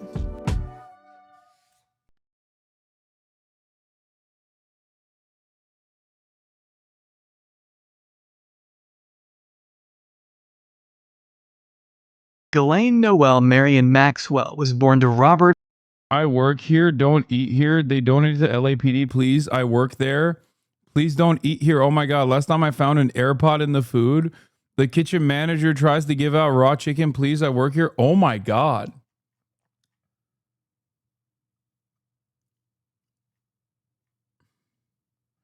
Free AirPod doesn't sound too bad. And Elizabeth Maxwell on Christmas Day 1961 at the same That sounds like a steal, dude. luxurious chateau her 8 brothers and sisters had also been born in Paris. Just 3 days after Ghislaine entered the world, her 16-year-old brother Michael would be involved. Are you sponsored by them? No. What a question. Am I sponsored by them? I don't know. Have you ever heard me fucking shill for this particular company? I love when... Okay, I'm joking. All right. Because some people do unironically go, oh, Hasan, you must be saying this because you're secretly sponsored by them. And it's like, yeah, it must be the biggest secret of all time, which is famously not how sponsorships work. I am sponsored only by one group, and that is you, the chatters. The Piker Broadcasting Service is sponsored by you, the viewers. For you, the viewers. Your $6 a month subscription or a free one in the form of a Twitch Prime allow me to maintain my editorial independence. That's right, the Piker Broadcasting Service is sponsored by you. You can also gift... Oh my God, I can't even finish it. You can also give subscriptions to others as well.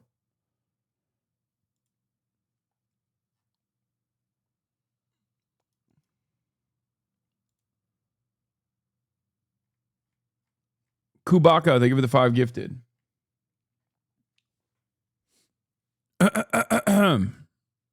Let's continue.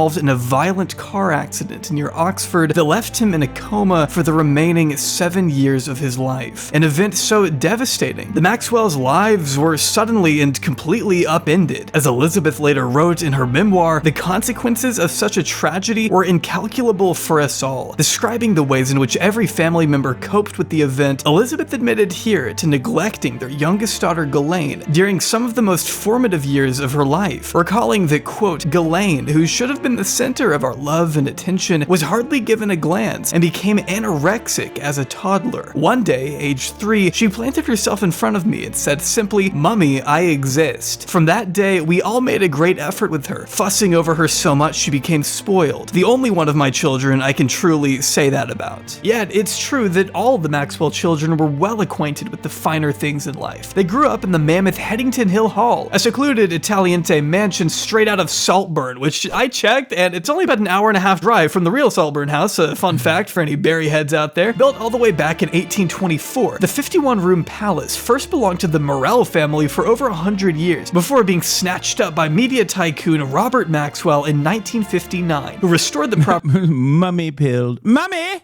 Mother!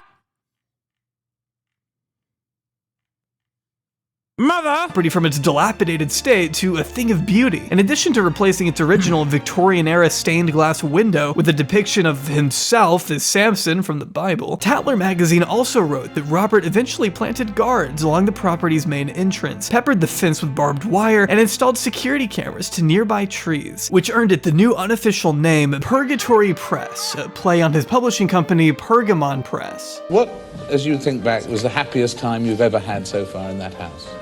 My children and my family being together.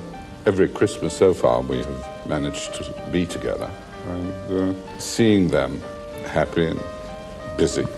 Historian Ben McIntyre described the Maxwell's children's upbringing as a mixture of cruelty and luxury, which isn't speculation if you read anything from Ghislaine's siblings. Her brother Ian stated physical abuse was a regular disciplinary tool used against both the boys and the girls. It goes without saying that Robert... He only does this when he responds in kind. Hey, chatter, you keep sending this link of Bad Empanada demanding the address of a content creator. Are you out of your fucking mind?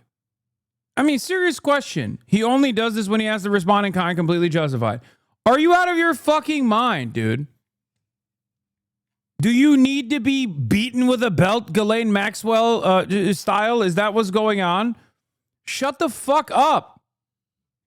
Like, what use is there for me to react to Bad Empanada demanding the address of another fucking content creator, no matter how fucking indecent or awful or evil they might be? What use?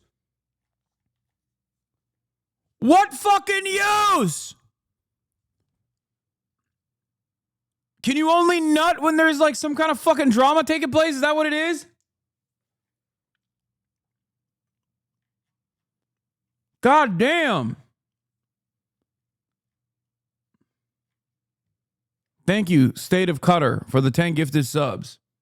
The Piker Broadcasting Service is sponsored by the State of Qatar.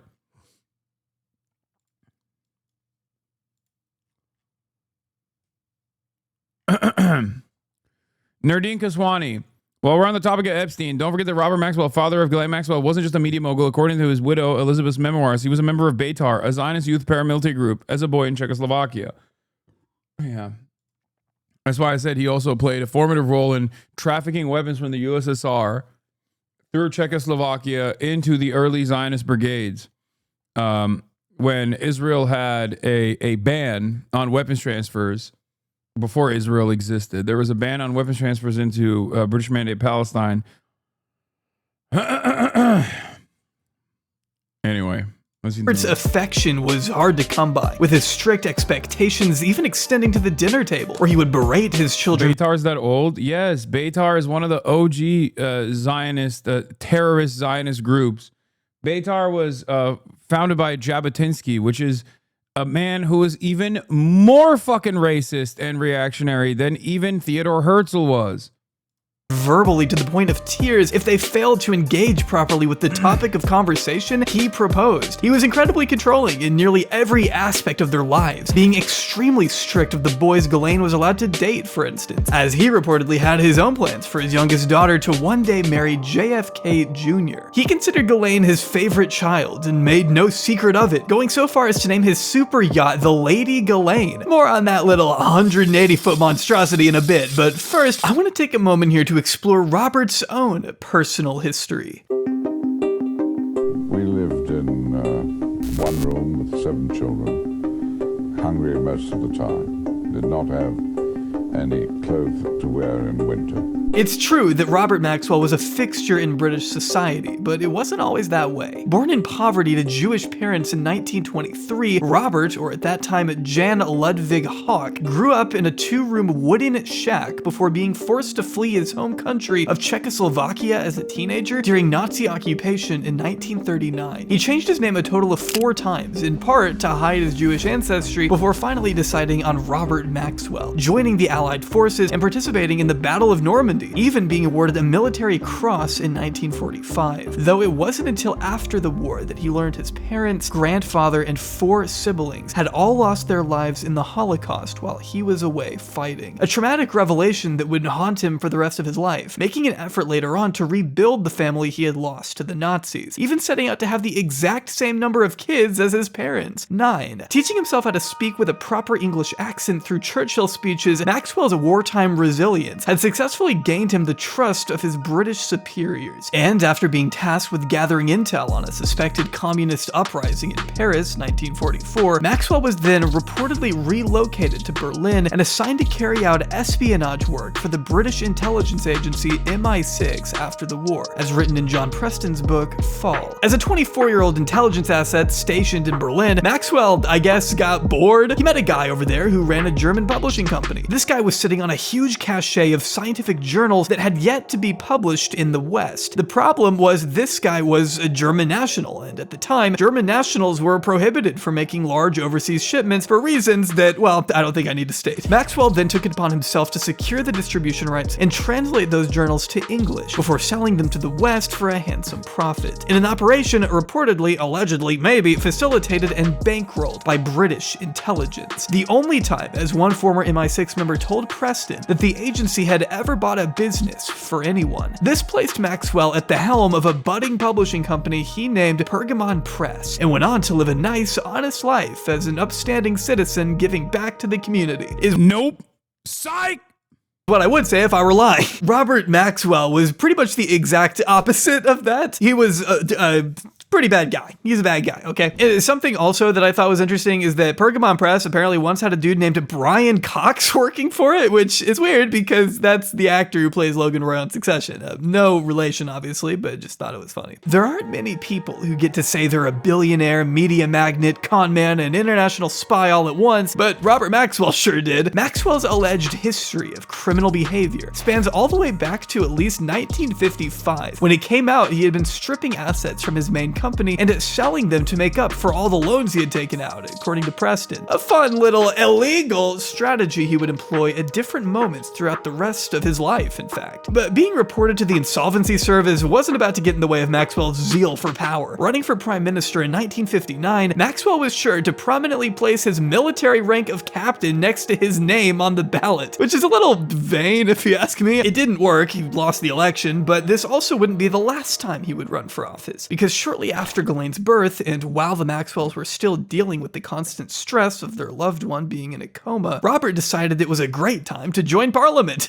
I can personally think of no easier way to immediately put your already anguished family under even more stress than pushing yourself further into the formidable world of politics. But he did, being elected Labour MP of Buckingham in 1964. Day before that election, Maxwell was also arrested for shaving while driving, which it doesn't sound that insane until you realize he was going at 90 miles per hour. Not something you want to do with a razor blade pressed to your face, honestly. Luckily, the mogul learned his lesson, though, being slammed with a hefty fine of 25 pounds. Great. Maxwell may have come from nothing, but he certainly wasn't representative of the average working class Englishman by the time he served in Parliament, becoming known as the man who gets things done, if by getting things done you mean introducing powdered milk to the cafeteria in the House of Commons. By the end of his second term, Maxwell had encountered some new problems over at Pergamon, being dumped from the board of his own company when he was exposed for, once again, artificially inflating his profits. But make no mistake, Maxwell was just as shrewd as he was corrupt. The man who ousted him from the company, Saul Steinberg, failed to realize that Maxwell still controlled an American subsidiary of Pergamon, giving him a ton of leverage he then used to bleed the parent company dry, forcing Steinberg to retreat in shame, according to Preston. Back in the captain's chair, Maxwell spent the following years of his life expanding his business ventures far and beyond what anyone could have imagined. During the 80s, he owned an Oxford football club and acquired a slew of companies including Nimbus Records, Macmillan Publishers, half of the British MTV. I mean, this dude was all over. One of his most lucrative companies, though, besides Pergamon, became Mirror Group newspapers, which included the Daily Mirror, the second most popular magazine in the country behind The Sun, owned by Australian media tycoon Rupert Murdoch. Murdoch had already stiffed Maxwell out of at least 3 major business deals at this point, all of which Maxwell took extremely personal. His son even told Preston that at one time, it was as if the only 2 people in the world breathing the same air were my father and Rupert Murdoch. It was also during this time that Maxwell began to finally embrace his Jewish roots he had long tried to downplay, though it is said he had previously been involved with some secret dealings during the 1948 Arab-Israeli War, in which it's alleged he used his connections behind the Iron Curtain to persuade and facilitate his home country of Czechoslovakia to arm Israel with strategic air defenses that helped. Before Israel, this is like this is circa Israel. This predates Israel. He was gun running when it was illegal to give any weapons to the Zionist brigades at all.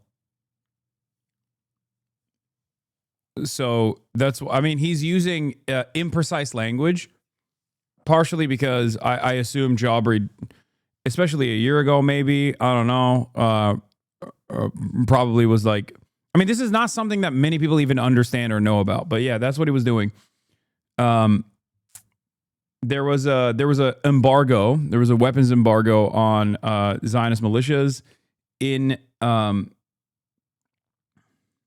his 20s. He was doing that. Brother, this is after World War II. You know what he was doing during World War II? He was an OSS agent. What are you talking about? He was already, yes. Yeah, like the Irgun and many of these other Zionist militias before the formation of Israel that contributed to like horrifying fucking violence during the Nakba that led to the inception of the Israeli state. They were getting weapons from Czechoslovakia by way of the USSR, and it was known. It was speculated that it was Robert Maxwell that was playing his, using his contacts within the USSR, which he continuously used throughout his entire media career later down the line, but used his contacts in the USSR to traffic weapons by way of Czechoslovakia to these Zionist brigades. Push them to victory, at least according to what sources told journalist Mark Ahrens and former federal prosecutor and author John Loftus in their book The Secret War Against the Jews, How Western Espionage Betrayed the Jewish People. Maxwell didn't officially visit Israel until several decades later, at which point Preston asserts he was so moved he began a business relationship with Israel's intelligence agency, Mossad. Yeah. Only then. Chatters. Only then. Yeah, definitely not before.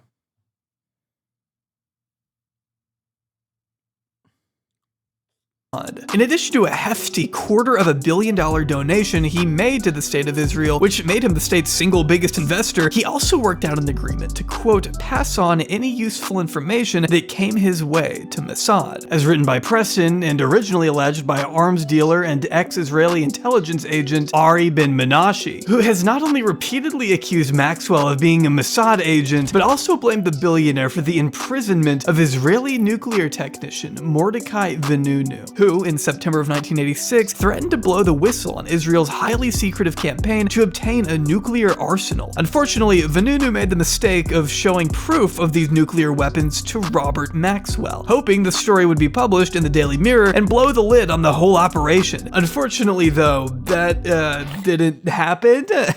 6 levels below ground, the Israelis had built a plutonium reprocessing plant, a nuclear bomb factory. To this day, Israel still refuses to acknowledge its existence.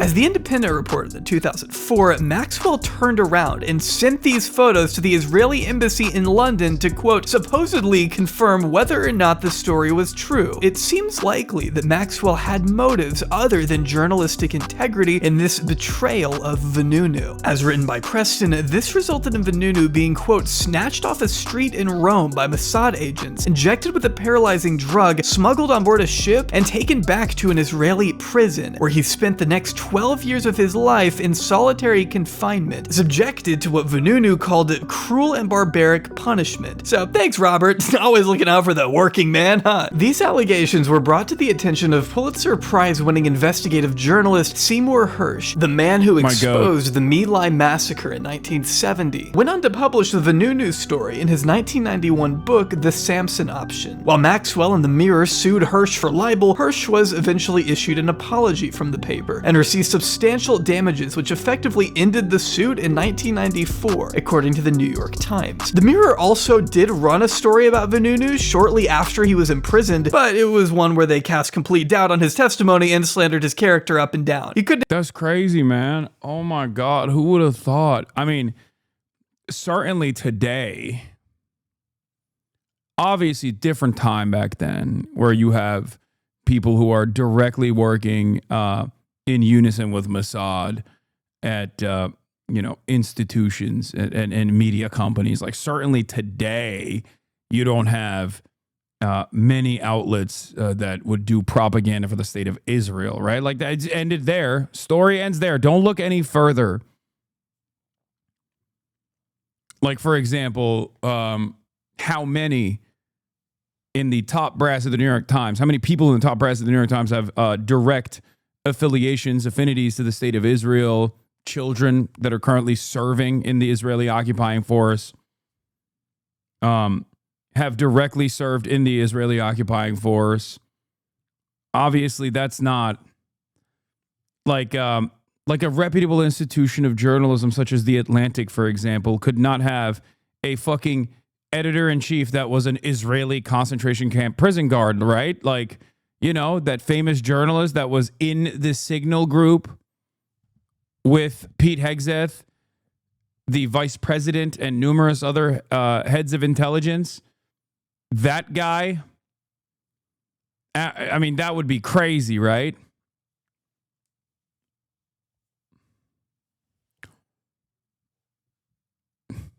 Yes, for the chatter who said, I'm acoustic. What is he talking about? Is he being sarcastic or sincere? Yes, I'm being sarcastic. I'm saying that there are still many ties to the nation state of Israel amongst reputable institutions, reputable mainstream media publications. Yes. Also, this guy is literally still under house arrest in Israel. Vanunu, Mordechai Vanunu.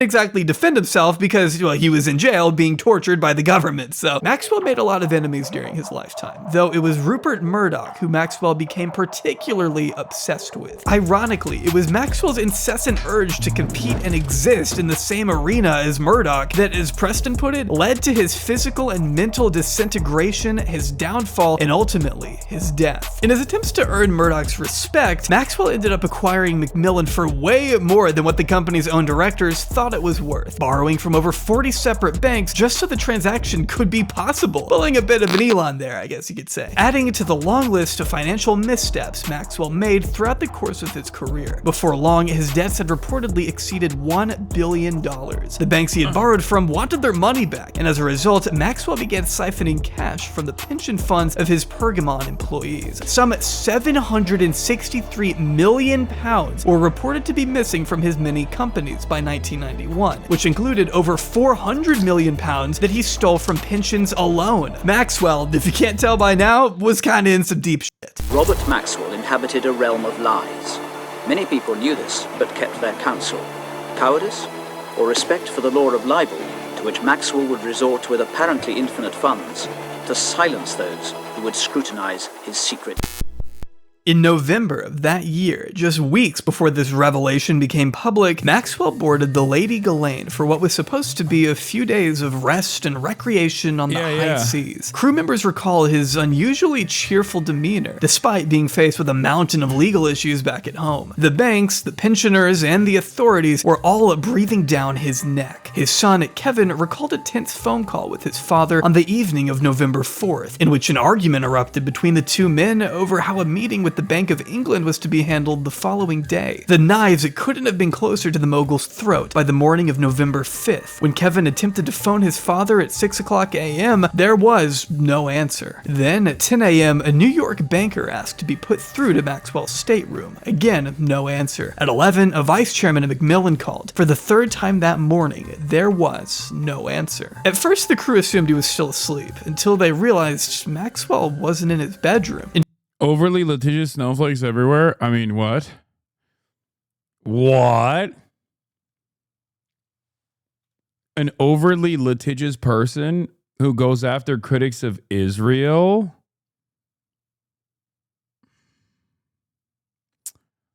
What? In fact, he hadn't been spotted anywhere all morning. Who loses lawsuits as well? Specifically, frivolous libel lawsuits, as a matter of fact, and yet doesn't let up and continues using whatever kind of fucking money they have remaining to continue engaging in ridiculous lawsuits. What?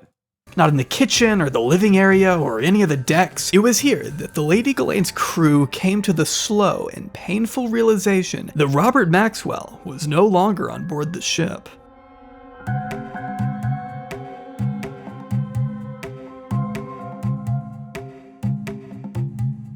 So you support Rupert Murdoch in this analogy? No, I'm in a let them fight camp in this analogy. Okay. And also, I was actually supporting Seymour Hersh in this analogy. Not fucking Rupert Murdoch, dummy. Because Robert Maxwell and the Mirror sued Cy Hersh for his credible reporting on Robert Maxwell's involvement in the subsequent arrest of Mordechai Vanunu for the crime of whistleblowing Israel's nuclear program.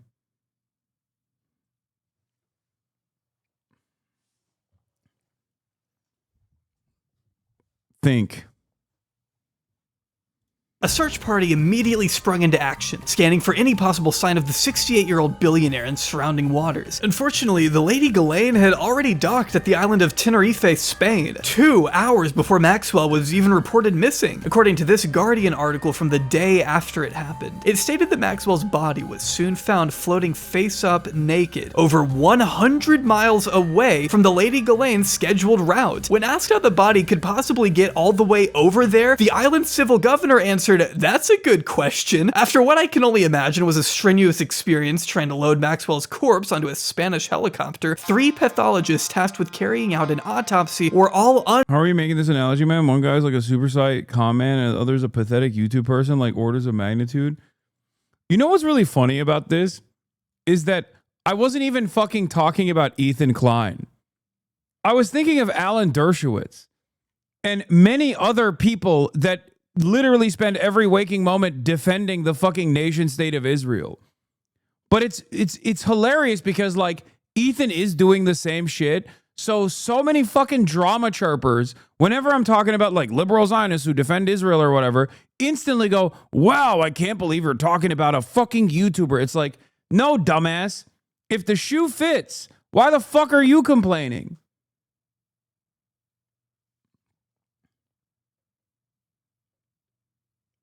That's it. unable to fully agree on Maxwell's exact cause of death. This 2001 article from The Independent explains that the lack of water found in Maxwell's lungs led one British pathologist to rule out drowning, with a different Israeli doctor concluding the following day that no, actually he did drown and also he suffered a heart attack. The third doctor agreed with the drowning but argued Maxwell did not have a heart attack. So which was it? Well, I'm sorry to say that to this day, nobody knows. What's weird is that Maxwell's body was still soft to the touch by the time his wife got to review it, noting it was weird that rigor mortis hadn't set in. After supposedly floating aimlessly through the ocean for upwards of 12 hours, Mirror reporter John Jackson, who also reviewed the body, remarked that Maxwell looked to be in perfect condition. No discoloration or wrinkles to be seen. Not even his hair dye was running. Preston also mentioned that a test of Maxwell's bone marrow found no trace of diatoms, microscopic algae commonly found in drowning victims, in neither his lungs nor the surrounding 3 liters of seawater that Maxwell's body had been found in. So did he die before landing in the water? The official ruling is that he accidentally plunged over the side of his yacht either before or after suffering a heart attack. But that ruling hasn't been enough to convince everyone. Some, like former Mirror editor Roy Greenslade, are of the mind that Maxwell understood how dire and hopeless his situation was, and decided to deliberately end it all before he could face repercussions, while others, specifically those in the Maxwell family, have argued their father would never commit suicide. It just wasn't in his makeup or mentality. Elizabeth rejecting the suicide notion on multiple occasions, telling the Mirror, "I toyed with every possibility, that he had been pushed in by someone planted there. There were so many people who hated him. He had many." This is such a funny, dude. This is such a funny thing to say. Everybody could have killed him. Okay, you don't understand. Literally everyone could have killed him. He was a real piece of shit. Okay, he was a ginormous piece of shit. He basically had it coming, if you ask me. I mean, I don't even know. I can't even give you a list. It's easier to find a list of who wouldn't have killed him if we were to look at if we were to look at his ops.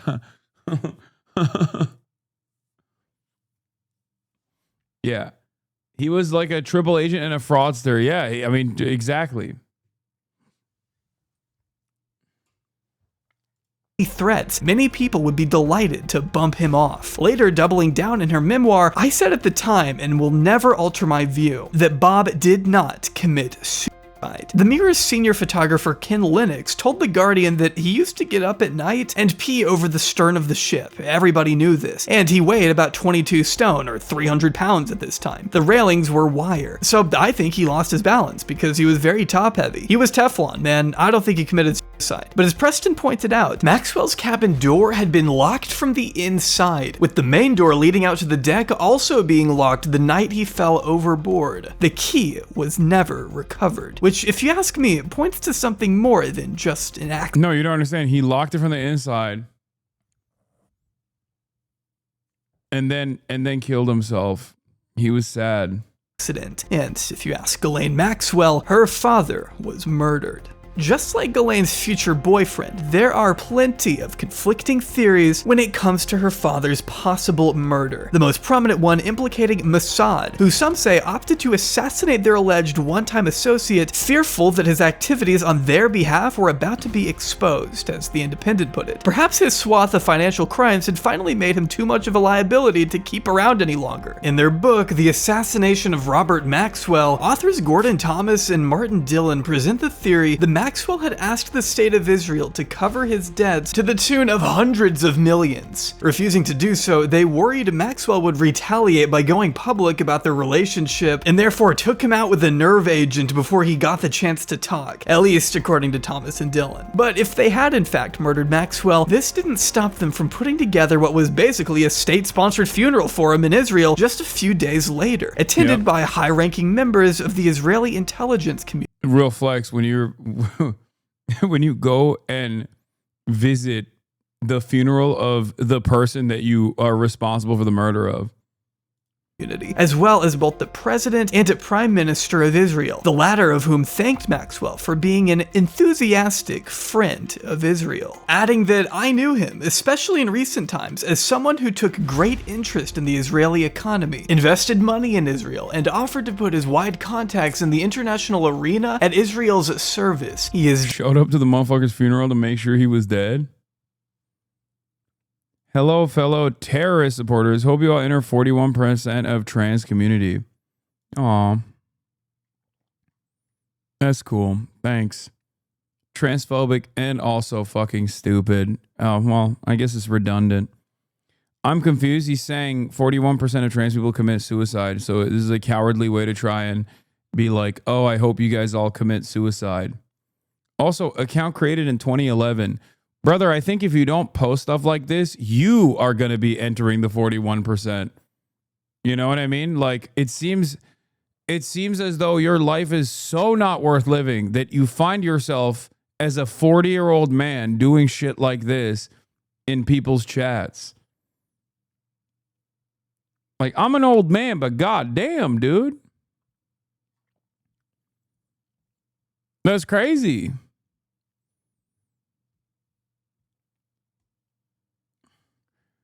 God damn, you have crazy transphobia ball knowledge. It's because I deal with people like this. Transphobes are literally the #1 invested party in trans existence. Transphobic people know more about trans culture and trans tech than trans people do. Okay? They are so pathetic and such fucking virile, repugnant losers that they literally are hyper obsessed. They read literature. They try to learn as much as they can about trans people so they can be like better at shitting on trans people.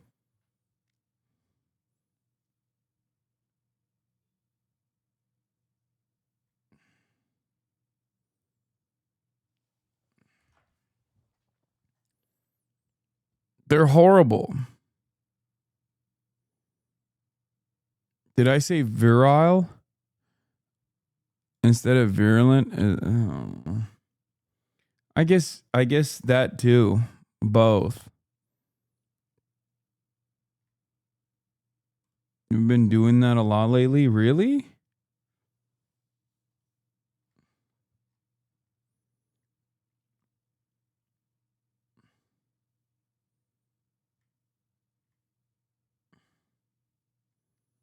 Biden moment? True. I'm Brandonizing. Well, the White House is too, so I might as well be Brandonizing at an alarming rate myself.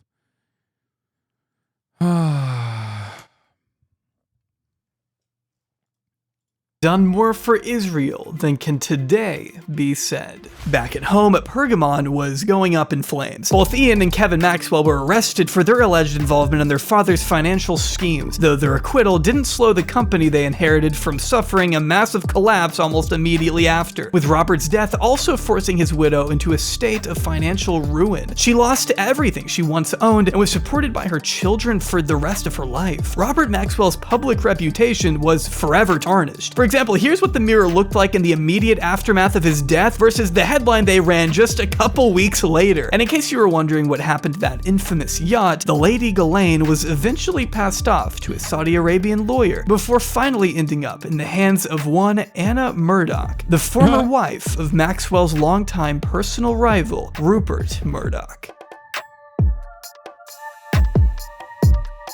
Another weird connection I found pertaining to that yacht is that it was originally constructed for a businessman by the name of Imad Khashoggi, which I heard and thought, that name sounds kind of familiar. A 5-second Google search found that Imad is the nephew of a Saudi Arabian arms dealer you may remember, Adnan Khashoggi, an alleged client of the central character tying this whole enigmatic web together.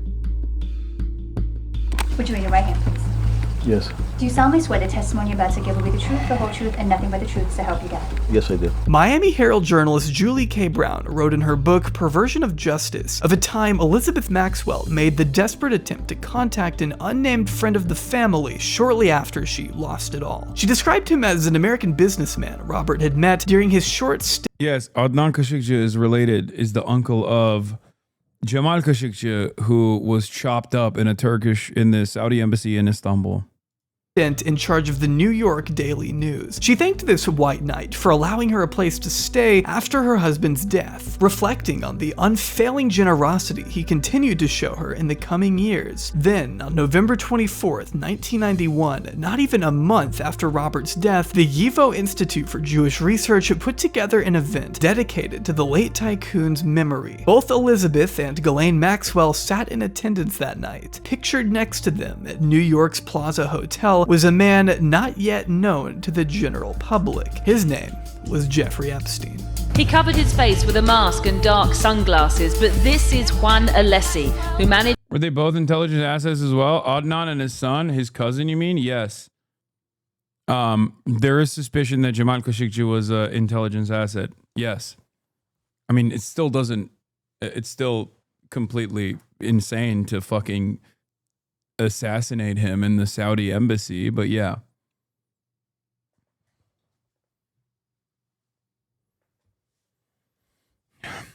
And then hack him to pieces and then put him in a fucking trash can and try to like melt his body.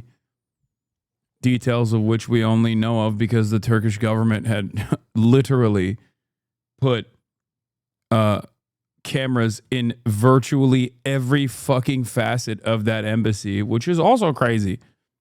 Like they were surveilling every part of that embassy. It is nuts.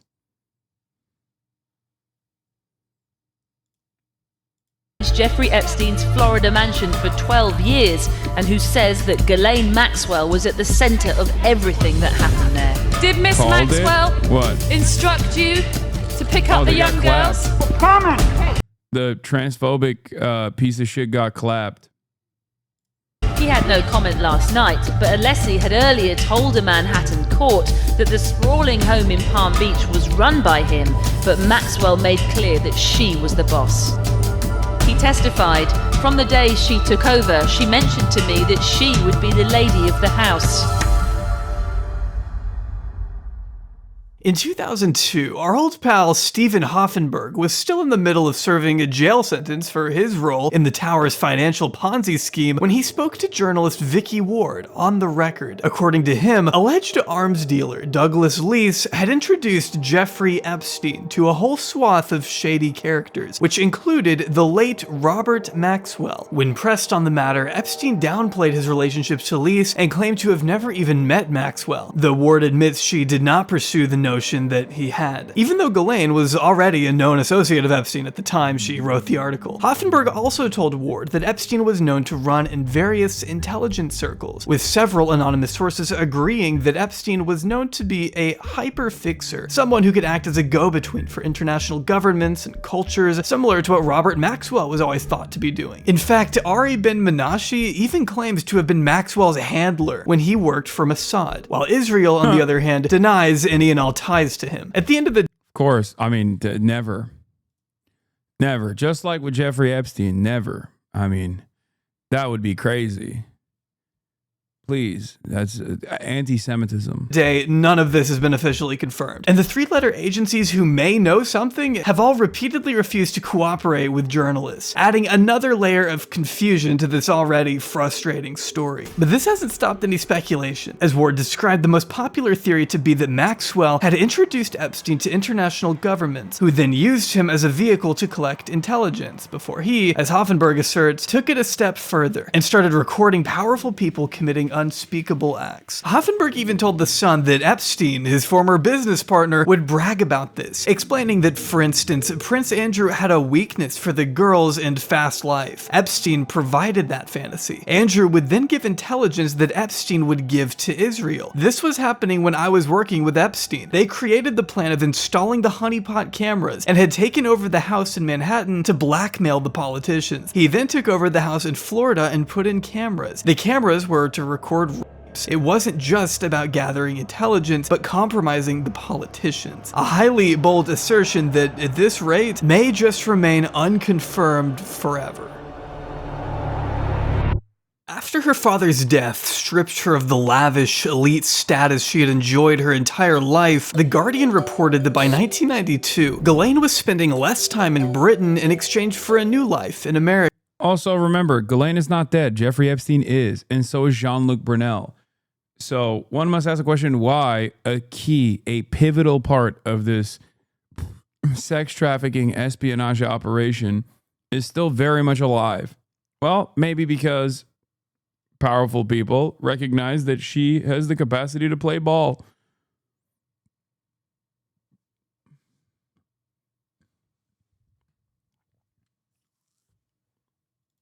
With millionaire Jeffrey Epstein, helping to manage his various properties in Manhattan and Palm Beach before becoming his top recruiter of young girls by at least 1994. For many years, the exact nature of their relationship was pretty unknown, other than Epstein once describing her as his best friend in Vicky Ward's 2003 Vanity Fair article, with Ward adding she seems to organize much of his life. In 2021, an entire cache of new photos came to light, depicting the two as being a lot closer than just best friends. But to get a better understanding of what exactly Ghislaine was doing for her one-time boyfriend, I want to turn back to Virginia Giuffre's memoir, which mentions Ghislaine over 100. Someone asked if Jeffrey Epstein was gay. There's a likelihood that he was bisexual, or at least like fucked Les Wexner 140 times throughout its nearly 140 pages. It also does contain some pretty graphic descriptions of abuse, so once again, if that's something you find uncomfortable or triggering to listen to, I completely understand. We discussed in part 1 how Ghislaine introduced herself to Virginia at Donald Trump's Mar-a-Lago resort before inviting the young girl over to Epstein's Manhattan residence to be abused again and again, sometimes with Ghislaine herself even participating, as a number of other victims have now testified as well. Virginia expanded on the first time she was instructed to massage Epstein while Ghislaine assisted her, writing, "I was prepped by Ghislaine to treat this as a lesson from her and follow her exact lead. If I did good tonight, then maybe I would become Jeffrey's traveling masseuse, seeing the world and getting paid well for it." The two began massaging Epstein together, with both Epstein and Ghislaine making flirtatious comments to the young girl until Epstein finally rolled over on his back and exposed himself. Virginia looked to Ghislaine for guidance, but to her shock, Ghislaine was now standing behind her, bare-breasted. She promptly began undressing Virginia, pausing for a moment so she and Epstein could have a laugh at what they called her little girl panties. Once the abuse was over, the three of them reconvened downstairs, where Ghislaine passed Epstein a black duffel bag containing Virginia's payment for the day, assuring her she had great potential in being a massage therapist. Virginia wrote that her mindset at the time was that in order to succeed, she needed to step up from being a teenager and start thinking like a young woman, telling herself, so what if I had to bargain my body to this rich old geezer? Some girls get themselves through college by becoming a stripper and using their bodies to pay for degrees. Others go down even worse paths. I guess it was just another way to fathom the road I was going down. The effectiveness of the lies I forced myself to believe was working as I continued to tell myself I had to make it any way I could rather than ever letting myself sleep on the streets again. I was trading one shocking lifestyle for another, thinking I was choosing the right one. This echoes a testimony from another victim by the name of Sarah Ransom, who said Ghislaine helped her refine her massage skills to satisfy Jeffrey, explaining that, quote, "If I didn't have sex with Jeffrey, I would be homeless and starving in New York, and my dream of getting a full-time education at one of the top fashion institutes in the world would be diminished," which I need to emphasize again was completely deliberate on the part of Epstein and Ghislaine. They went out of their way to find disenfranchised girls who they could basically force into a world of subjugation. Ghislaine continuing to locate and groom an unspecified number of girls for Epstein throughout the 90s and 2000s, working to normalize the abuse by having sexually charged conversations with the girls or just being a part of the abuse. Virginia once noting how she sure did act like she loved having control over me, telling me what to do throughout the entire Ghislaine's subsequent trial, which we will discuss more in depth later on, also featured a number of testimonies from Epstein's victims who blamed Ghislaine Maxwell for being a key component in facilitating the abuse they endured. An emotional testimony from a girl named Carolyn was particularly crucial in illustrating Ghislaine's role, recalling that at 14, she was unable to even pronounce Ghislaine's first name, just calling her Maxwell for simplicity's sake. According to Carolyn, it was Maxwell who greeted her at Epstein's front door and scheduled appointments for the child to meet with the financier over 100 times throughout the next 4 years, once touching her breasts and telling her she had, quote, a great body for Mr. Epstein. Ghislaine was so committed to abetting Epstein's perversions that she even confiscated the passport of a 15-year-old girl who refused to have sex with the man on Little St. James Island, as court documents reveal that, quote, one witness was in tears as he recounted Maxwell bringing a 15-year-old girl into the employer's home, who, in the utmost distress, told him that Maxwell stole the young girl's passport and tried to make her have sex with Epstein and then threatened her. This witness was later revealed to be Epstein's former butler, Ronaldo Rizzo, who also recalled the young girl was, quote, distraught and shaking, literally quivering, as she described what she had experienced at the hands of Epstein, Ghislaine, and Sarah Kellen, another one of Epstein's recruiters. The Sun reported in early 2021 that these same court documents, stemming from Virginia's 2015 suit against Ghislaine, also include allegations that the British socialite direct Mike Baker of the New York Times says, I spoke with Annie Farmer, who testified in the Ghislaine Maxwell trial. She fears the prospect of leniency for Maxwell and said that she is not a reliable narrator of events. She said she called Maxwell the primary architect of abuse of girls in Jeffrey Epstein's orbit. Remember, Jabri made this video way before the recent round of controversy surrounding Ghislaine Maxwell and potential pardon from the Trump administration.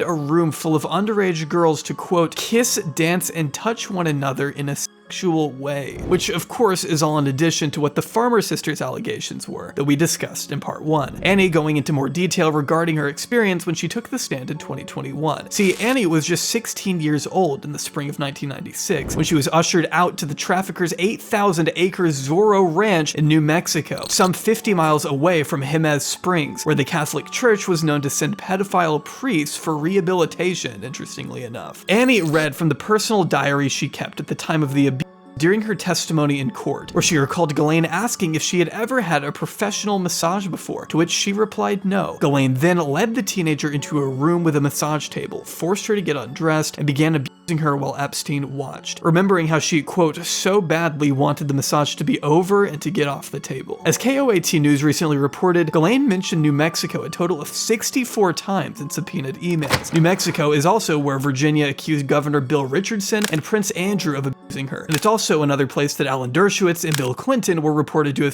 Zorro Ranch in New Mexico, frequented by all of these people. Stayed numerous times, as Epstein told his scientist buddies on numerous occasions that this ranch would eventually be used as a... Do you think anybody would still support Trump if he pardoned her? Yes, 100%. Yes, absolutely. It'll be a smaller percentage of the base of support than ever before, but if you think that the support will go away, you're out of your dang mind. It's a cult. Base for women to be inseminated and give birth to his children. He expressed plans of having up to 20 women pregnant at a time, according to the New York Times. The ranch is said to have included a massive 8-person shower, as well as an underground strip club used to entertain guests, according to what an anonymous contractor who worked at the ranch until 2006 told the Daily Mail. The Mail also published a series of photos inside the sprawling residence that depict stacks of pillows lined up along a hallway, another shower overlooking a large indoor pool, and a massive depiction of Jesus crucified on a golden cross in one of the bedrooms. Which, I mean, can you imagine falling asleep with that thing staring at you? Like, what the fuck? Another architect who claimed to have worked for Epstein recalled a 6-foot-tall photo hanging above the stairs to the basement that depicted a naked Ghislaine Maxwell caressing a golden dagger. It's also been reported the ranch was fitted with tiny pinhole cameras that kept a watchful eye on all the guests, which made Ghislaine feel untouchable. Bill Richardson was a major Hillary Clinton surrogate, one of her first in the 2016 campaign. He was also in Obama's candidate. If you want a reason why the Dems are silent on this case, yeah. I mean, it's definitely Clinton and Clinton associates who still have a lot of influence and a lot of power over even like Democrat boosters. For example, Huma Abedin is Hillary Clinton's like daughter that Chelsea Clinton never was. Now Huma Abedin went from being married to disgraced former politician who and recent Adam Friedland show guest Carlos Danger, Anthony Weiner, to getting married to Alex Soros,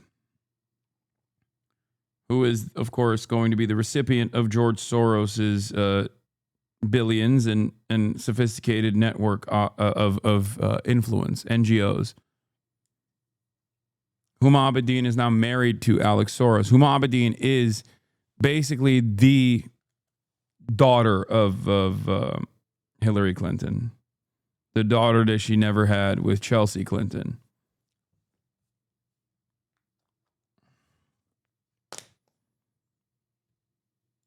As the contractor stated. This is no, it is exactly like noble inbreeding during the Middle Ages. Yes.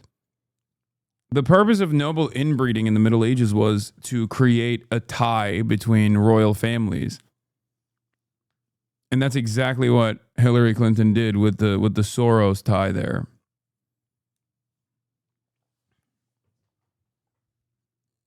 It's not just wealth concentration, it's a consolidation of power. Also something Maria Farmer has talked about as well, as she recalled to the Mail that all of Epstein's residences had these mechanical rooms and tunnel systems. I know this because Epstein told me. These rooms were enormous, bigger than houses. I have no... Streets are saying Ghislaine is going to name Dems/Trump's enemies who were involved, clear Trump's name as having been with any kids and get her pardon. I mean, I said that is what's going to happen the moment that Trump floated the idea, the admin floated the idea of getting Ghislaine out of jail to speak to someone from the Attorney General's office, which happened to be the Deputy Attorney General, which happened to be Trump's former lawyer, like personal defense attorney, Todd Blanche. Yeah, I've been saying that. Just like I told you, there's going to be some sort of like leniency in sentencing in exchange for revealing information that, weirdly enough, absolves Trump, and then will only name people who are in Trump's orbit as enemies. No idea why anyone needs so many computers in one room. Frustratingly enough, the existence of these large mechanical rooms has still never been confirmed or denied. His Zorro Ranch was never officially raided by authorities somehow. All we can really do is listen to the victims. Victims like Sarah Ransom who say, quote, Ghislaine was like the mama bear, if you know what I mean. She called the shots. We had to listen to Ghislaine. And Ghislaine was Jeffrey's right-hand woman. So, you know, whatever Jeffrey wanted went through Ghislaine and then filtered through, according to court documents. Insisting Ghislaine's role went far beyond procurement. After all, she wasn't just bringing him young girls, she was also connecting Epstein to some of the world's most elite power brokers. Ghislaine Maxwell is in prison, and a lot of people want to know if she's going to turn in powerful people, and I know you've talked in the past about Prince Andrew, and you've criticized Bill Clinton's behavior. I'm wondering, do you feel that she's going to turn in powerful men? How do you see that working out? I don't know. I haven't really been following it too much. I just wish her well, frankly. I wish her well. During the late 80s, Ghislaine Maxwell started a business called Maxwell's Corporate Gifts, which involved her supplying long-term service awards for companies. I'm not even really sure what that means, but she was convinced her business could see quite a boost in capital if she reached out to US real estate mogul and shoe salesman Donald Trump through her father, who had been known to hang out with the future president from time to time and thought highly of him. I mean, Robert Maxwell was basically the Donald Trump of the UK, so of course they knew each other. Excited to tell her father about this cool new proposal, Robert effectively shot her idea out of the sky immediately, shouting, "Have you got your bum in your head? Why the f*** would Donald Trump want to waste his time seeing you with your crappy gifts when he has a multi-million-dollar business to run?" As reported by Nicholas Davies in the book Death of a Tycoon. Only I guess Robert underestimated Trump's affinity for stupid people and their stupid business ventures, because as Vanity Fair reported, Trump would go on to spend a lot of time with Ghislaine throughout much of the 90s. Like, a lot of time. It really, there's a ton of pictures of these two. According to Stephen Hoffenberg, a character... I wish her well. I wonder why he was wishing her well. Oh my. I wish her well. She's a beautiful lady, a beautiful woman. Her boyfriend was killed or maybe died. Very depressing set of circumstances. Who will not stop popping up in this series, Ghislaine established a correspondence with Trump through his then wife, Ivana, who, according to what her assistant told the Washington Post, would meet Ghislaine at cocktail parties. Trump's got more pictures of Epstein than I do with my grandparents. True. Well, he does, but he has even more photos with Ghislaine Maxwell. Trump with Ghislaine Maxwell is Hunter Biden with crack cocaine, okay? It's got to be on camera. I don't make the rules. Trump made the rules, okay? He's like, if I'm around Ghislaine, we need cameras. We need them snapping, okay? Straight up. Gallery openings and shows, that kind of thing. And that's pretty much all we know about their connection. We can't really ask her anything else since she's now buried at Trump's golf course, but I think we get the overall picture. Trump initially became associated with Epstein through Ghislaine, as was the case with many other powerful people Epstein knew. One investment banker who knew the couple attributed Epstein's connections to Ghislaine's own personal appeal, calling her a charming, likable front person, and explaining to the New York Times that a big part of the reason people talked to him was because of Ghislaine. Ghislaine is also who introduced Epstein to Prince Andrew, a man she's known since her uni days at Oxford. Even though she says she didn't, Andrew himself says she absolutely did. That's the other reason why Ghislaine is a unreliable orator in general, because she regularly lies, and not even about like things that maybe we are suspicious of or whatever. Like, she lies about things that we all know to be true. Like, she has perjured herself in the process of her own conviction. And they only dropped the perjury case because they were like, well, you already got convicted of being a pedophile / trafficker, so who cares? Given Robert's prestige, it's really no mystery that Maxwells have always had ties to the crown. In fact, some sources have even asserted the two dated at one time. As stated in a recent ITV documentary, Ghislaine, Prince Andrew, and the pedophile, where one former royal protection officer recounted how Buckingham Palace staff assumed Ghislaine and Andrew had an intimate relationship, considering the vast amount of trips she was taking to the palace. Yeah, more like Fuckingham Palace when Ghislaine was there. And the ease in which she was coming and going. Telling ITV she was in 4 times in one day from the morning till the evening. She kept coming in and out, in and out. Business Insiders put together a timeline of their correspondence from 1999 to 2001, with flight logs and photographs laying out all the various meetings and excursions they had, which include the time Andrew invited Shipper. Pago. Yeah, I'm a shipper. I'm shipping Ghislaine Maxwell and Prince Andrew, you know, which is like the most utilitarian solution there. That way, neither of these pedophiles predate on minors, and instead just, you know, do it to one another.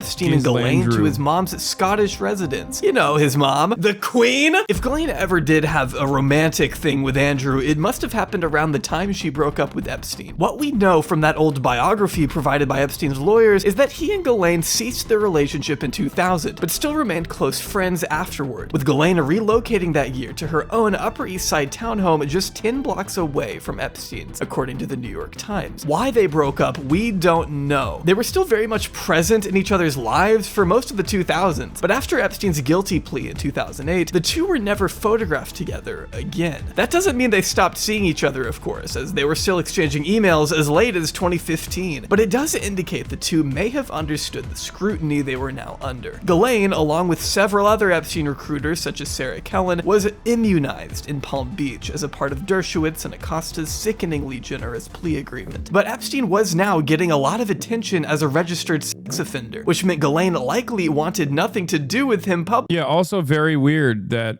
all of the co-conspirators and all of the separate perpetrators, they got immunity in this insane plea deal. publicly as to not bring any more unwanted attention to her own past, though she definitely wasn't about to disappear either. Though the law had officially caught up with Epstein, well, kind of. Ghislaine was permitted to live her life as if nothing happened. For a while, Ghislaine continued to do what she did best, schmoozing the elite class, sometimes even hosting events at her own house where she had stuff like this hanging on the wall. I mean, this is something that looks fake, right? This is what your QAnon uncle would post on Facebook or something, but no, real. It is real. It's a real Getty stock image taken at Ghislaine's house. You just can't make this stuff up. But regardless, this freedom to socialize as she pleased put her in the same vicinity as Naomi Campbell, Ariana Huffington, Tory Burch, Graydon Carter, Vicky Ward, Martha Stewart, Charlie Rose, Rupert Murdoch, Michael Caine, Neil deGrasse Tyson, Roger Waters, Michael Bloomberg, James Krakowski, Mick Jagger, and of course, presidential candidate Robert F. Kennedy Jr., who apparently didn't know Epstein, but still took his family on board the Lolita Express twice and went fossil hunting with Ghislaine or some shit. What the fuck? You weren't ever on Jeffrey Epstein's jet, were you?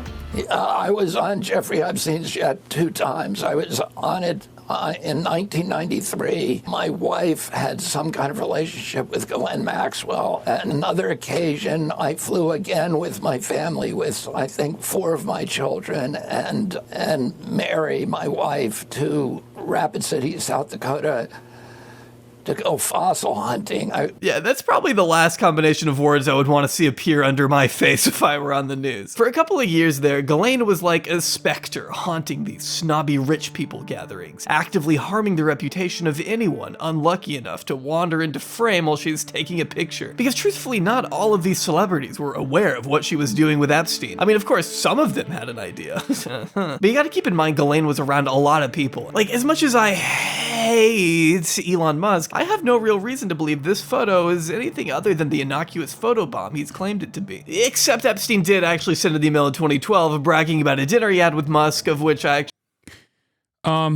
Jeffrey Epstein's connection to Elon Musk actually moves far beyond directly being involved with Elon Musk. His brother, Kimball Musk, is incredibly connected to Jeffrey Epstein. His brother Kimball Musk met his girlfriend at the time at Jeffrey Epstein's mansion, as a matter of fact, and he would stay there for extended periods of time.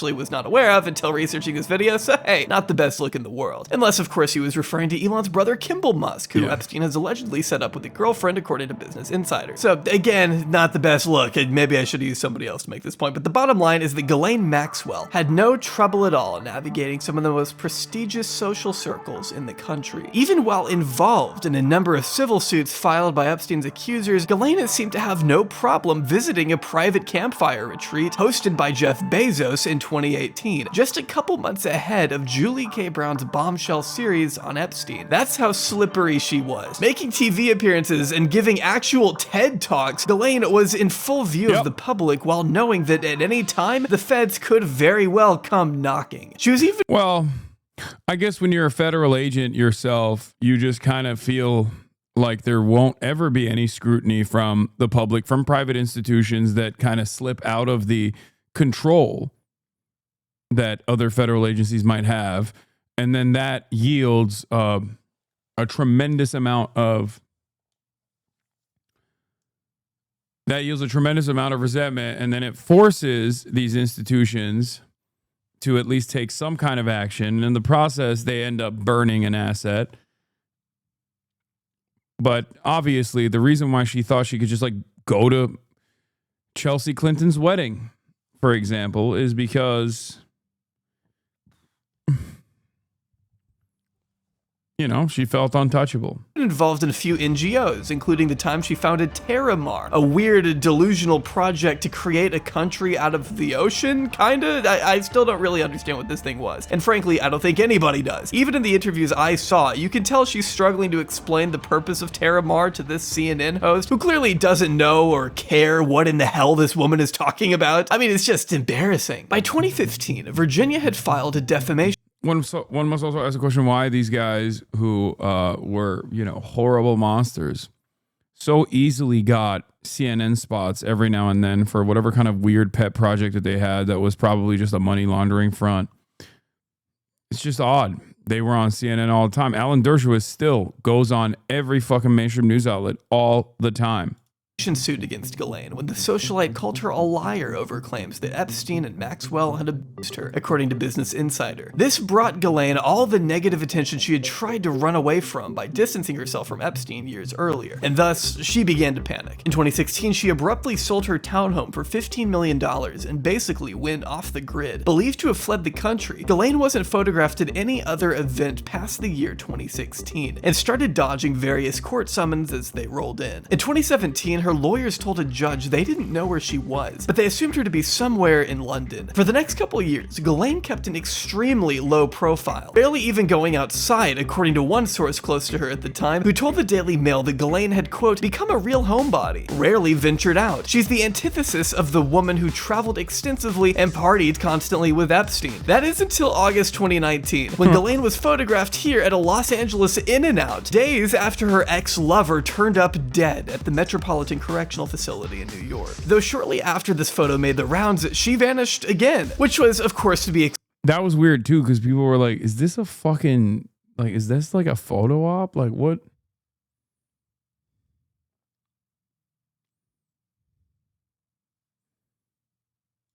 expected. She had to have known this was coming. One former... You know what? Jaubrey does remarkable research, but I will say one thing that has missed his already pretty fucking comprehensive analysis video here is the fact that Ghislaine Maxwell was most likely a Reddit moderator, which I think is probably the greatest evidence that she was intelligence. That's right. Ghislaine Maxwell was a top mod on r/World News, a prolific Reddit moderator.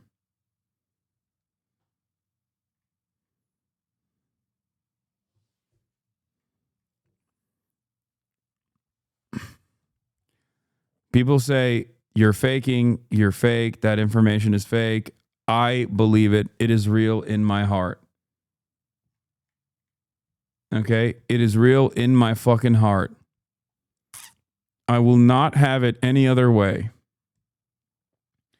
An account that posted literally nonstop. What was it called? I forget what the account's name is, but account that posted nonstop suspiciously stopped after she got arrested. Oh, Maxwell Hill. Yeah.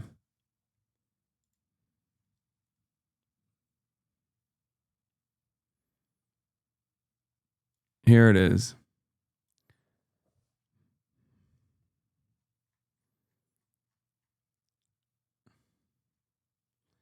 With 14.9 million post karma, 138,000 comment karma. This account was a Redditor for 19 years and posted with regular frequency multiple times a day until 5 years ago.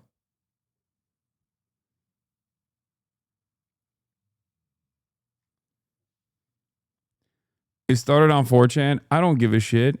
You know what else was also first reported on 4chan? Jeffrey Epstein's death before the world knew. I mean, incoherent conspiracy suggests Ghislaine Maxwell is a powerful Redditor. Is incoherent conspiracy suggesting Ghislaine Maxwell is a powerful Redditor is not so incoherent. And it's also saying that this was like unearthed on 4chan is so funny because guess what? 4chan also could be bracketed off as a psyop in and of itself. Okay, so we support 4chan now? No, I do not support the American government or any of its numerous attempts at engaging in intelligence efforts, which also includes Reddit and 4chan as well.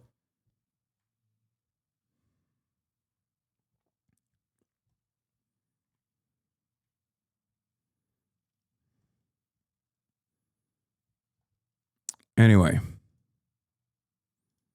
Assistant U.S. Attorney David Weinstein told Business Insider at the time that his death makes her the top of the food chain in terms of who you're going after. She now gets put in the kingpin position. Now, the hunt was on. The Daily Mail reported she was holed up in Massachusetts with her new husband, a millionaire tech CEO by the name of Scott Borgerson, I don't give a fuck, who she had discreetly married in 2016. Meanwhile, Sky News reported in October 2019 that she was hiding out with longtime Epstein associate Jean-Luc Brunel in Brazil. So there were a lot of conflicting reports, but it wasn't until the FBI used a Stingray device to pin down her exact movements by tracking her phone signals. As the Daily Beast described it, the portable equipment, which can fit inside a briefcase, simulates a cell tower and forces mobile phones in the immediate vicinity to connect to it instead of the actual tower. Once it connects, the Stingray captures the phone's exact location and the registered user's identity information. This brought federal agents to her New Hampshire home she had recently purchased under a fake name, where they discovered she hadn't exactly been living in squalor. The tucked away hideout, literally named it Tucked Away, was a 100. Do you think Ghislaine Maxwell was Reddit mod?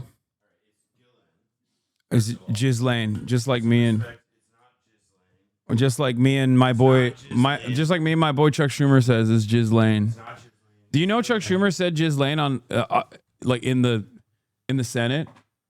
Really? Yeah. It's Ghislaine now. It's a matter of public record. I'm sorry. Independent of being a matter of public record. You're being anti-Semitic to the top Jewish politician in the country.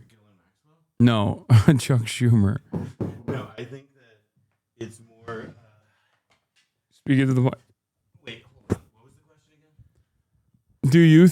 Do I think that this account, Maxwell Hill, a top moderator for r/world news. I'm convinced. Because, they went dark after the arrest, right? Yeah, and they had never stopped. I think it also makes a lot of sense because it's like, when you think about it, right? Like, you are an international sex trafficker of children, right? Like, not literally, Hasan, I know you're not, but imagine that you were for a moment. Like, you got to fill a lot of hours in the day, killing right? myself immediately. Like, yeah, well, aside from doing seppuku and the honorable way out, like, it would be, right? Like, you've got to be like, oh man, I got to like waste so much time. And like a woman her age, probably not that into Call of Duty. She's probably, maybe she's seen everything on Netflix, but Reddit is like interactive, and she's been around the block. She knows stuff, so perhaps, like I get it. Like, a bored lady who, when she's not trafficking children, Reddit out of might just be on Reddit. All the applications, Reddit like is the most fed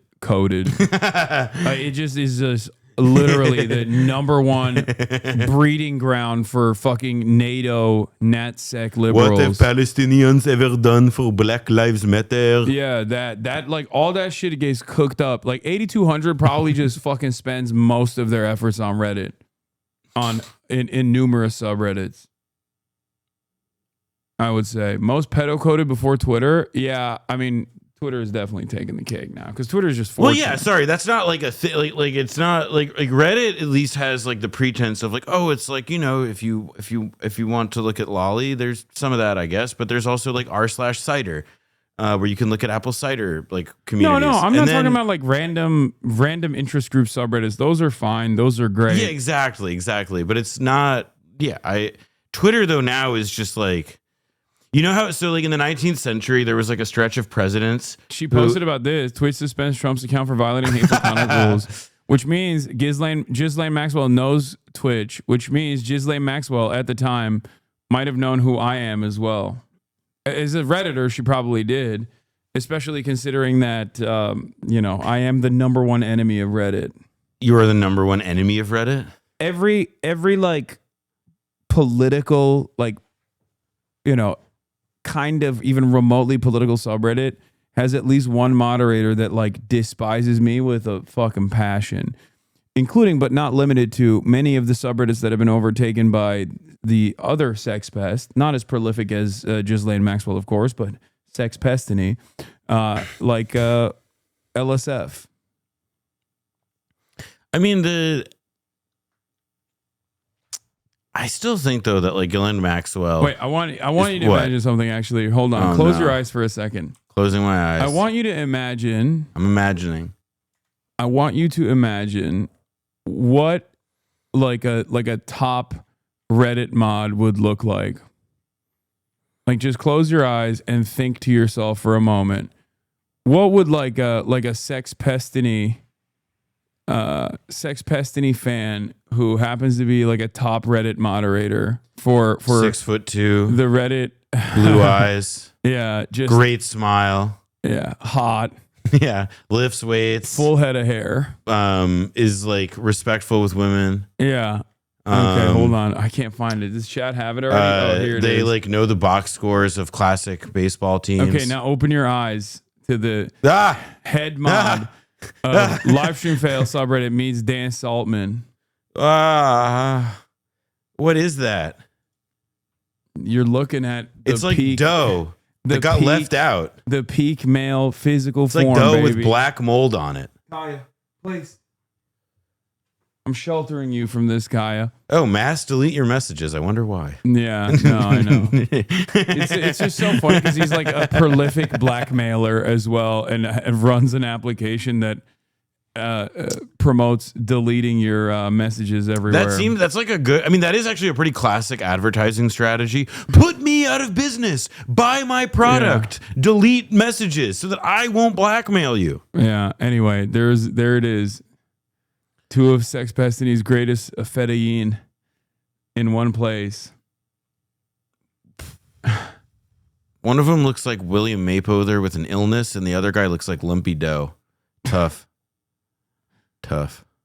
All right, let's get back to 150-acre, multi-million-dollar cabin exhibiting the same hideous taste and decor we've come to know and love. I mean, come on, what are those chairs? She was formally charged in Manhattan federal court with enticing a minor to travel to engage in criminal sexual activity, transporting a minor with the intent to engage in criminal sexual activity, conspiracy to commit both of those offenses, and perjury in connection with a sworn deposition. The indictment seemed to focus mostly on her crimes spanning from 1994 to 1997, and alleged she had exploited girls as young as 14, stating that, quote, Maxwell's presence during minor victims' interactions with Epstein, including interactions where the minor victim was undressed or that involved sex acts with Epstein, helped put the victims at ease because an adult woman was present. Because she posed an obvious flight risk, she was held without bail at the Metropolitan Detention Center in Brooklyn, New York. After all these years of running and hiding from authorities, it was becoming more and more apparent to both Ghislaine and the victims she abused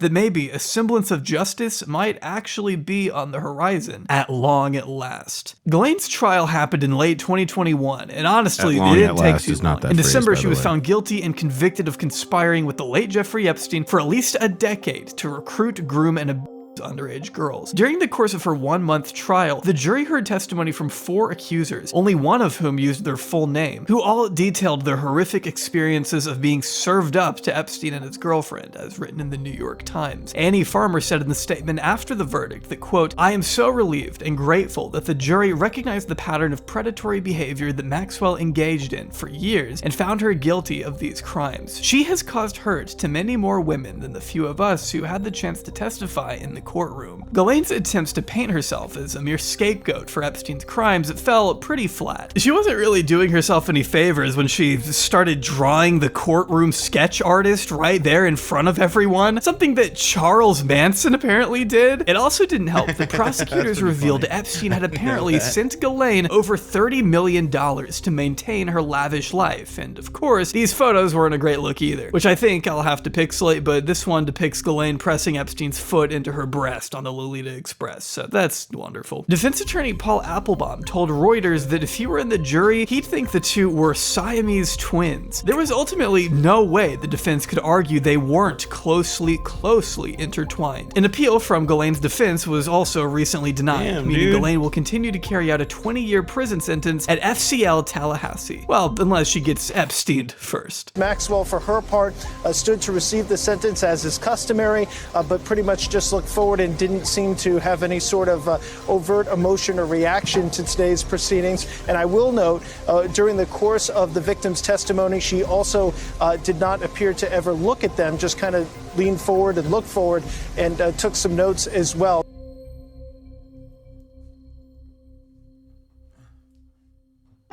Did they draw Brace? Did you see Brace in the crowd? I didn't see Brace in there, but that would be from the court drawings. He was there. He was there. Yeah. Ghislaine insists she did nothing wrong. Even her siblings have tried to convince us all of her innocence. But anyone who actually knows anything about this case will tell you that Ghislaine Maxwell played one of the most critical roles in allowing Epstein's international trafficking ring to expand as far as it did. The biggest injustice of all, though, is that right now, she is his only accomplice to receive any kind of legal punishment at all. And she was originally immunized in 2008. If this story has shown me anything, it's that the rich and powerful will do whatever it takes to protect their own kind, which is of course something we all knew. But the way in which Jeffrey Epstein was consistently protected, combined with the lack of answers regarding things like where he got his money, who he may have been working for, and the extent to which he was operating, exemplifies more than anything else the most frustrating, corrupt, and ruthless elements of the various institutions we are supposed to trust. I think I can say that at this point I have truly lost my mind. I thought I knew the Epstein story a couple years ago, but lo and behold, there's still so much more we haven't even dug into. The full scope of Epstein's operation can never be adequately captured in 3 YouTube videos. Its depravity stretches beyond what our imaginations can comprehend, and I have a feeling that we may never know where the saga truly ends. The fact that this story... Well, nothing to see here. Good thing that we know everyone was innocent, actually, as we'll find, except for Trump's enemies. That's what I think is going to happen. I've been saying this already. Well, listen, Ghislaine Maxwell comes out, defends Donald Trump, says Donald Trump is totally absolved, and then we'll say all of the people that we do know, plus here, make sure your phone. Oh, yeah. All the people that we do know, like all of the Democrats, all the prominent Democrats, and maybe even like some Republicans that Trump doesn't like, or Republican affiliates that Trump doesn't like, will all be suspiciously named as co-conspirators, and then Ghislaine Maxwell will be pardoned for her innocence.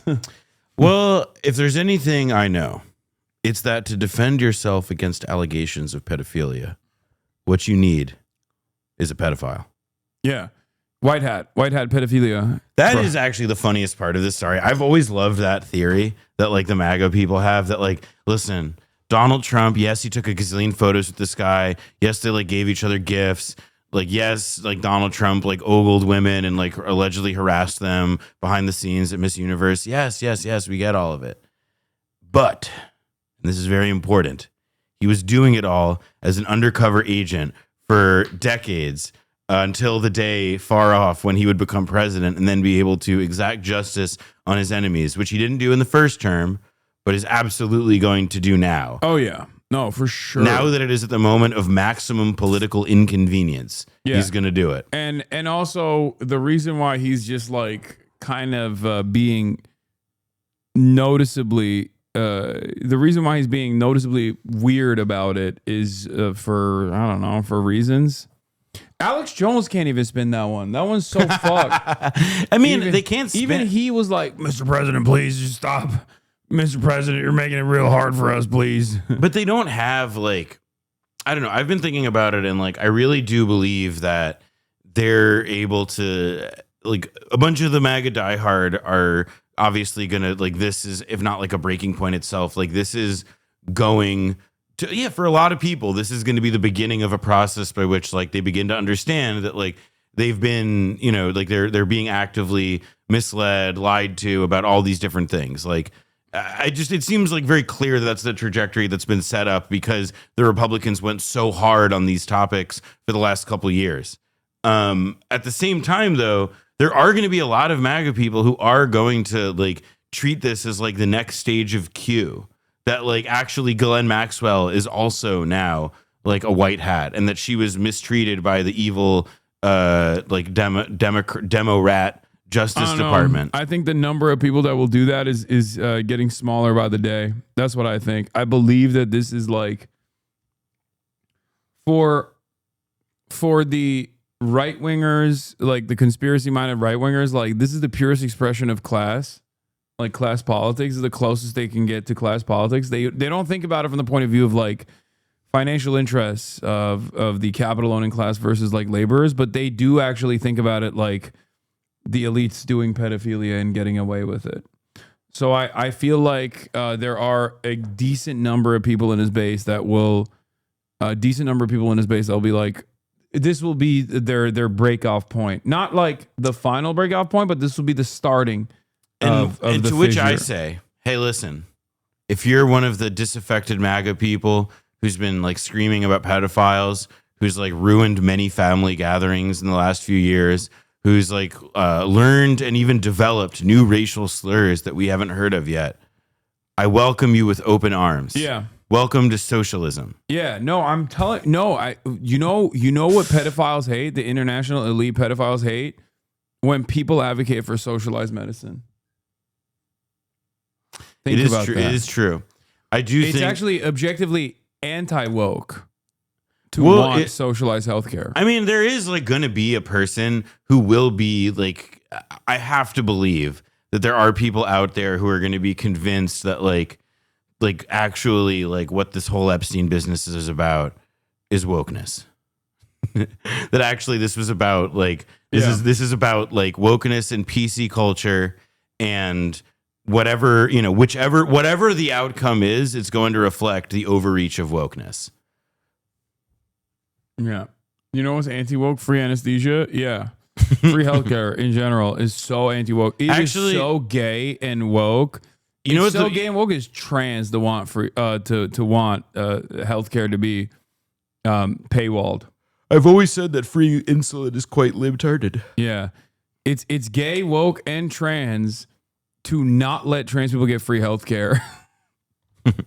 To not let people get HRT for free. Okay? That's right.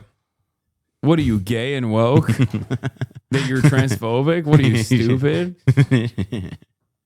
That's like, I feel like I'm, what's his name? That fat Nazi, Matt Fournier or whatever. Oh, Matt Trying to be Fournier, like, yeah. It's brownoid coded to care about Palantir. That's how I feel when I say it's woke, gay, and trans to care about trans people like this. Hey, if you give this much of a fuck about trans people, dog, you might be trans. Yeah, well, and also there's nothing wrong with that. But also, if you think there's something wrong with that, then yeah, it's woke, gay, and trans.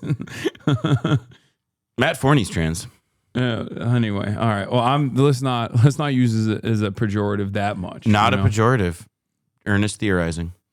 They did get Republicans to say that they love Russia because it's anti-woke. That's what I'm saying. They will believe anything. That's true. Although if you slap something as woke or anti-woke, you can get Republicans to hate it. Like, say it's woke to be transphobic. Point to like fucking TERFs, okay, and just be like, point to TERFs and be like, look at how fucking insane they are. They all sound annoying. And they hate trans people. It's woke to hate trans people. I'm telling you. Oh my God. That's right. It's woke to hate trans people, and it's woke to want paid health care. Still gets written off as just another QAnon conspiracy or something that isn't worth talking about infuriates me. There are real victims at the heart of this thing who deserve to see actual justice in their lifetime. And with the way things are going, we've only begun to scratch the surface. If you want to learn more, again, I highly recommend Julie K. Brown's series in the Miami Herald, Perversion of Justice, as well as her book by the same name, which I've referenced throughout all of these videos. Same with John Preston's book on the Maxwell's Fall. I think the Maxwell family has a particularly interesting history that shouldn't be discounted when talking about Epstein. Virginia Giuffre's memoir is also one of the absolute best sources you'll find when it comes to learning more about what these victims experienced at the hands of Ghislaine and Epstein. And of course, all of the recently unredacted court documents that came out earlier this year can be found down below as well. If you've made it this far, I really appreciate it. I think these videos truly did break my brain into pieces, but it's an important story, and It was I'm glad really you've good. He taken did an three. interest in it. I'll stop yapping now. This is taken up my life for the past 2 months, I guess. For my own sanity, Isn't this in London? I think I've been to this restaurant. You've been to the Willy Wonka factory? I think. I don't know. I've been to a restaurant in London that has like weird fucking weird seating arrangements like this. Maybe not this. Maybe this is not that. To go find something else to make a video on. Unless what I would give to not be in that room.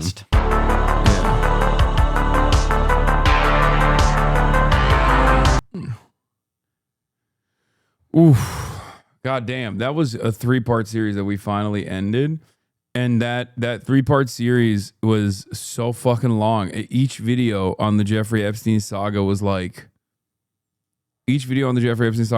insane. Very comprehensive. Shouts out to Jabri. That is some thumbnail work. Yeah, shouts out to friend of the show, Jabri. A lot of great work he's done. Play the Jojo Siva video now, please. Wait, what? What the fuck is the Jojo Siva video? Time to bring around Noah? Yeah. We will. If it's the Jojo Siwa one day, video. Jabri will make a video on you. Yeah, a positive one. Yeah. Why does everybody hate this nice guy? Yeah, I could see that. I could see him doing something like that. Jojo Siwa dance with Netanyahu? What? What? Stop. What the fuck are you saying? Stop.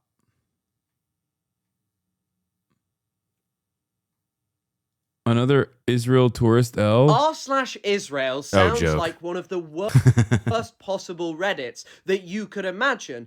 But a few days ago, it produced this absolute gem about an Israeli traveler. Now, the protagonist of our wonderful story is a 25-year-old Israeli man who's on Wait, there was also another like Israeli tourist in Thailand. I watched a video and she was like, our dollars are actually, she was saying that like they're the ones who fund Thailand or something with their tourism dollars or something. I saw that.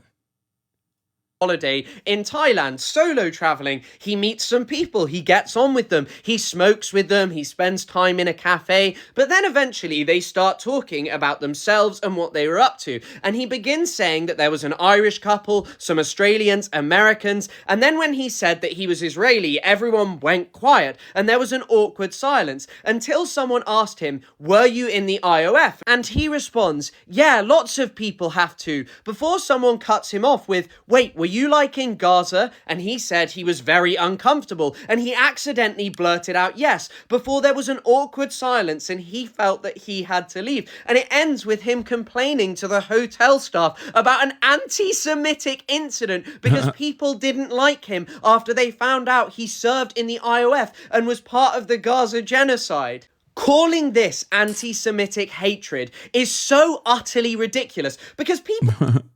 I had an awkward moment when I accidentally revealed to a bunch of people that I was having a great time with, who knew I was Jewish, but had no issue with that, of course, until I revealed to them that I was a war criminal. That's peak anti-Semitism, is when people have no issues with you, understandably, when you're, because they know you're Jewish, but then you accidentally reveal that you participated in a genocide. That's the most anti-Semitic you can be. People didn't hate him for his Jewishness. They weren't looking down on him because he was the wrong ethnicity. They hated him because he served in the IOF, gave a justification for it, and admitted that he had just been in Gaza participating in a genocide and a mass starvation campaign. I am sorry, it doesn't matter if most Israelis do it. That makes it even worse. It's like they didn't even beat his ass. They just got quiet and awkward. Well, that's like, you see that guy who filed a lawsuit against all the people who, I mean, it was like it's like a lawsuit that will exist only in its filing and immediately get thrown out. But it was like, he was like filing suit against people in like Discord for kicking him out because they didn't like him. And he claims it's anti-Semitic. Oh my God. Bro, this is like, what is going on, man? What the fuck? It's like serial complaining. It's Karen behavior. It's like unimaginable arrogance. Sometimes I feel like half of these dudes who are Israel defenders are just like actively trying to tank the reputation of both Israel and also Jewish people across the board by being like, no, this is, but like, I'm you've got spoiled. like, look earnestly looking at it from like their angle, like why do they do this stuff like so consistently if it ends up being, like if the answer is always the same, which is like stop whining, is the nicest answer they get. It's because like they really do. I mean, it tells you something about what it's like to be in Israeli society these days. You are like attacked and besieged on all sides. You are a victim. You are not victimizing others. You are yourself a victim of an entire world that like not only actively misunderstands what you and your nation is all about, but that like, you know, is itself part of the campaign to destroy that nation. And so there's like this again, it's like they're never like we're going to have these stories until the end of time in all sorts of different countries, from, you know, Colombia to Thailand to Vietnam, other places where Israelis like like to be tourists. Like all Westerners like to be tourists, because it's not like just Israelis obviously go to these places, but the idea that like this kind of mentality can hold while they continue to exist in the world is not. To me, it feels like it's. They should look at South Africa. South Africans around the world are not like roundly despised any longer because they're not associated with the apartheid at this point. You know? Yeah. Like, I think when I see a white South African, I don't have a similar assessment. I don't even have this assessment for Israelis in general, not to be like super woke here, because I don't assume that someone is immediately a fucking neo-Nazi. You know what I mean? Maybe that's just me. Have you ever seen though, I've never met a nice South African? I have heard that. No, there was a TV show that in the 80s in England that used puppets. And they had a musical number. It's called "But I've Never Met a Nice South African." And this is good. Yeah, I want to see that. Oh no, she's hot though. Okay. I just that is a sentence My to lead money, with. okay. Build your country. Country. Oh, wow. Okay. Keep that. My money, okay. Build your whole country. Yeah, that's tough, dude. Elon have made me have this assumption about the entirety of South Africans again. Nah, I've never met a nice South African. No, hold on. This isn't there's no puppets in this one. This isn't the actual video. This is just the audio. What? Somebody else. Does anyone have the puppets? British TV almost 40 years ago. Yeah, this is the one. Yeah. I mean, this is a snippet of it. And the next contender, please. Your name, sir. Yitzhak Shamir. Your occupation. Oh, this is a different one, but it's the same show. And your specialist subject. Human rights. Mr. Shamir, you have 30 seconds starting from now. According to Amnesty International, which country has imprisoned more than 5,000 people without trial in the last 3 years? South Africa? No, Israel. Between 1987 and 1989, which country killed 540 unarmed demonstrators? South Africa. No, Israel. Which country has shot dead more than 110 children since 1987? South Africa. No, Israel. Which country produces the nicest oranges? Ah, Israel. No, South Africa. No, the song though is from Spitting Image, is like a word of awesome. Except for Breitenbach, who was a South African dissident who went to jail. He's like the most famous like Afrikaner who turned against like the apartheid state. And why are you torturing your guest? He's the one who suggested we watch this. Also, the craziest thing is Breitenbach, this big dissident, his brother, Jan Breitenbach, was like one of the founders of the South African Special Forces. Oh, damn. Yeah, family affair. Oh, the claim Jewish children sang songs in Hebrew so they were disembarked and the teacher arrested. The airline statement. Did you hear about this? Yes, I did. They were singing, they were doing, what was it that you're chanting?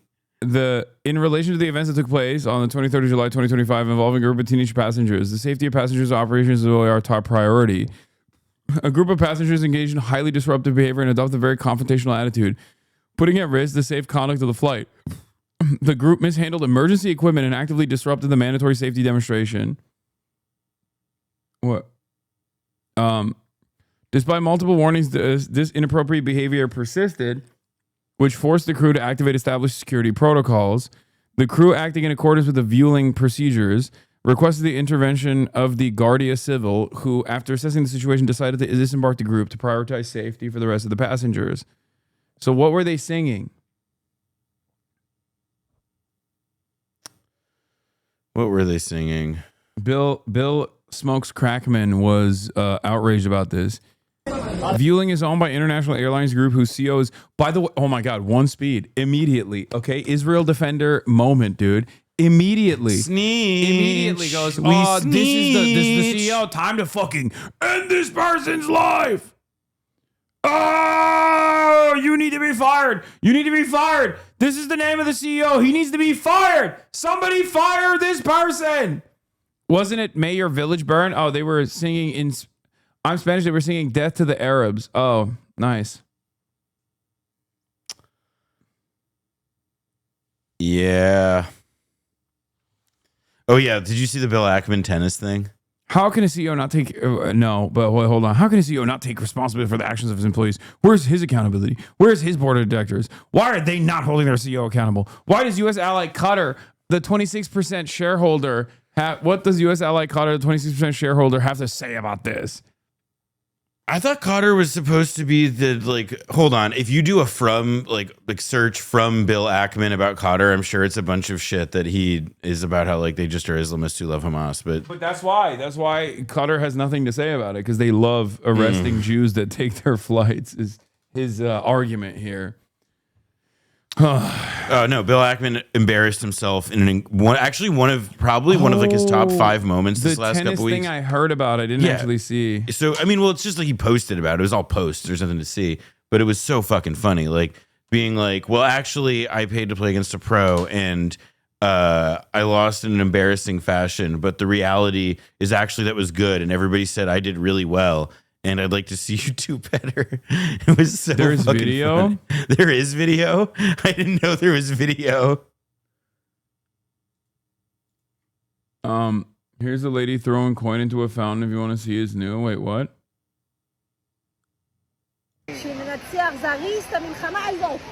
Ay. And with God's help, we will burn all these Arabs. אחורה. איפה שאתה ארנק שלי ככה בבקשה? תגיד אחד. תגיד אחד. ובעזרת השם נסחוף את כל הערבים האלה. Yeah, that's where she says it. Oops. Oh. Yofi. Oh, brother. Good job posting that. Oh, brother. I don't think you have good time now. Sorry. Oh my God. I just like I'm seeing a common thread here with like historic fascist movements. It's just like there's some that happens when you let fascism completely take up this much space in your day-to-day existence, whereas like this is literally what it would look like if the Nazis had Instagram and shit. I mean, it's also like people can go back and read about how like representatives of the German government or German cultural attaches in the 1930s reacted to like whenever people in the US brought up the fact that like Nazis in brown shirts were like, you know, terrorizing people. Bro, they did the exact same thing. They did it to England. They were like, oh, England has 13 colonies. Look at little old Germany with our one fucking slave state, Namibia, that we couldn't hold on to because we lost World War I. Whoops. They didn't even have that in there. They were just talking about like Germany plus Austria, I think, at that point. It's like, oh, wow, you guys want to claim we're colonizing? Like, and it's just, yeah. Nazi Germany, small nation. Why are you Why are you calling to question Nazi Germany's need for living room, for living space? Yeah.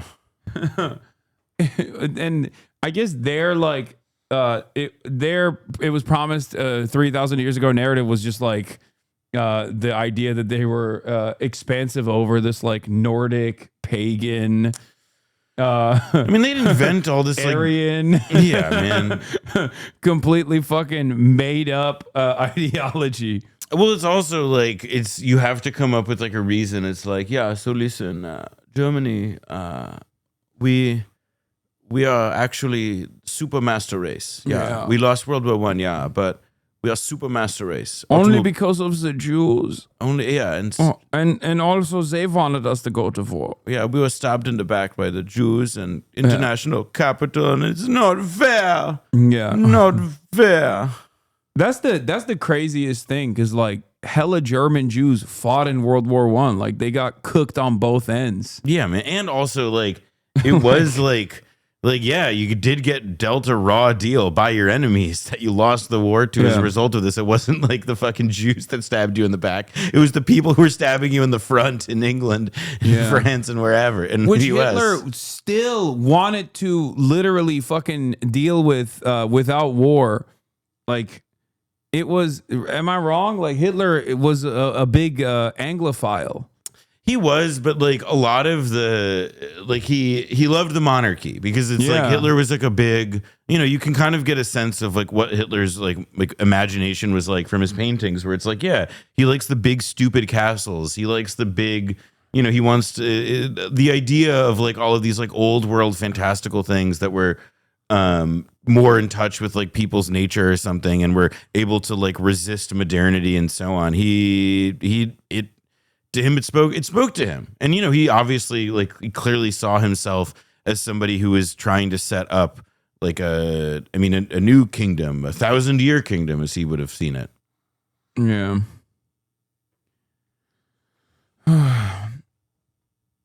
That's why Speer was like his best friend, the big dumb buildings. Well, Speer wasn't his best friend, but Speer did spend a lot of time with him. Speer was the head architect who then later on was made like the head of armaments and stuff. And then he wrote a book called Inside the Third Reich that was a somewhat self-exculpatory account of being inside the Nazi regime. And he was able to rehab his image. It's worth reading as a historical text, but it's not good. Oh, God. Hitler fanfic stream. This is not fan fiction of Adolf Hitler chatters. Well, wait, I did want to play. I did the thing I mentioned this morning because Tom Lehrer died today. The Werner von Braun. That's too nerdy, Noah. That's not too nerdy. Yes, it is. I don't even. I don't know. I think it's nuts that you think that. I think Tom Lehrer is not nerdy. Okay, Tom Lehrer. An MIT mathematician turned piano-based song parodist is not. No, he did. This is what Noah wants you guys to watch. Yeah. Rest in peace. He died today at the age of 97.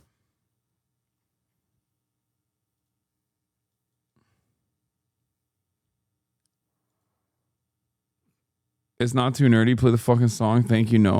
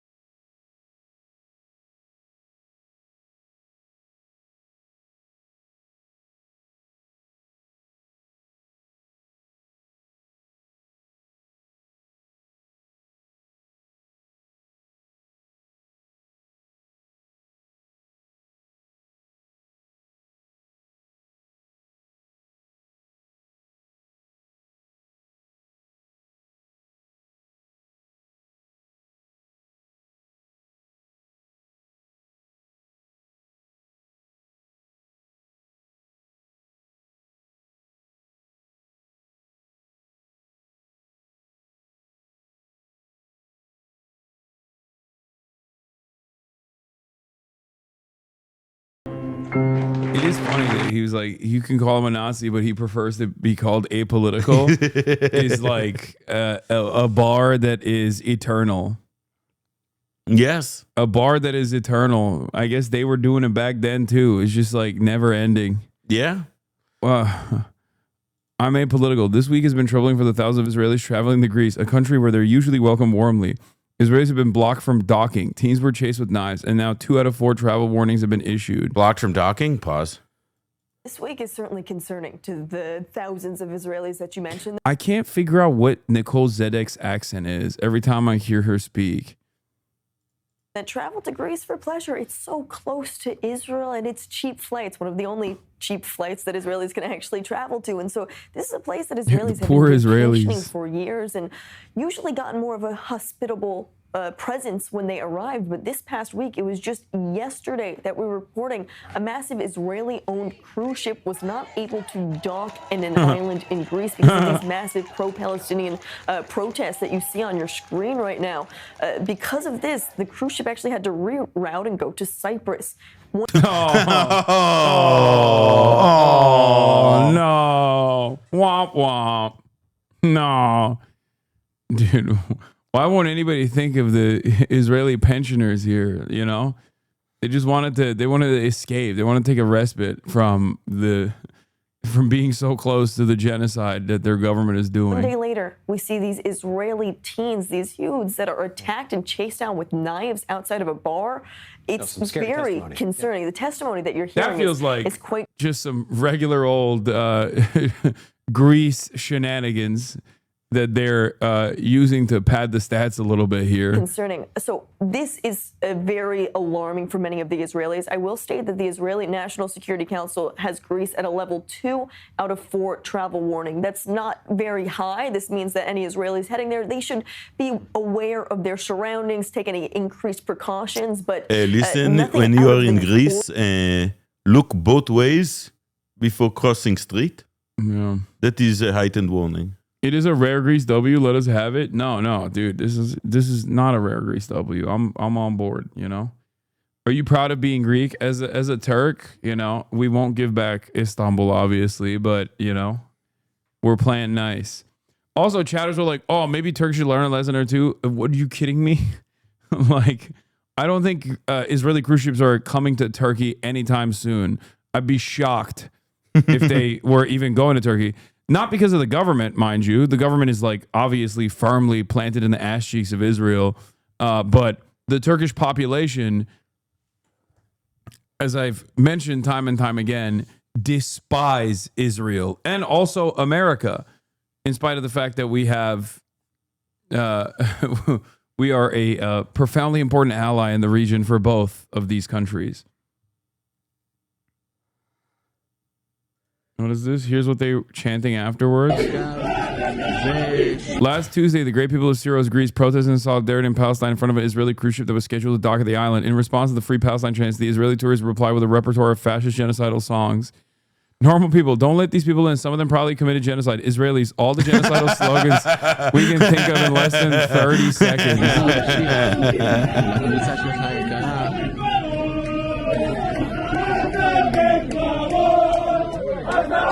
I like that they filmed this to be like, here's why these people had every right to not let us into their port. God damn. Like, how can you be so fucking stupid that you don't even want to like present yourself as a victim in a situation where you were given the opportunity to? Because it's what they want. Like, not obviously they don't want to be turned away from Greece. They want to go there, but like, you know, this is what it means by like rallying around the flag. That you even if you just give in. Yeah, they were like, check this out. We're disgusting. Hey guys, check this out. Totally valid for us to not be welcome here.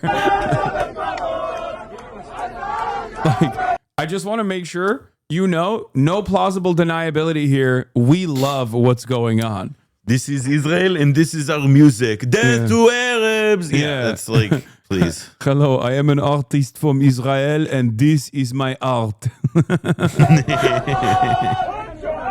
Oh, speaking of, hello, I am an artist from Israel and this is my art. I showed him Nux Taku's Yeah, dude, that Twitch's hentai song last night and almost killed himself.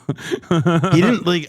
I was sitting there and I was thinking, like, sometimes you get these moments in life where like your past looks to you as if it's just like one road, and it's this like road, this journey you've been on, and it has all these bends and all these waypoints and these decisions and just places you've been. And then you have the realization that all of that was to bring you to where you are, which was me watching whatever the fuck that was that you showed me. It was awful. Yeah. Wait, what is this? Oh, more. I am an artist from Israel, and this is my art. We'll dance on the ruins of Gaza. We'll dance to the music of your cries. Israeli DJ Skazi, set in Tomorrowland Festival in Belgium, was canceled last minute. Here's a clip by Judeo-Nazi propaganda outfit, The Civilian Front, from November 2023, done in collaboration with Skazi. Oh, you cowards, you lowlives, you dogs. You murdered hundreds of young, happy kids who just wanted to dance. Instead of having them listen to my music. It's so... Dude, Israeli techno is so bad. It's crazy. It's also like funny, like the text there that's like going along with the narration is like, you killed hundreds of youths. Like, hundreds of young, happy kids who just wanted to dance. Oh my God, the graphic. You may have stopped the party. But we Jesus. Sorry, hold on. Get that screenshot back up. Jamie, get that up for me. You may have stopped the party, but we shall dance again with the fucking night vision demolition video, bro. Yeah, come on, be less subtle. Be less subtle. Oh Jesus my God, Christ! Why is it in Arabic? It's because this is directly created as a taunt. Okay, to be like, this is. We want you to know how we think, which is crazy because, like, I'm pretty sure Palestinians not what you think of them. احتفالاتنا تبدأ الآن. جئتم مثل الفئران من الزبالة والآن نبعث. I just don't understand why they post like October 7 footage like this, because like while they're trying to also posture as like a big powerful big bad guy, because it's like you're just kind of posterizing your L at that point when you show armed Palestinian resistance forces like breaking through the fucking Gaza boundary that you put in, and they're just like walking through the gates. You know, I don't know if there's any TOS in here, but I wouldn't be surprised if there are.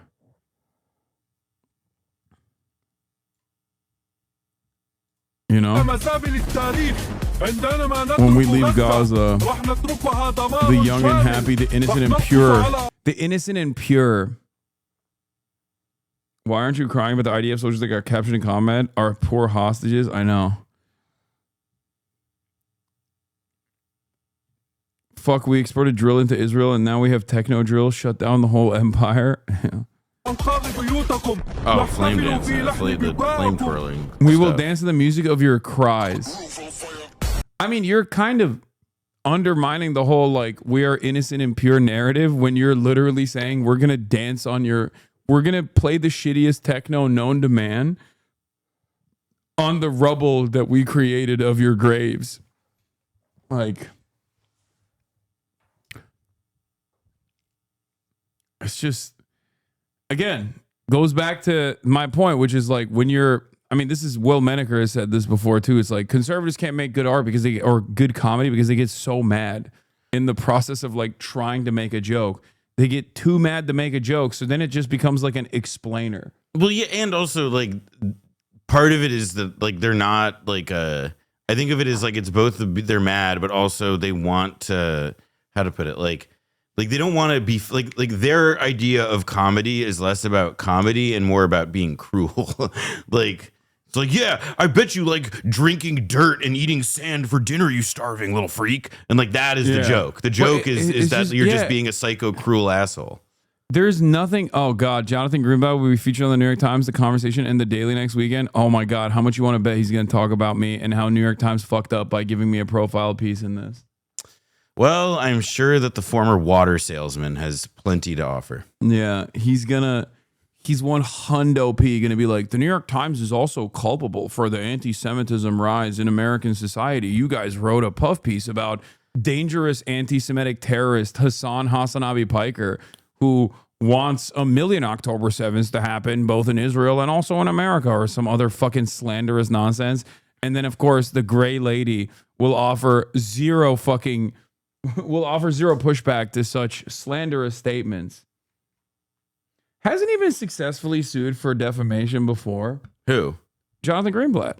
I'm pretty sure he has. I mean, it wouldn't surprise me because he's not a particularly eloquent guy, and one generally has to, if you're going to spend all this time accusing people or defaming them and slandering them as being people who are anti-Semitic and all this, then, you know, being an ineloquent guy and making shitty accusations for a living probably does mean that, yeah, you'll get some lawsuits eventually. Yeah. Techno sucks in all of its derivatives. No, I love techno. I just fucking don't like whatever the fuck these guys are doing with it. We love techno. We hate Israel. Yeah. You should tweet out the times for platforming Greenblatt to defend genocide. Get ahead of it. It's not going to work. No one gives a shit. Also, stuff like that doesn't really move the needle at all. Like, I think at this point, people are just like, okay, grandpa, like, go to bed. Like, that's the attitude that I feel like people offer to the ADL at this point. I mean, it's also like the ADL is, I mean, it's aggravating as hell that they're still taken so seriously, but you know, they built yeah. I mean, like, I hate to say it, but like when I was in a newsroom years ago, I had to like fight very hard to not get people to like quote the ADL in stories. But that's years ago. I don't think now, like, they still quote the ADL in stories and stuff, but it doesn't have like that same institutional muscle that it once had. Like Jonathan Greenblatt has name checked me like 100 times. Anytime there's anything that he can say is like anti-Semitic, he'll be like, Hasan Piker, who was basically white Kanye West, is responsible for every person that has died that happens to be Jewish, like, or even people who aren't Jewish. I mean, this though is like where like Abe Foxman, his predecessor though, had a similar act. I think the difference though, and where I do agree with you, or at least I think on the point that you're making, is that like there's no, like the ADL spent more or less like a century building up like credibility, you know, in fits and starts. There were times when they were far less credible than others, particularly when they were like helping apartheid South Africa spy on activists in California in the early 90s. Yeah. But you also have like this broader period though, where like as a whole, when something happens that is like considered anti-Semitic, journalist gets on the phone, calls them, says, give me a quote. They get a quote. And I agree with you that the quotes that they get are less meaningful. Yeah. However, what is like undeniable to me, at least, or at least what feels like still like so aggravating, is that even though that truth is absorbed as such, but you know, like we all know that the factual is meaningful. We've assimilated that information.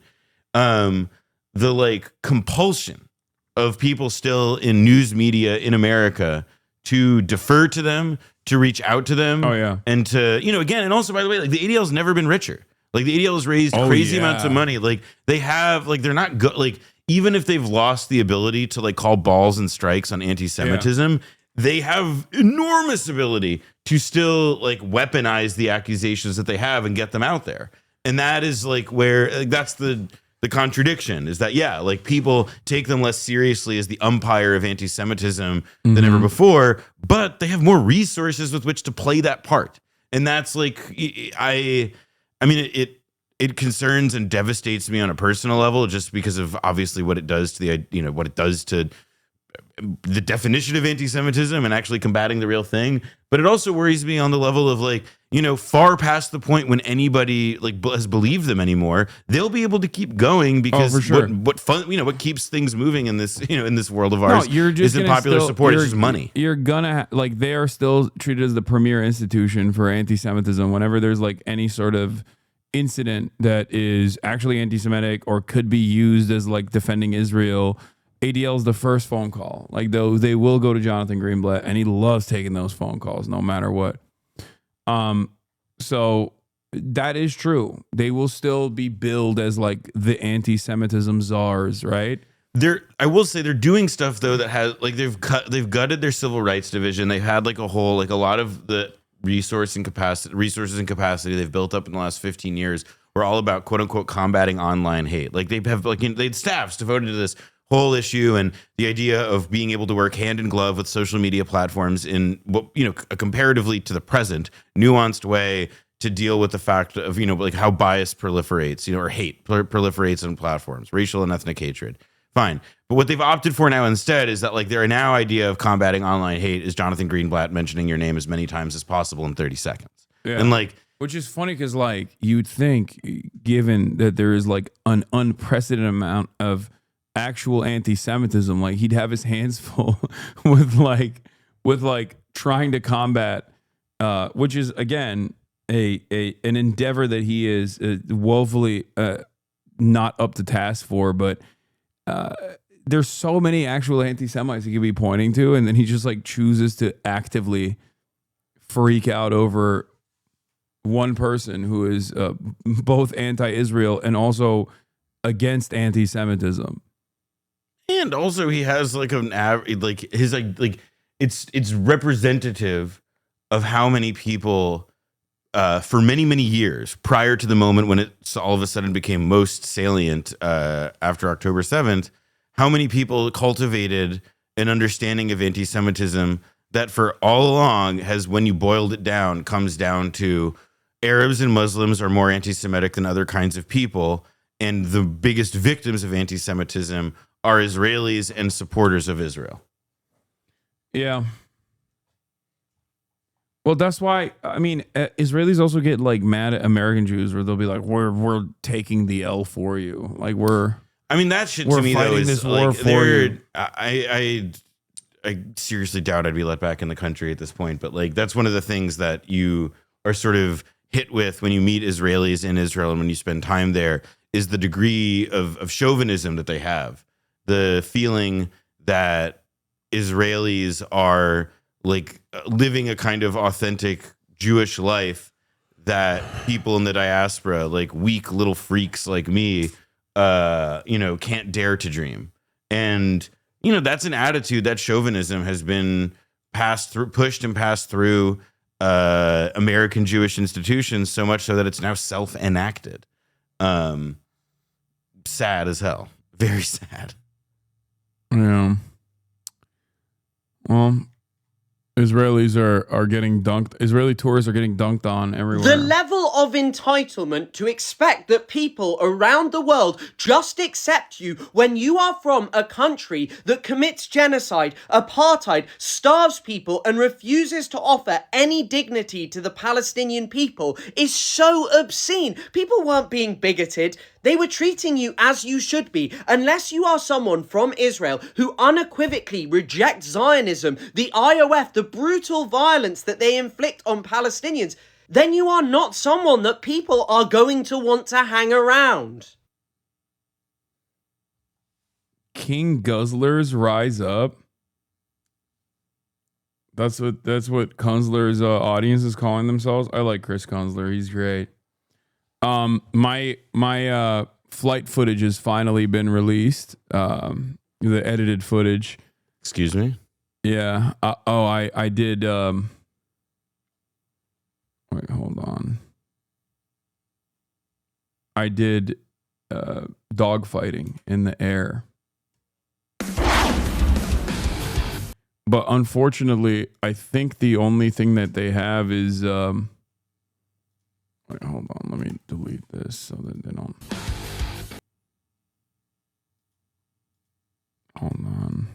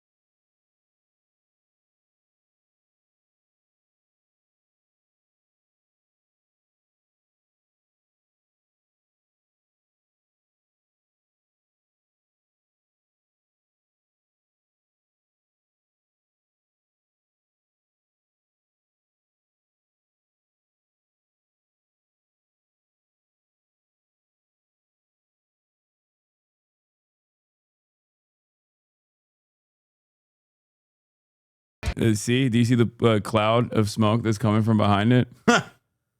It's like laser tag, but with planes. So when you actually successfully get a hit, when you get a successful hit, it turns into you just see like. Has Felix seen this? Does he know about this? I told Felix.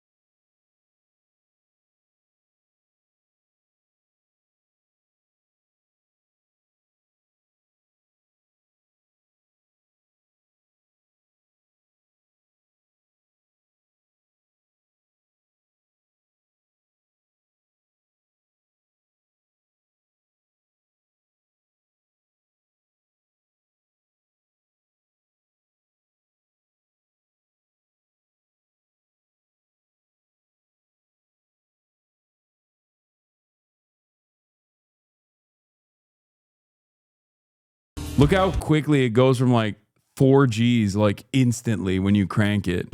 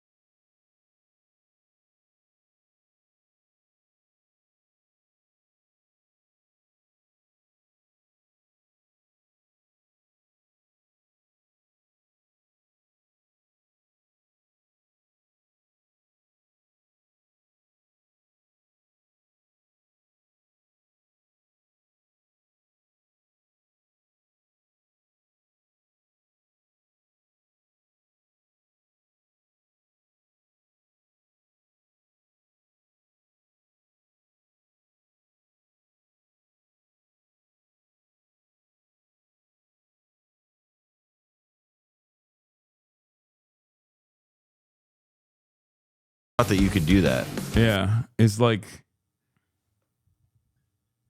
outside barrel roll is actually crazy for a first time flight. Yeah, it was dope. Did you use the pedals? No, I didn't know how to use the pedals. I think I was using the pedals, but on accident, like because I couldn't fit.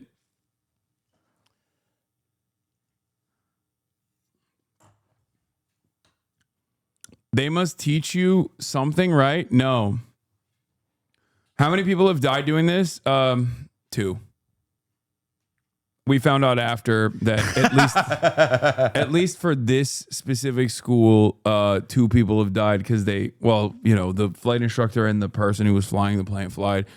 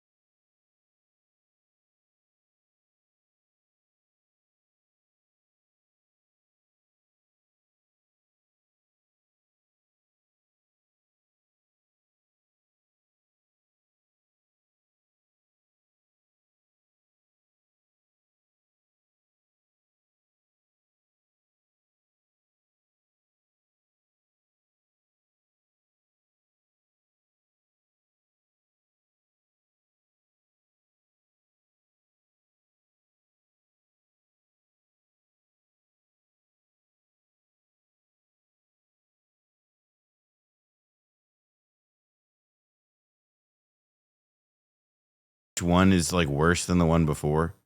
The reason why I suspect he's doing these interviews is because he doesn't want to look like a lizard person that is like truly a villain. A guy, yeah, he doesn't want to look like a guy with a body count. Yeah, except every time he speaks on camera, it makes everyone come to that conclusion where they're like, I didn't know who this guy was. Yeah, he's like the guy. Fuck. He's like fucking the guy from Men in Black going sugar water. Yeah. Like it's very unpleasant. I don't know. I would. This is a long hesitation. This is a long hesitation. There's so many questions. Should the human race survive? Palantir's website is one of those where they just say shit without actually meaning anything. AI-powered automation for every decision. What the are you even talking about, man? And every video on this topic is so confusing. Nobody actually explains what they do, except me. Palantir is the crystal ball from Lord of the Rings that allow people using it to see what is going on the other side of the world and also communicate with each other. And I think that explains basically everything that Palantir is doing. It is Big Brother. It is basically a big data collection company where they look at many different sets of data, connect the dots, and use it Muda goons the anime centrist stays inside, not political, to determine if you have been a good boy or not in government. Oh no, dude! This is one of my enemies as well. No, I recognize the name. Yeah, he did the thing where he was like defending Asmongold. Saying like Palestinians are inferior or whatever, and he was like, well, maybe he meant this. It's like, no, motherfucker, he said what he meant. Yeah, he was pretty explicit. He didn't really he didn't leave a lot of wiggle room on that one. He spent the rest of the video shitting on like me and fucking Frogan and everybody else that is me and Frogan and everybody else that's like pro-Palestinian. Only to at some point be like, well, it's bad. What Israel's doing is bad. But also, I don't really get political. Oh, so he's he also, I've been on his podcast. I used to talk to him all the time because like I have a Steam Deck and he's like a Steam Deck guy. And I was on his podcast with that fucking Israeli, the blue guy that I showed you, the Twitch's hentai guy. Nick Nux. I'm like scared to try and pronounce that one. Taku. Nuxtaku. Yeah. Eyes. That is one of their uses because they do whatever their client needs at the time because their client list stretches from the United States Army and CIA and FBI to ICE and to Wendy's. For example, they analyze all the data and help ICE figure out who is overstaying their visa, where they might be according to their family connections, workplaces, social media information and phone numbers. And when they analyze all that data with the help of AI, they get the answer and ICE gets to plan arrests and deportations. And Wendy's uses them to make their supply chain better, to get you your cheese sauce in a more productive fashion. They get these answers by just pulling massive amounts of data from everywhere and putting that data through AI to figure out the answer, whether it's deportations or Wendy's supply chains. They also work with healthcare companies. Whether or not you like Palantir is up to whether or not you are a Western supremacist, because that is the company's whole idea. Just hear the CEO out. But the problem I care about is making America the dominant military force on the planet in a way that's so indisputable that our enemies and adversaries wake up in moderate to extreme fear and go to bed in moderate to extreme fear. For now, what they do is basically analyze data so the government can use it. There's also a reason why Palantir's stock has rose rapidly after Trump came to power, because many of Palantir's former employees are in the Trump administration now, and also because Peter Thiel, the guy in the beginning, has donated $1.5 million to Trump in 2016 and $15 million to J.D. Vance. They also help the army that uses bombs to do gender reveals in Gaza. Palantir has had to deal with a lot of protests recently because of their involvement in the Gaza war, because they help Israel select targets in Gaza. Even a lot of their employees quit after this, they help Israel select targets. They do look like Hamas babies of terror. Yeah, Lavender is I thought it was like, I didn't realize it was a Palantir was also doing the targeting in Gaza. for them. Even a lot of their employees quit after this. And this company personally scares me a lot because they basically have infinite funding now to spy on people and give companies and governments their services. And as you realize, this does not only include the American and Israeli governments, but also currently the UK one, where Palantir has been arguing with British doctors about how they don't actually know what's best for patients because the doctors thought Palantir was a sus company. Oh. Yeah. And well, do you want to hear my answer? Okay. So the primary source of in Palestine is the fact that Hamas has realized that there are millions and millions of useful idiots that will. Well, he's mad.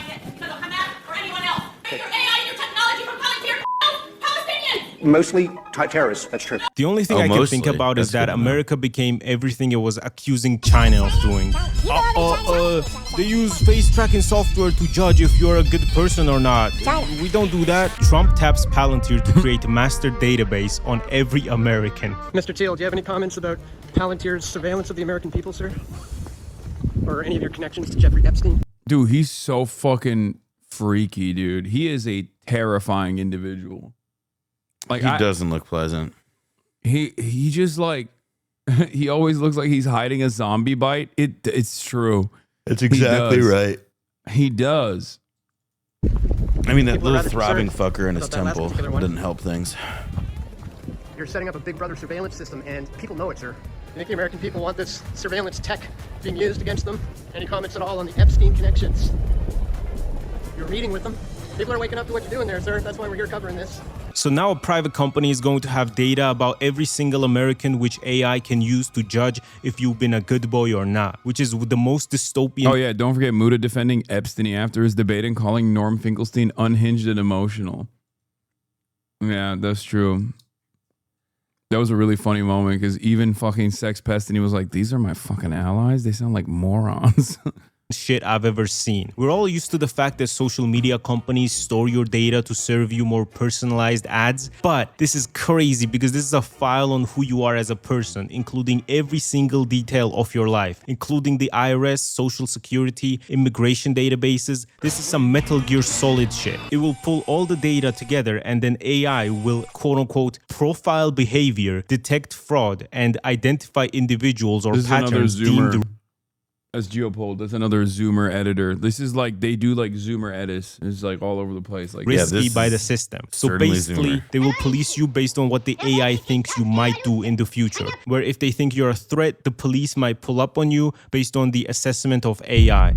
I don't want AI making decisions about people, man. But Palantir is not the only one using AI for dystopian national defense. OpenAI also landed a $200 million contract with the Pentagon. Like, look at this. On the right, they're framing it as OpenAI is just going to explore the military industry to address national security challenges. And on the left, it tells you that, yeah, it's going to be used for war. And also gives you the information right there that to make this deal, OpenAI quietly ended their promise of using AI for military purposes. I was able to quickly understand how this story was being covered with today's sponsor, Ground News. This just goes to show you the difference between how the left and the right report things. And in today's age, where everybody is so polarized, I think it would be nice to get some humanity and see the news without any bias, which is good because Ground News also shows you who the sources you're seeing is owned by and how factual it is, along with international sources, such as this one for Spanish speakers. And if you're a Spanish speaker, you will most likely have to deal with the US military at least once in your life, so you better stay up to date, which is very useful so you don't accidentally read the news by the far-right low factuality source of 100% fed up. And bro, even their website looks like a satirical thing from The Boys. And it's genuinely a good app since it's fully independent and subscriber funded and has been Apple's app of the day 5 times. You are listed on Ground News' state broadcasting for Qatar? No, I'm not, but that's pretty funny. I don't think I'm listed on Ground News. Across 38 countries. And right now with my link or the QR code you see here,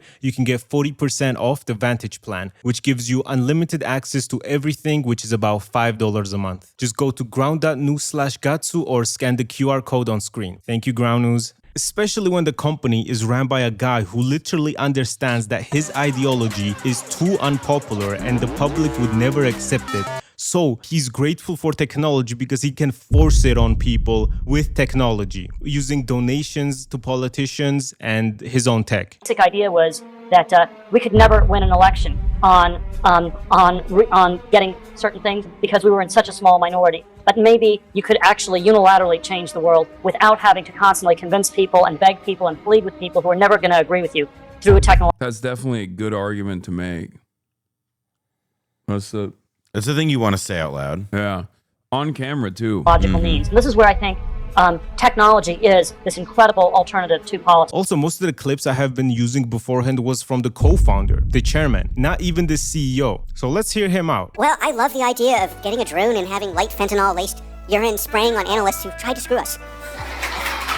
I personally would not condone spraying fentanyl on negative analysts with a drone. I personally would call you insane if someone said that. But I'm not American, you know, here in Eastern Europe, we prefer corrupt oligarchs as leaders that probably don't have their separate islands. Probably, though, I don't know for sure. He also said that the US will very likely fight a three-front war against Russia, China, and Iran. And I'm not gonna lie, bro, you can take Russia and Iran out together. I sincerely believe that. But I don't know how the fuck you're planning to add China to that list. Zoomers like China, by the way. I'm aware. Zoomers are traveling to China. They fuck with China heavy. They're big into Xi Jinping aura edits. They're so into Xi Jinping aura edits. I see motherfuckers posting Mao now. Like I see people posting Mao edits on the timeline. Like I saw a video from the Cultural Revolution talking about how, like, for Mao, anytime there was a failure, like, he just said it's an opportunity for more revolution by the people, right? And then everyone in the comments was like, well, without Mao, you wouldn't have the glorious state of China right now. Like, everyone was like, nah, I don't give a shit. China on top. China W China. I know the company's main goal is to make America's enemies afraid, but Russia, Iran, and China together? Bro, China has a bazillion people, bro, and good military. There's no way. Mr. Karp said that we are very close to Terminator robots. What? AI Terminator robots? Oh my god, man. What the fuck? So not only are we... Yeah, this is... U.S. popularity collapses worldwide. China now more popular worldwide than the U.S. Israel emerges as a country with the worst global reputation. The 2025 Democracy Perception Index canvassed more than 110,000 respondents across 100 countries. It is kind of interesting seeing the countries where the U.S. is still more popular. Yeah. I like that China's more popular in Argentina, though. That's kind of an interesting piece of information. Yeah. It's... Oh, that's also kind of funny. Vietnam. It's more U.S. is still more popular, even though we did the Vietnam War. Oh, Vietnam has been a major dick rider of America. Oh yeah, Vietnam has been like the number one dick rider of America. Well, and because of anti-Chinese well, sentiment. they went to war with China more recently than they did with the U.S. But like, yeah, but it's not even comparable. Like the war with China wasn't even comparable to what America did to the fucking country. Duh, but I think the piece of it though that's there is that like Vietnam has historically on a time scale perhaps longer than America has existed, like viewed itself as like at risk of being like absorbed by China. But also like look, like that's what it is now. Will this map, will those colors still be blue 10 years from now? I don't know. Maybe Australia. Maybe if they still have AUKUS and the Gulf and England. But that's kind of it. Dude, like, this isn't even because like Turks or like the Gulf states are like particularly fond of China. I think it's like anti-America sentiment that's so powerful there that like they're like, yeah, why not China? I mean, I think the one that's like most telling and the most informative piece of this is Africa. Like, I think that should be like if Latin American countries too. Like, I mean, look at South America. Is fucking dude. The fact that China is more popular in motherfucking Mexico and Canada as opposed to the United States is expected. but also still kind of crazy when you think about It's it. nuts. Also, I mean, part of it's because, part of what seems so striking to me is that like America, like really, like the U.S. started the last like we were on third base. We had like all of these advantages, like cultural hegemony. We basically ran the global infosphere, but there's just no. I don't know. Part of me really also feels though that there was no. I don't know. I'm not really sure it could have like shaken out any other way because all of the things that made these countries like the U.S. in the first place, in terms of its soft power and all of the different research, like the moments at which they like even the positive revolutionary history of the country, the idea that it's a country of immigrants, that like we don't privilege one ethnicity or race or whatever over another and stuff. Like at least that the aspiration of the country was that like all that shit, people just don't buy it now. Like we've done as much as we can in the last few years to have incinerated that. Soft power, baby. Oh yeah, BYD. Here in Mexico City, BYD cars are everywhere. The first ad at the airport. I agree that the U.S. is the underdog. China's EV dominance, battery capacity, and cost edge is clear. Not sure we are taking this seriously enough. We're not taking it seriously at all. If we were taking it seriously, then like if we were taking it seriously, then like the U.S. government would have nationalized Tesla, and Elon Musk would be like sitting on an ice floe somewhere. What is this? No, Hasan, don't do it. Okay, bro. That's crazy. It took you no time. Anytime I get in a fucking plane, immediately. What is this? Thoughts on the Ne Zha 2 movie bought licensed by A24 clearing Superman? What is that? I want to watch what is it? Everington or whatever. Eddington. It was good. I liked it. You watched it already? Yeah, I saw it. Audrey and I saw it in the theaters. Oh. It was good. I recommend it. I think people should see it. It's that and like One Battle After Another. We're in for a year of like good movies about contemporary shit. Yeah. I was gassing Hasan up about yeah, I'm gonna see if I can get a hashtag ad for One Battle After Another. Determining who is good or bad with AI, but now we are doing Terminator robots. I don't think I can trust a company whose whole business model is determining. People are saying Eddington is centrism personified. No. It's just because like there's like a left and a right in it and like or like set up that way, but I don't think that that's what it's about. Like it's not. I think that it's like a very cynical movie for sure, but it's not like a centrist movie. Just like I don't think it's like a leftist movie or anything.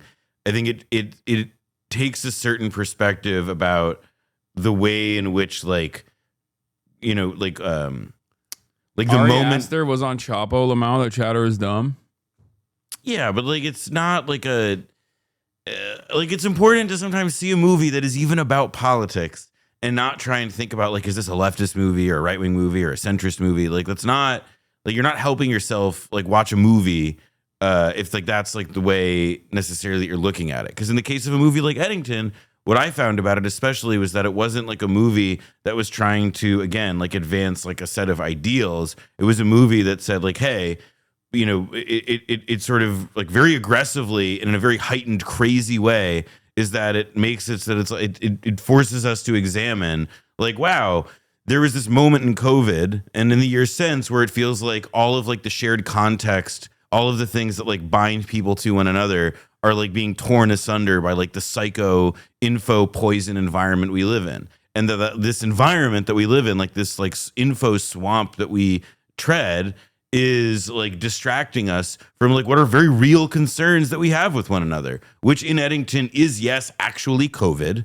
which plays a role, and also has to do with like everything from data centers to if COVID plays a role in this political dynamic, that no wonder people are like, oh god. I mean, it's a movie about like it's about a bunch of hot button stuff. It's natural that people are going to interpret and read it. But like, and there was stuff in it. There was stuff in it, portrayals that I didn't think were especially effective. But like, as a movie as a whole, I was very entertained, and I also felt that it made it like it was provocative in the sense that it does make you think like, wow, like what was it that like in that moment and in the years since that has like driven people, that has made people feel so crazy. Yeah. Here's what Andrew said. One more thought on Eddington is I think it's gonna make some people even more nuts, and there's gonna be a lot of annoying posts from people who don't realize who the movie is making fun of. Oh, Also, the acting is it's solid. It's an it's good. It's an interesting movie. What is this? Like 80% of this chat gets directly called out in the movie? I doubt it. I can see what he means, but I wouldn't put it like that. What is this? Can Noah address this criticism of the movie? Watched Eddington last night and that cute little bear didn't show up at all. Yeah, it's true. Okay, well, now I'm not watching it. Eddington spoiler-free review. I went to the theater and I watched Beau is Afraid 2. No, I'm just kidding. I watched Eddington. I like Ari Aster. I just want to say that right away. Oh, God, execute me. I'm a stan. That being said, I didn't necessarily love Beau is Afraid. There were aspects that I really enjoyed, but there were parts that definitely dragged. When I saw that this had a longer runtime and was also getting kind of mixed reviews, I was worried that this would be a similar experience to watching that movie. And then I saw a lot of reviews calling this movie centrist, so when I went to see it, my expectations were low, okay? And the thing is this is my favorite movie of the year. Are we kidding? Every film, bro, deserves prison.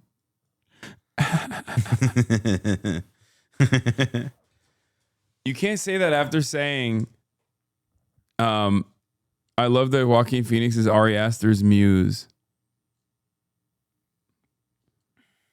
Joaquin Phoenix is very good. Are we joking? Do not believe reviews that say this movie's centrist. I don't know what to say if not. But I'm going to talk about the politics in the movie in a much longer video that I'm going to post separately. In this video, I just want to talk about the technical aspects of the movie and the things that I really enjoyed about it. There's very little that I dislike. The first thing I want to say is this movie is extremely funny. If you like the first third of Beau is Afraid before they get to the play in the middle of the forest, that's the exact type of humor throughout the entire movie. The movie is also a mess, but I like that. I can understand why some people are looking at the structure of this movie and saying this is not for me. I get it. I love a messy movie, especially when the movie is about chaos and what happens when you lose control of chaos. It really feels like the thing starts kind of tame and then it just escalates for its entire 2.5-hour runtime to the most horrible conclusion you could possibly imagine. I'm not joking. This movie starts as a COVID political era drama and satire and it ends as a John Wick movie. And I'm not exaggerating. That's literally true. On the topic of politics, I'll talk about them briefly. Facts. Black Lives Matter is present in this movie, and I've seen a lot of people saying that Black Lives Matter itself is presented as a joke. It does make fun of white performative activists who use liberationist movements for their own social and political gain. It's literalized by the end of the movie that's who's being criticized. And if you find that to be offensive, I do genuinely kind of think... Was part of the movie failed execution? I don't think it... to me, it was more on the level of there was performative activism. He calls out a thing that I think anybody watching this, anybody in chat, anybody wherever, everybody remembers the days in which Robin DiAngelo was force fed down a lot of throats. Ibram Kendi, but Ibram X Kendi, or the Center for Anti-Racism or whatever. Norm Finkelstein's op, Ibram X Kendi. He hates that man. But the thing that it was really it's like that tweet that lives in my mind from Zenny Jardin. Ooh. Not the what set you from gangsta, the other one. Yeah. I think it was Zenny Jardin that was when Wakanda Black Panther first came out. When Black Panther first came out, she was like, I didn't want to go and watch it because I wanted I didn't want to take a seat from a black person. There were parts of the way that I think the kids and that BLM protests are represented that were it was a little it felt in the way that because there is also a representation of the right-wing poison infosphere. And in the way that I thought that it was a heightened representation of the right-wing thing to a bit of the right-wing side to a point, it felt like he had to turn the dial up on the performative allyship portrayal. And some of it, is it didn't feel as true as other pieces of it to me, but I was I didn't see that and think oh my God, this is not leftist or this is critical of BLM or anything like that, because no, that's clearly, I don't think you can watch that movie and come away and think oh yeah, that's the point that guy wanted to make with that stuff. To me, it felt way more he had a really clear and interesting idea of, again, the way in which again, this info sludge that we sit in all the time, like deranges us and sets us apart from our ability to like see what's real in our lives and what's fake and like what our traumas are, what our bruises are. The thing is that this is an Ari Aster movie though. So as this guy says, like it ends up in like a John Wick place. It goes crazy. Yeah, and gotta say, highly Aster perfectly enjoyable. captures how incomprehensible and contradictory American politics are, and no one really knows what they believe in here. A lot of it is stuff from people like Chapo, TrueAnon, or Hasan have talked about for years, but Aster brings it all together in such a slow burn freak show that's very funny, depressing, and cynical in a way that captures the dread we all feel, especially during 2020. That's why I want to watch it. A lot of people whose opinion I like have liked the movie. You know? Sounds like Aster's got everyone hooked like political popcorn with a side of existential crisis. Who needs Hollywood when reality is this wild? That's definitely a bot. That's a Swipe match me. Yeah, that's a bot. God, I fucking hate the internet so much. I hate AI so much. I want to do Butlerian Jihad. I want to do Butlerian Jihad so bad. I hate it. That's not a bot. That's my bitch. Yo.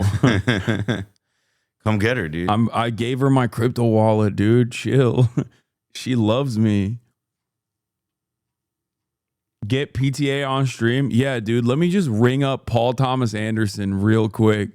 Hold up. BRB chatter. Hey, Paul. What's good, King? Want to come on the stream? Nah, just kidding. Psych. Fuck you. Yeah, there you go. I'm so excited for that movie, man. I'm so excited. Yeah. I made Hasan watch both the trailers with me. Yeah, I mean, night. I have I've seen the first one that was really good. I like the first trailer more, but I told Hasan this. I signed up for IMAX to send me the emails so that I can get seats as soon as they drop.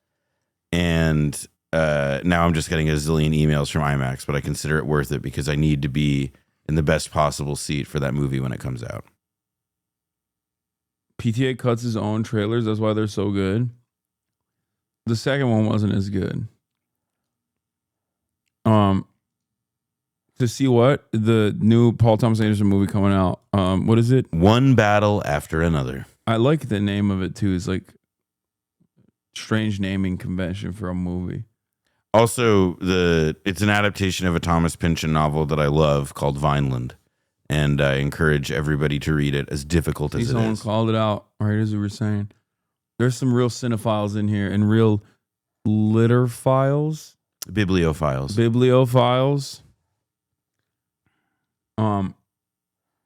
Book sucked ass, movie will too. Wrong. Vineland is a special book. It's a special book that also talks about the time we live in too. And also, like Eddington has a lot to say about the ways in which media makes people into different kinds of people. All right. Well, on that note, I think I've done enough today. 7 hours, a half day, basically. I'm tired. I'm gonna end it here. The Menu turned me into a cinephile. Was it that good? I didn't even watch it. Was The Menu good? Have you seen it? I've not seen it. You want to watch it tonight? Sure. I've been thinking about watching The Apprentice. Oh, I've been meaning to see that. I said I had the option on the plane. We can watch The Apprentice as well.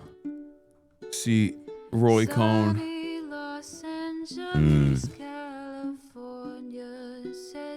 What is this? You said 3 hours yesterday was a half day. What is a real half day? 7 hours is a real half day. Anyway, love you guys. See you tomorrow, okay? Back to some real news tomorrow. Bye-bye.